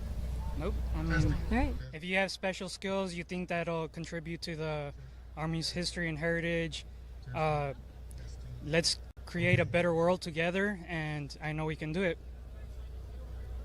Thank you. All right, thank you guys so much. Thank you guys for your time. I appreciate it. Thank you guys. How's everybody doing today? All right, as you guys heard from our civil affairs soldiers, there are many opportunities available in the United States Army. Whatever profession you may have on the outside, odds are the Army has something equivalent to it. And if not, it's close enough, I promise. Now, I encourage you guys to reach out to your local Army recruiters to figure out what opportunities are available for you. Whether you enlist or commission, there's many, many opportunities there. Now, I've read the comments. I get it. My hair's not the best right now, and you guys really wanted that drill sergeant who was behind me. I'm not sure who he is. I'm here now. Okay, angry cop is here. All right. Now, for those that First of all, don't don't touch me, guy. all right, understood. Weird, inappropriate. Understood. So many people on the internet said that they wanted to see me, and here I am. Not because you wanted me to. I showed up on my own. You're not my boss. I do what I want here. By the way, why did you have 2 microphones when there were 4 people you were interviewing? The most Army interview I've ever seen in my entire life. Hey, but see, here's the thing. We made it work, though, right? No. Oh, we made it work. You didn't. It happened. That doesn't mean it works. Well, all right. Is that a ring tattooed on your finger? That sure is. Hashtag never forget. Still married? Hey, that's right. 15 years. Beautiful. The Army, relationships. Build and maintain them. Where's the chat? I thought we were talking to the chat. The chat was saying words to us. Oh, no, the chat very much demands your presence here. Now I'm questioning. No, but this is good. No, but hold on. I need to know a little bit about you. Tell me more about myself. What questions do you want to know? No, I want to know who you are. What's your service like? What got you here today? All right, there's a lot of questions. What's the first one? Okay, what got you here today? What got me here today? The Army got me here today. The 250 years of fantastic, absolute mayhem the United States Army is. You know, there's a lot of good sayings about the United States Army. One of them was from a Nazi general, and he said that war is chaos and the American Army is trained in chaos. Yeah. And that's absolutely true. But I joined 21 years ago. I saw 9/11 happen. I wanted to get involved. I did. Yeah. And that's what brings me here today. Plus, I don't know if you know this, I do YouTube stuff. Yeah. So the internet's out there, probably why they blew up your chat a little bit. Yeah, 100%. Thought they would say hi to the, I don't know, I guess the drill sergeant of the internet, kind of. Yeah. In a way. You were their drill sergeant before their drill sergeant becomes it, which is impressive. Isn't it? I've been in for so long that I went on the trail. The trail is code for basic training land. Uh-huh. So I go on the trail last year, and the senior drill sergeant, E7, looked at me and said, "Drill Sergeant, hi. Were you a drill sergeant in 2012, 2013? I go, yes. He's like, did you have a senior drill sergeant shell haste? I go, yes, that was my first time on the trail. He goes, you were my drill sergeant. And I was like, yes, I was. Glad that you outranked me. I'll stand at parade rest. Tell me what to do. If you have any questions, I'll help as best as I can. Now, that's impressive to see, though. Those you trained in their initial stages are now training others to pursue excellence. Oh, yeah. Now, what does that mean to you? Because, again, 21 years ago, you signed your first contract. Is that correct? Correct. What got you to sign your second, your third? What got you to continue service? Ooh, that's a good question. I try to ask those. You know, the Army's fun. Yeah. The Army's fun. If you get bored with the Army, change your job, which is what I did. If you ever feel like something's stagnant or you don't like where you are, you can change it. So I started off as a civil affairs specialist. I did 2 deployments overseas like that. And I grew tired of civil affairs. I wanted something to change. So I decided that I would go and become a drill sergeant. And I did. And that was the opposite side of the spectrum, you know, from being civil affairs and growing a beard and hanging out with SF guys and having a good time that way. So it was kind of nice to go in a different direction with my career. And here I am 13 years later, still a drill sergeant, because it's the best kept secret in the United States Army Reserve, 95th Training Division. Join up. We're looking for more fantastic NCOs. Hey, that's an amazing opportunity for those out there who didn't know it existed. It surely does. Now, how would they join up? Is there a process to this? All you have to do is, if you're an E4 promotable, or you're already an NCO in the United States Army, you can just Google it. You can contact a local recruiter's office, or you can Google, you can find the closest drill sergeant battalion to your area. And then all you have to do is get in contact with the first sergeant there, and we're hungry for more drill sergeants to come in. The Army always needs more. There's bonuses. Think about it. All right, yeah. And you have a fantastic time training troops. No, hey, I love that. Now, being on the trail, yes. What are some of the more memorable experiences that you've been able to play a part in? Oh, man. Or if there was a trainee that stands out to you, a moment with... We had a crazy trainee. He didn't make it. Well, that happens. Listen, tough love. Sometimes people aren't cut out for the Army. We're glad that you tried. We want you to do your best. Sometimes it doesn't work out. He was small. We called him Mighty Mouse. Right? So Mighty Mouse was very upset, and he was a little off in the head, and he would punch walls to scare the other privates to making them think that he was a tough guy. And he was so absolutely nuts that everybody was just like, no, he is nuts. He's going to kill us in our sleep. We need to leave him alone. Yeah. Eventually, he didn't make it, just not physically fit, not mentally there in the way that he needed to be. Yeah. So we let him loose. But the first day, before we even did the pickup, they're not even marching. They don't even know how to march on day 0. They're walking to the barracks, and Mighty Mouse raises his hand and says, Drill Sergeant, I quit.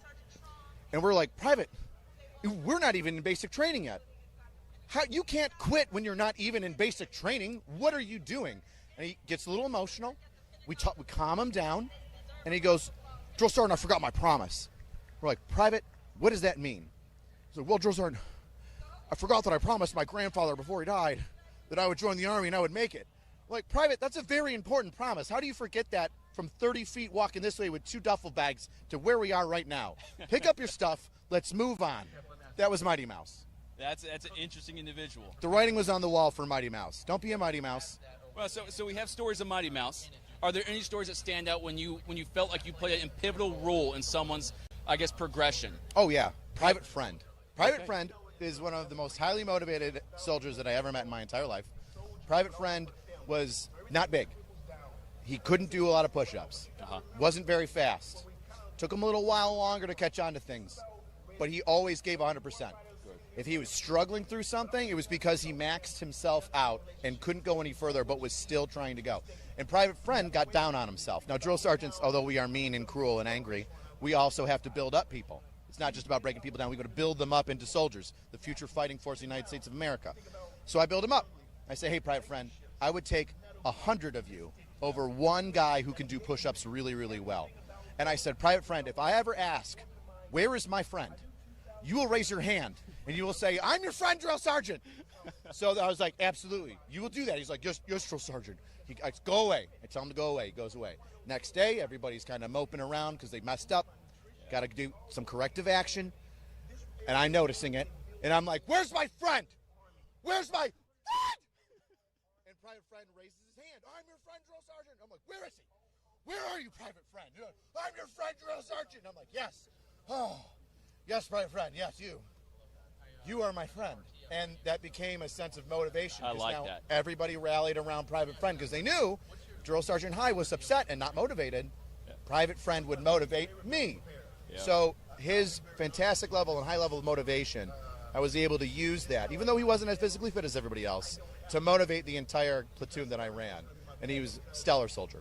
I love that for you. Now, advocating for the trail, what does it mean to you to encourage those NCOs to fill the shoes that you will one day leave behind as a drill sergeant? Ooh, I don't even, goosebumps. I don't even know if I'm ever going to put down the hat. I'll die wearing the hat. I'll be 70 years old running 30-minute 2 miles as a drill sergeant if I can. But it is one of the most rewarding things you can do. Yeah. If you don't like the way that the young troops are coming out, you can change that. I have a direct effect on what comes out of the training pipeline to you. And it is so rewarding and humbling and motivating when you can take a group of fumbly dopes that we all were when we didn't know how to shave, when we didn't know how to march, when we didn't know how to sound off or be motivated, even if it was fake motivation. Hey, false motivation, still motivation. Still motivation, baby. And you turn them into a troop. Yes. Somebody that not only can pass basic training, but has potential to do more. It's extremely rewarding, and I absolutely love it. Plus, it's one of the most entertaining jobs you can have. I believe it. Everybody has drill sergeant stories. You can be that story for another troop. Yeah. I love it. I love it. I'll keep funneling you the troops, and you keep training them. That's all right. We'll get one on the other side. Hey, I believe one day, maybe. I think we have a question. Let's do it. Question from the field. I believe that the cutoff date for the reserves and guard is around 42. You can get in with a waiver, maybe up to 45, but I know like 40, 42 is the cutoff. Yeah. But you can get in with a waiver for the reserves or the guard, especially if you're in like a specific field like medical or legal. Yeah. We're never too old. You're never too old to join. When I went through basic training, I went through in 2005, and we had a 40-something-year-old mother, and she was motivated by her son who served and deployed overseas to join, and she was a legal aid. So she came on, she did basic training with us, graduated, set the standard, very motivating, and she served in the, I believe it was the reserve component while her son was active. So no, there's no such thing as too old, unless you're 45. Then it is. All right, then, yeah.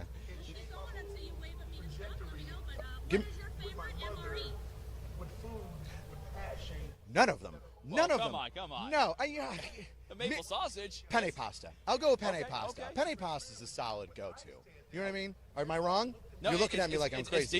It's decent. Should I say veggie omelet? Did you ever meet one of those freaks that likes veggie omelet? They're not real. They're mutants. Well, it's the Skittles you get with them that are the sell. Do the Skittles come with? Nothing good comes with the veggie omelet. Just saying. You can't sell me on a veggie omelet with Skittles. But penne pasta, that's your go-to? Spicy penne pasta was good. It's been a while since I've had an MRE. Okay. Usually I just starve myself. Well, there you go. That's one route to take. Yeah. Now, there's the new pizza one. Have you tried that? You're kidding me. I've never tried it. What is going on here? Like a Lunchables? No, this is an actual MRE. I believe. Correct me if I'm wrong. I think there's a pizza. Is it like MRE? Really? It's good? A square pizza. So is it like the piece of bread that they give you like in the normal MREs, you know what I mean? And they just say put some pasta on it? This is some poverty pasta going on here. That's poverty pizza, I mean. Military grade. This is I'll good. eat it. Good, you know what? You're hungry. You'll do anything. Yeah. Yes, at that time. Hoagie bait. Well. Hoagie bait. Always shove jerky in your pocket. Oh, yes. Always bring jerky. That's always bring right jerky. there on the go. Yeah. Yeah, I mean, just not even in the bag. It's just in your pocket. Raw. And you're good to go. Like Napoleon Dynamite, like in the spaghetti. You know, I'll kick your pocket and all of the stuff will fall off. Yeah. Yeah. No, it's all right. I'm very scary. I understand. Honestly, it's you the pushed hat. me, I got You're scared. outside. You're not wearing a cover. I understand why you're very sweaty and scared of me. That's the sweat, not There's the a heat standard. or 90-degree humidity, I promise. But hold on. We are here celebrating again the Army's 250th birthday. Big deal. Now, what does it mean to you to have contributed for 21 years, at least 13 of those, contributed to the formations that were built since then? That's huge. You know, although what you're saying is absolutely correct, I focus on the minutia of what I can control. Okay, so that's good. When I see a large parade like this, does it motivate me to know that one or two of those troops could have been mine down the training pipeline? Yes, it does. But what motivates me the most is when I see that graduating class, and they're going to go get spread around to every unit, whether it be, they're going to be some honor guards somewhere, or they're going to the 25th, or the 101, or it's a National Guard unit or a reserve unit that they're going to. When I see that graduation mass, that's when I see the impact that I have. Good. Now, are there any stories you have or anecdotes, from graduation days? Now that the trainee has become that soldier, and you see them embrace their family or their loved ones, and you know how much it means to them, are there any kind of engagements you had that kind of stand out? No, I stay away from their graduation day. Yeah? No. Get you teary-eyed? You're a trainee. Yeah. I'm glad that you made it through. Oh, man. I am not going to be your friend. Yeah. No, I'm here to train you. I'm not here to be like, you know what? Your son didn't do too great when he started, but I'm proud of him now. No. There's no removal of the mask. No. You did what you're supposed to do. Good. And then I walk away. And then they get to do their own thing. I love that. I stay in my lane. Yeah. I stay in my lane. Would you want your drill sergeant hugging you at the end? Ew. Yeah. Ew. Well, I'm better off a recruiter, I guess. No, I appreciate your time. Do you hug your trainees when you assign them in at MEPS? You're like, good job. No, but I can't wait till they come back after experiencing a drill sergeant and be like, I told you, you'll get it through it, I promise. The high five and like the family moment is for the recruiter. You got him in, he's done. Like I'm like, my training's done, God bless, drive safe. No, hey, that's fair. That is fair. And send it back home to hometown recruiting, and we'll take it Oh, from yeah. there. Yeah, that's important. But again, if there's any outgoing call that you'd like to give to the audience members, again, our audience is veterans currently serving or those aspiring to serve that may need that push to get themselves down to the recruiting station. Is there any message you'd like to give to them? You're never going to regret it. Active component, guard if you don't want to go active. That's your active, or excuse me, reserve or guard if you don't feel like you want to go active. You can always change that. Yes, you can always change that from guard to reserve and go active. You're never going to regret it. I always tell people my goal when I was in 5th or 6th grade was I wanted to go to college. How was I going to pay for college? The Army, GI Bill. No matter what you do, basic training is going to take the negatives that you have, erase them, and they're going to take the positives that you have and embolden them. Yes. You're going to come out of training, even if you only do a 4-year contract in the reserves, a better person. You're going to be durable. You're going to be more understanding of what it's like to push yourself through struggles. You're going to be motivated. You're going to look at people that are around you, and I do get this from trainees every once in a while when they graduate and I see them. You're going to look around the civilian population and go, oh my gosh, I'm like 10 miles an hour faster than everybody right now. Yes. Mentally, even physically, because some people don't run. And we'll help you with that, the United States Army. Yes, we will. This is true. This is true. Hey, thank you so much for your time. What you do for our formations, even though, again, I get it, it's more of those graduation things, but when I see those individuals out there coming to our formations, trained and ready to do what we need of them, is from people like you who take that time, make this task as a passion, and I appreciate that from you. So Thank you so much. I'm glad that you bring in the troops to me so that I can train them up. Yeah, I'll give them a hug on the way back. Yeah. There you go. All right. Hey, thank you guys so much. Oh, boy. So my knife hand's broken, so it has a little bit of pizzazz. What you want to do is you want to make sure that your fingers and thumb stay erect, like in the hand salute, right? Yes. Straight and aligned, right, like the hand salute. And you don't want to bend your wrist too much, right? What you want to do is you want to keep it straight, but you just kind of extend, right? It's here, it's ready, it's loaded, and then there's a trip switch. Did he hit the trip switch? No, not yet. Bam! It's there. It's right there.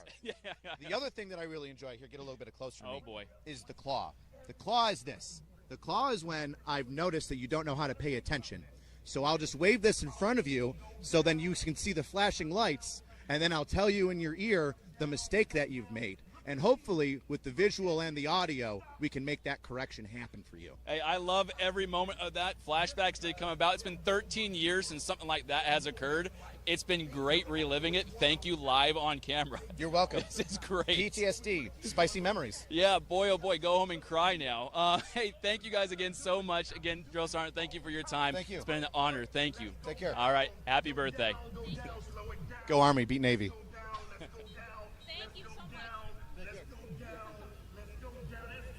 That was awesome.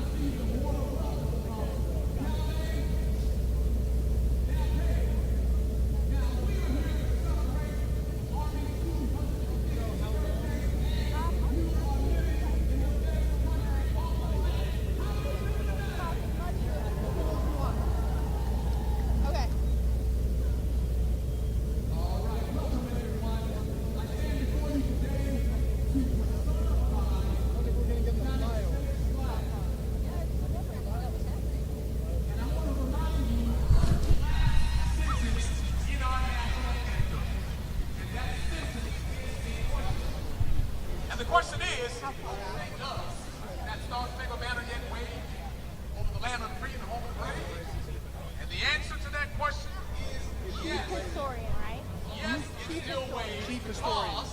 So Dr. Jim Malahusky. Demonstrating sustained superior performance for more than 200 years.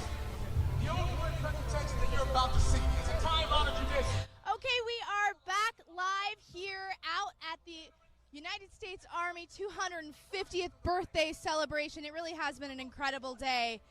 Just so much legacy represented out here on the National Mall. When you walk around, it really is fascinating to see the different eras represented. You have aircraft from Vietnam. You have veterans of different wars that are talking to and commemorating with soldiers of today. It really is a cool thing to witness. And when else do you get to do this? Only every 250 years, right?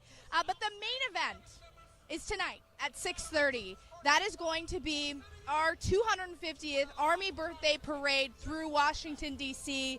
Our units will pass a review line with the Commander-in-Chief. All the different eras on display. I could talk about it, or I could get the chief historian from the Center of Military History. You're the expert. I am the expert. I have a team of people who are smarter than me working for me. And you have a pretty great job. I think I have the best job in the Army, definitely the Army, probably the Department of Defense, as the chief historian at the Center of Military History. Talk about, sir, a day like today, 250 years celebrating the United States Army. What does that mean for someone like you looking from your viewpoint? So looking from my viewpoint, you know, there's a way to take it personally. My family has served in the military since the Revolutionary War, both sides.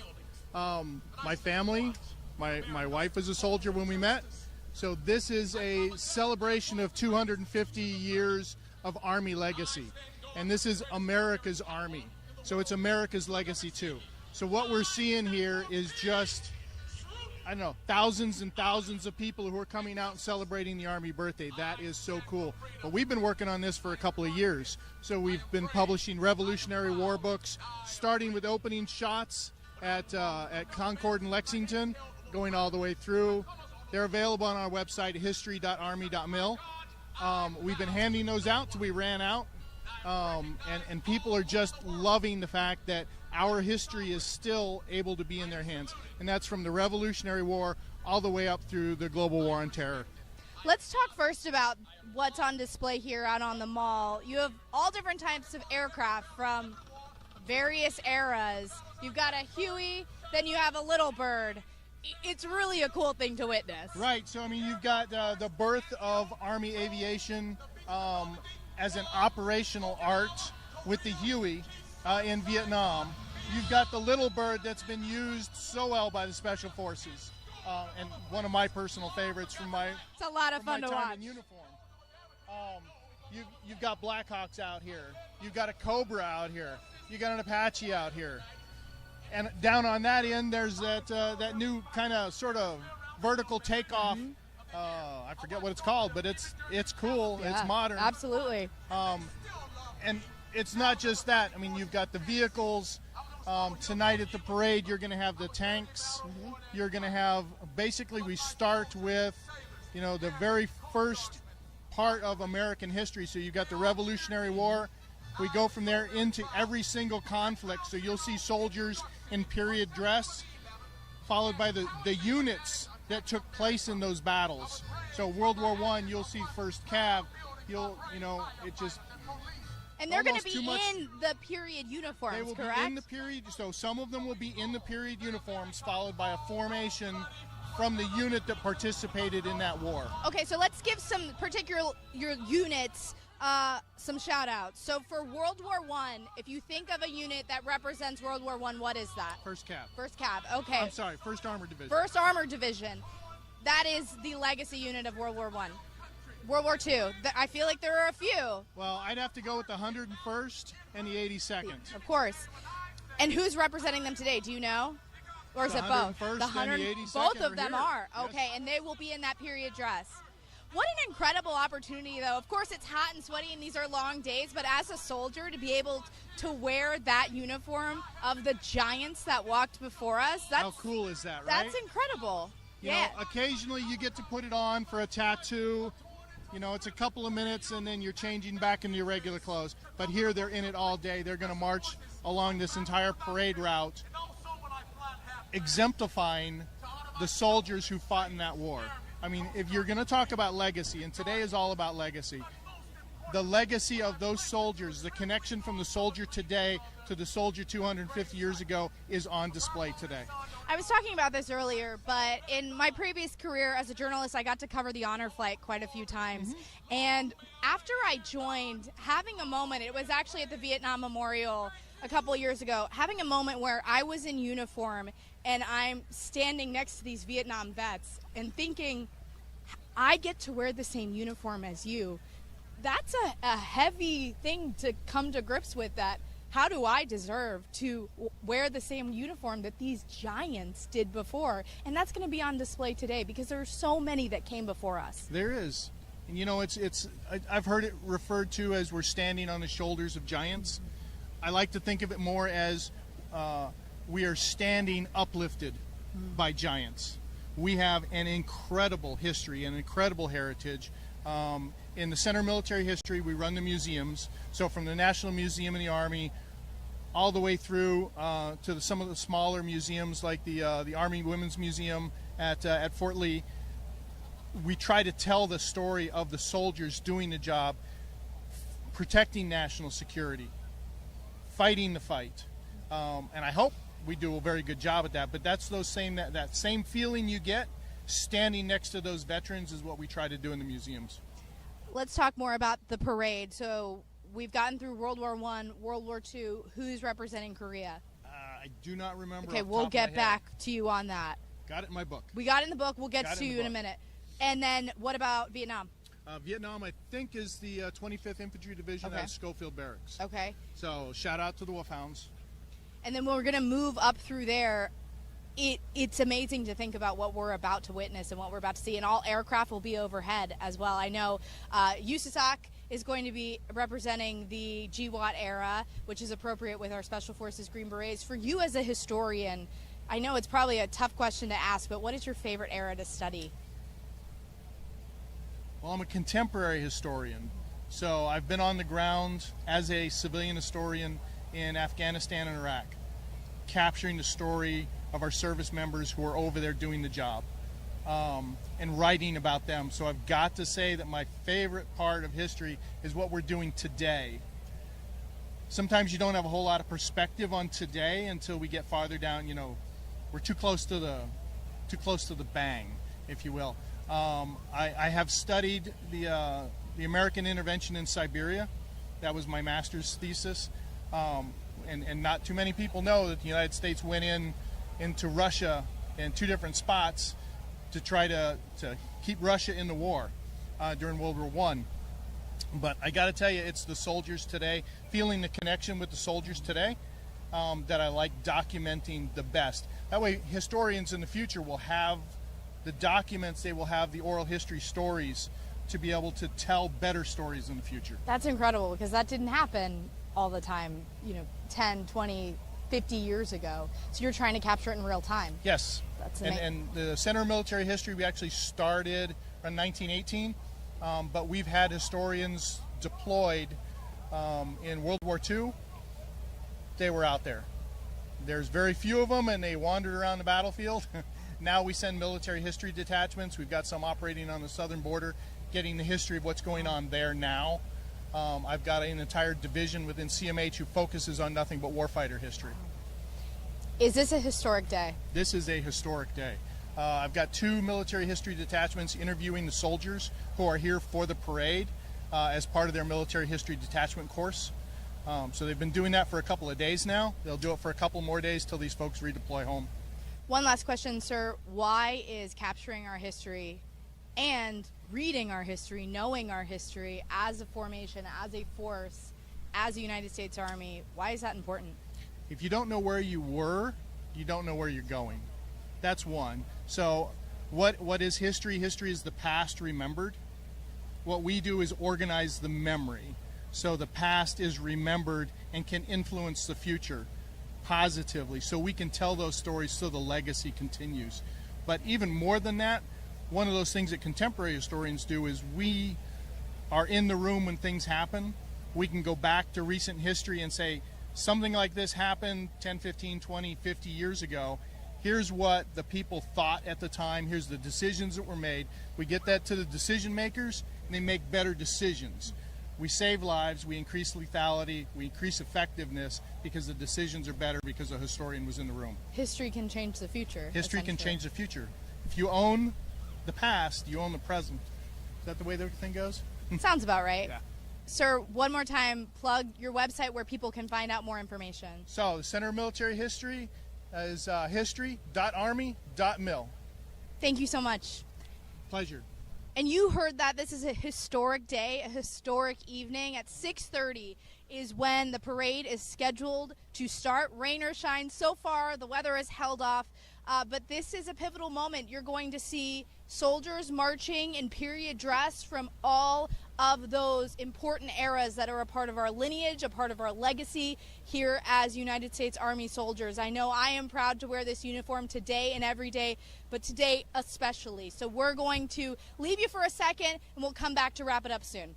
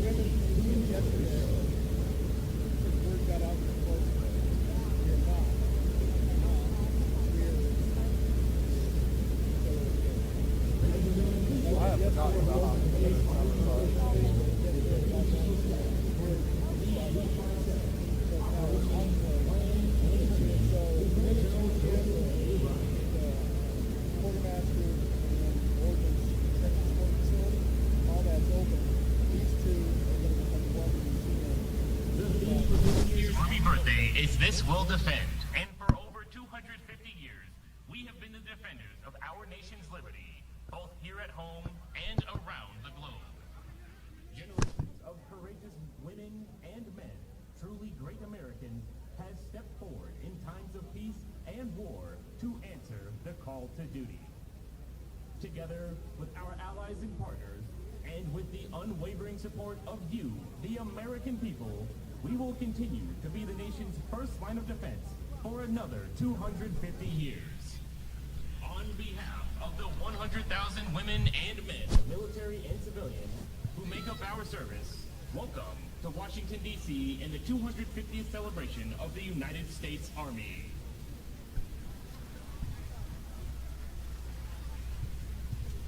At this time, please stand for the presentation of colors and for the singing of our national anthem, performed today by the United States Army Band, and remain standing for the invocation given by Army Chief of Chaplains, Chaplain Major General William Green.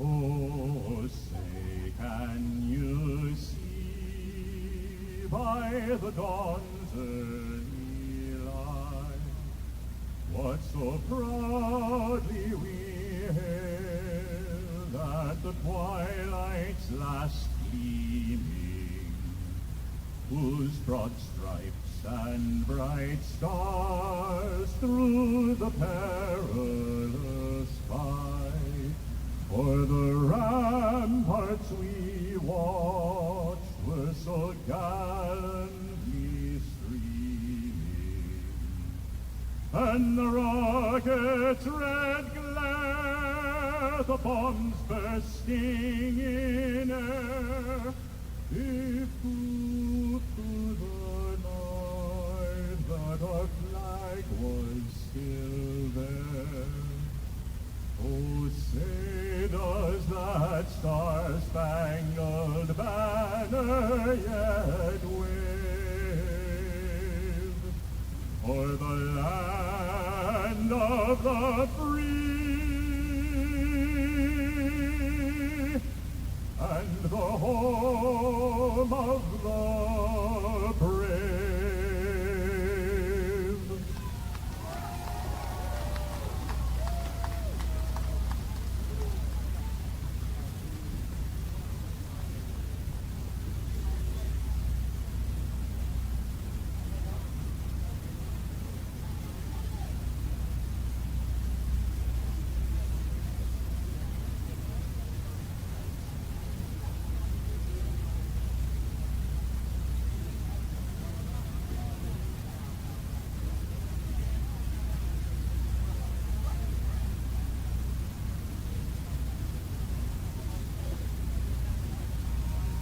Ladies and gentlemen, please bow with me as I ask God's blessings upon this 250th birthday celebration. Let us pray. Almighty God, as we gather to celebrate the 250th birthday of the United States Army, we pause to remember where we've been and who we are. And we express our heartfelt gratitude to you for the brave men and women who have served and are serving the United States Army as a force of freedom and a light of liberty at home and abroad. Heavenly Father, we remember their valor in the American Revolution and campaigns where your guiding hand established the foundation of our freedom. Continue to strengthen our soldiers' body, mind, and spirit as they train to fight and win our nation's wars. And Heavenly Father, bless our Army's leaders, our families, and the American people. Bring comfort to those who mourn as we remember our promise never to forget the cost of freedom. And Holy God, lead us both now and forevermore, and let the light of liberty continue to shine bright on the United States of America and our Army, and we to fight and win our nation's wars. Also, this we'll defend. In your holy name we pray. Amen. Please be seated. Ladies and gentlemen, please welcome Platinum Plus sponsor, Wounded Warrior Project Vice President for Government and Community Relations, Jose Ramos.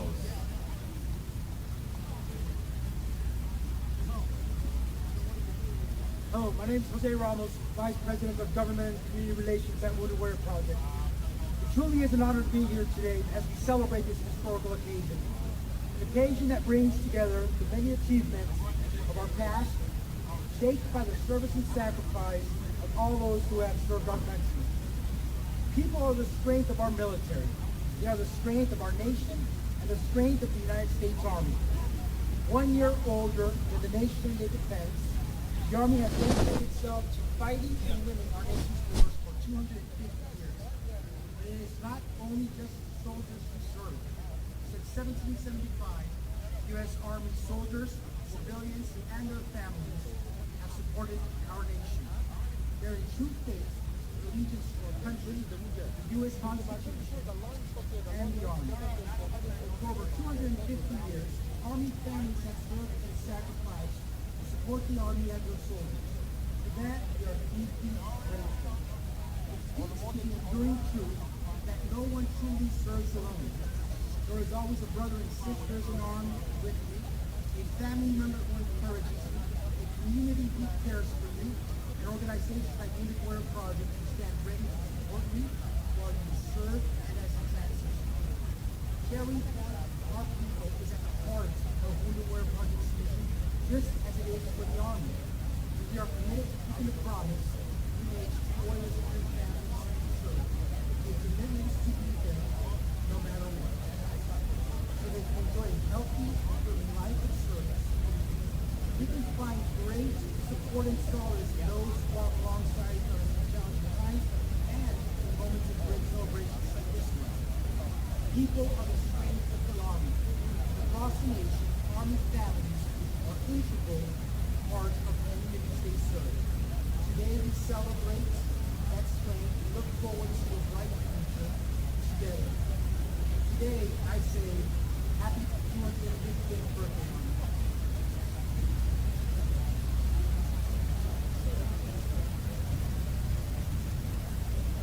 Now a word from Gary Sinise, founder of the Gary Sinise Foundation, today's entertainment sponsor. Hello, U.S. Army, Gary Sinise here. Happy 250th birthday. To the U.S. Army, 250 years. Amazing.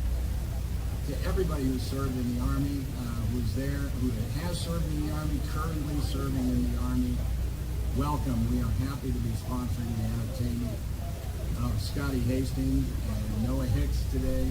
The Gary Sinise Foundation has thousands and thousands of donors who all care about our military, they care about our service members, they care about our U.S. Army, and they wanted to be a part of this great event in celebration of 250 years of the U.S. Army. I am a grateful American for all you do to defend freedom, to protect our country, and God bless you. Have a wonderful day. Enjoy the entertainment. God bless you and God bless America. Thank you very much.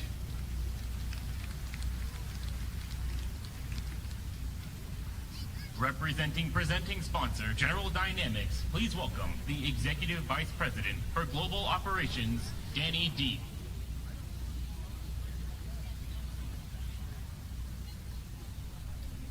Thank you. So the United States Army has served the nation with distinction for 2.5 centuries, fundamental to the birth of our great republic. Values like service, courage, and duty are reflected in this iconic institution because they are personified in the brave men and women who serve our Army and our nation so dutifully. Events such as today celebrate many incredible milestones the Army's achieved, heroic stories, great sacrifices, great stories of victory. But what makes this celebration also special is where the Army is going. Army leadership is truly driving a transformational change, maybe the most consequential in generations. And if you listen, really listen to where they're going, those of us who are partnered with the Army are inspired. And it should absolutely be clear to those who are not on our side that they should be afraid. The Army's determination to accelerate and embrace technology to become faster, lighter, and more lethal will be our North Star. General Dynamics embraces this transformation, and we will continue to do everything in our power to ensure the Army can see further, decide faster, and act decisively with lethal and definitive force. We will not rest as we know you never can. We will not delay because we know you have no time. And most importantly, we will never, ever lose sight of who we do this for, the soldiers of our Army, those warriors who do all of the heavy lifting. For us, there is no higher calling than protecting those who protect us. For 250 years, the Army has shaped our nation and preserved our way of life and been at the center of winning the nation's wars. Our commitment at General Dynamics is to make certain that our forces have the very best. I've heard it from so many soldiers, so many officers over the years. None of us wants a fair fight. So on behalf of General Dynamics, to those serving in the Army today, those who have come before you, those who are yet to come, happy 250th. Thank you for everything you do to keep our nation strong.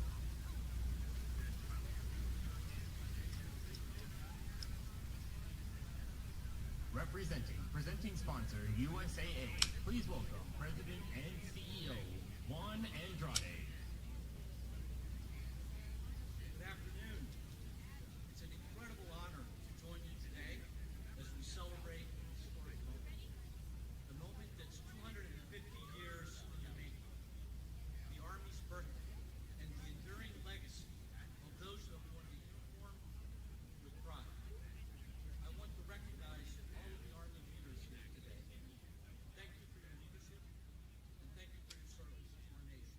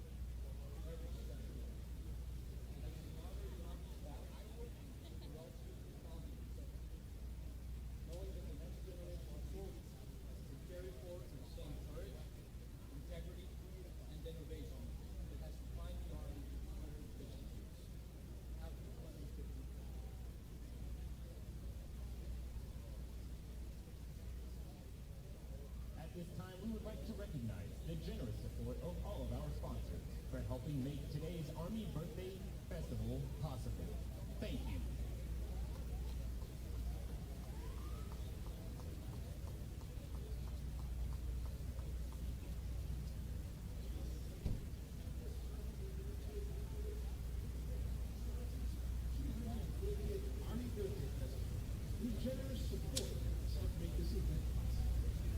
Presenting sponsor, General Dynamics.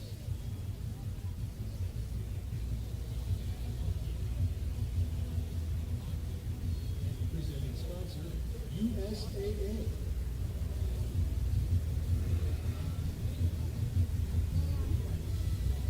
Entertainment sponsor, the Gary Sinise Foundation.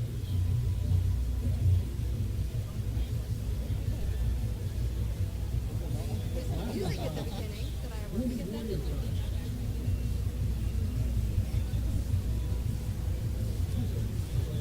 The Exchange.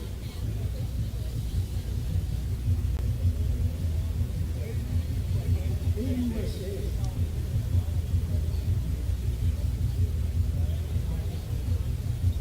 BAE Systems.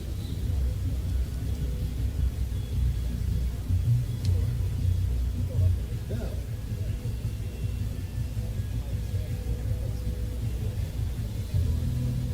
GovX.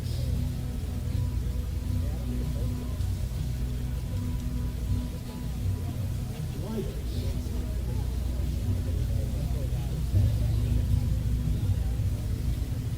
Leonardo DRS.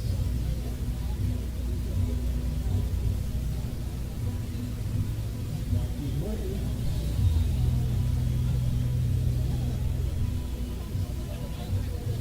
RTX.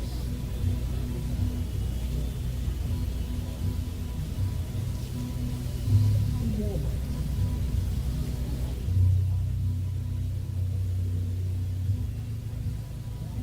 Current sponsors, Armed Forces Mutual. Boeing. First Command.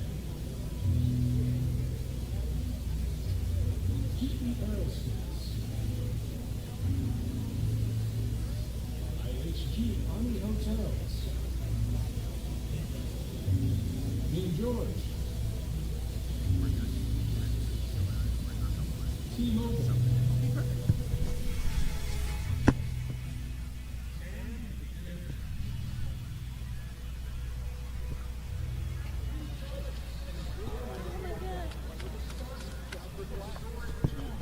There's a conversation to do here.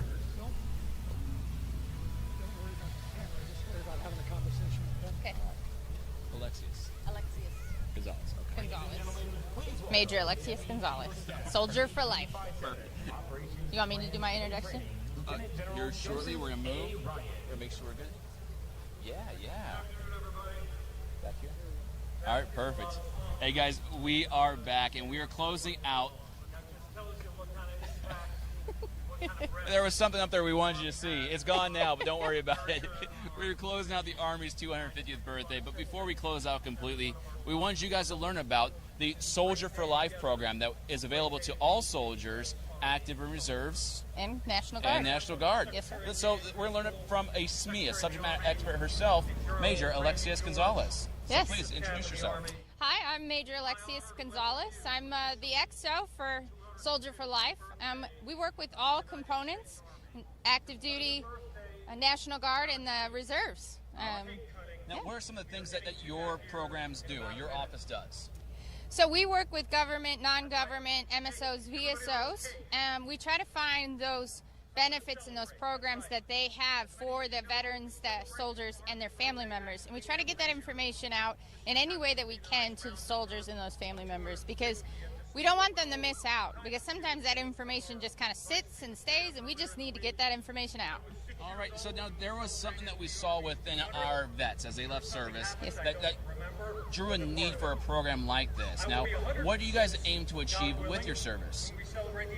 We aim to achieve that once you're a soldier, no matter how you enter the service, you're a soldier for life. Whether that was one term, whether you retired, whether you exited the service through a medical retirement, you are a soldier for life. That is the mindset that we're trying to instill with all soldiers.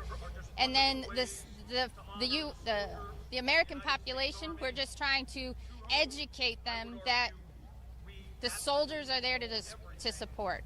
We're trying, Valuable members of society, right? Correct. Once you're out of service, the education, the experience, the leadership you bring to the table to the civilian force is there. Yes. And they may not be just aware of it just yet. Correct. So when it comes to some of the opportunities you guys provide, there's something called pays, and there's a few other things. Correct. What are some of the ones you'd like to talk about? The one I really like to talk about, and I think is really beneficial, is PAYS, Partnership for Your Success. It started off as Partnership for Youth Success and was an incentive when soldiers enlisted. It's now an employment benefit for all soldiers, right? So when you go to exit the service, or if you're a National Guard or a reservist, you're guaranteed 5 interviews. Not guaranteed employment, but you're guaranteed 5 interviews with any of the organizations or businesses that have partnered with the Army. Okay, so that's huge. It is that's, huge. Hey, I get you have 30 applicants that may be on paper closely more qualified, but give me a chance, see my name. And there's an internship process as well, is that correct? So the Army has the Army CSP, and then there's the DoD Skill Bridge. So those are internship programs that soldiers can sign up for. And then when you do those, what I like to tell soldiers when they come to our booth or when we see them is that sign up for those opportunities. Command teams allow soldiers the opportunity. Take that time. Let them leave for that moment, for those few weeks.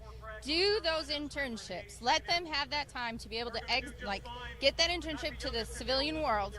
And then once they've signed up for PAYS, they'll be able to do that interview. So it's like, oh, I saw Soldier A during this interview or during this internship, and now I see them during this interview. I know Soldier A can really work. Yeah. So it gives you a chance to kind of build a rapport with a potential employer. Exactly. Showing, hey, I am here, showing you what I can bring to the table. Yes. Then when they actually close out service, or they finish up what they had to do, they then submit that application, and that name now resonates with that potential hiring office. Exactly. That's a huge opportunity and a benefit to those that use the service. Yes. Now, I hate to put you on the spot, but how would someone find you guys online, or maybe even their local office of Soldier for Life on installation? So our local office, we are a group of 18 soldiers. So we're not an office that you can just walk into. We are located here in Washington, D.C., just outside the Pentagon. But you can find our information on soldierforlife.army.mil, okay? Okay. And then from there, you can find all of the resources or links to those resources that we were mentioning. Now, there's a distinction, right? So Soldier for Life, Transition Assistance, there's a difference between those two, right? Correct. So we were created in 2012, Soldier for Life program. And then everyone knows that TAP, Transition Assistance Program, was named Soldier for Life TAP. Soldiers get it confused because it's named the same, but they're not the same program. I thought they were. Exactly. I honestly thought it was the same too when I came to the program. But TAP is a transition program, and it is an amazing opportunity, and that all soldiers have to go through it, right? So that's the difference. The new name for TAP is Army TAP. Okay. And they have a website, Army TAP. A rebrand brings clarity. Correct. All right. So the Soldier for Life program, is there anything else you guys would like to tell the audience, the many soldiers out there who are currently in service who may not be aware of what you bring to the table? Any kind of words of advice? I want you to know that you are always a soldier for life, right? You join, keep that in mind. Share that with America. Let them know. You guys are the ones that bring the soldiers to the Army. You guys are the ones that will make the next generation of our service. That's true. Their strong testimonies by being cared for, with strong leaders on the way out being set for success is huge in their testimony when they advocate for the future generations. Yes. I love that. Well, hey, thank you so much, Major. I appreciate your time. And as well, please go out there, check out your local Soldier for Life programs, as well as the online portion to provide all the resources and opportunities out there that you may not be familiar with. Guard, reserves, active duty, check it out. Now, guys, thank you so much for staying with us as we celebrate the Army's 250th birthday. check your local news station as they broadcast live the Army's 250th parade later this afternoon in Washington, D.C. Thank you guys again. You guys take care. Have a good day.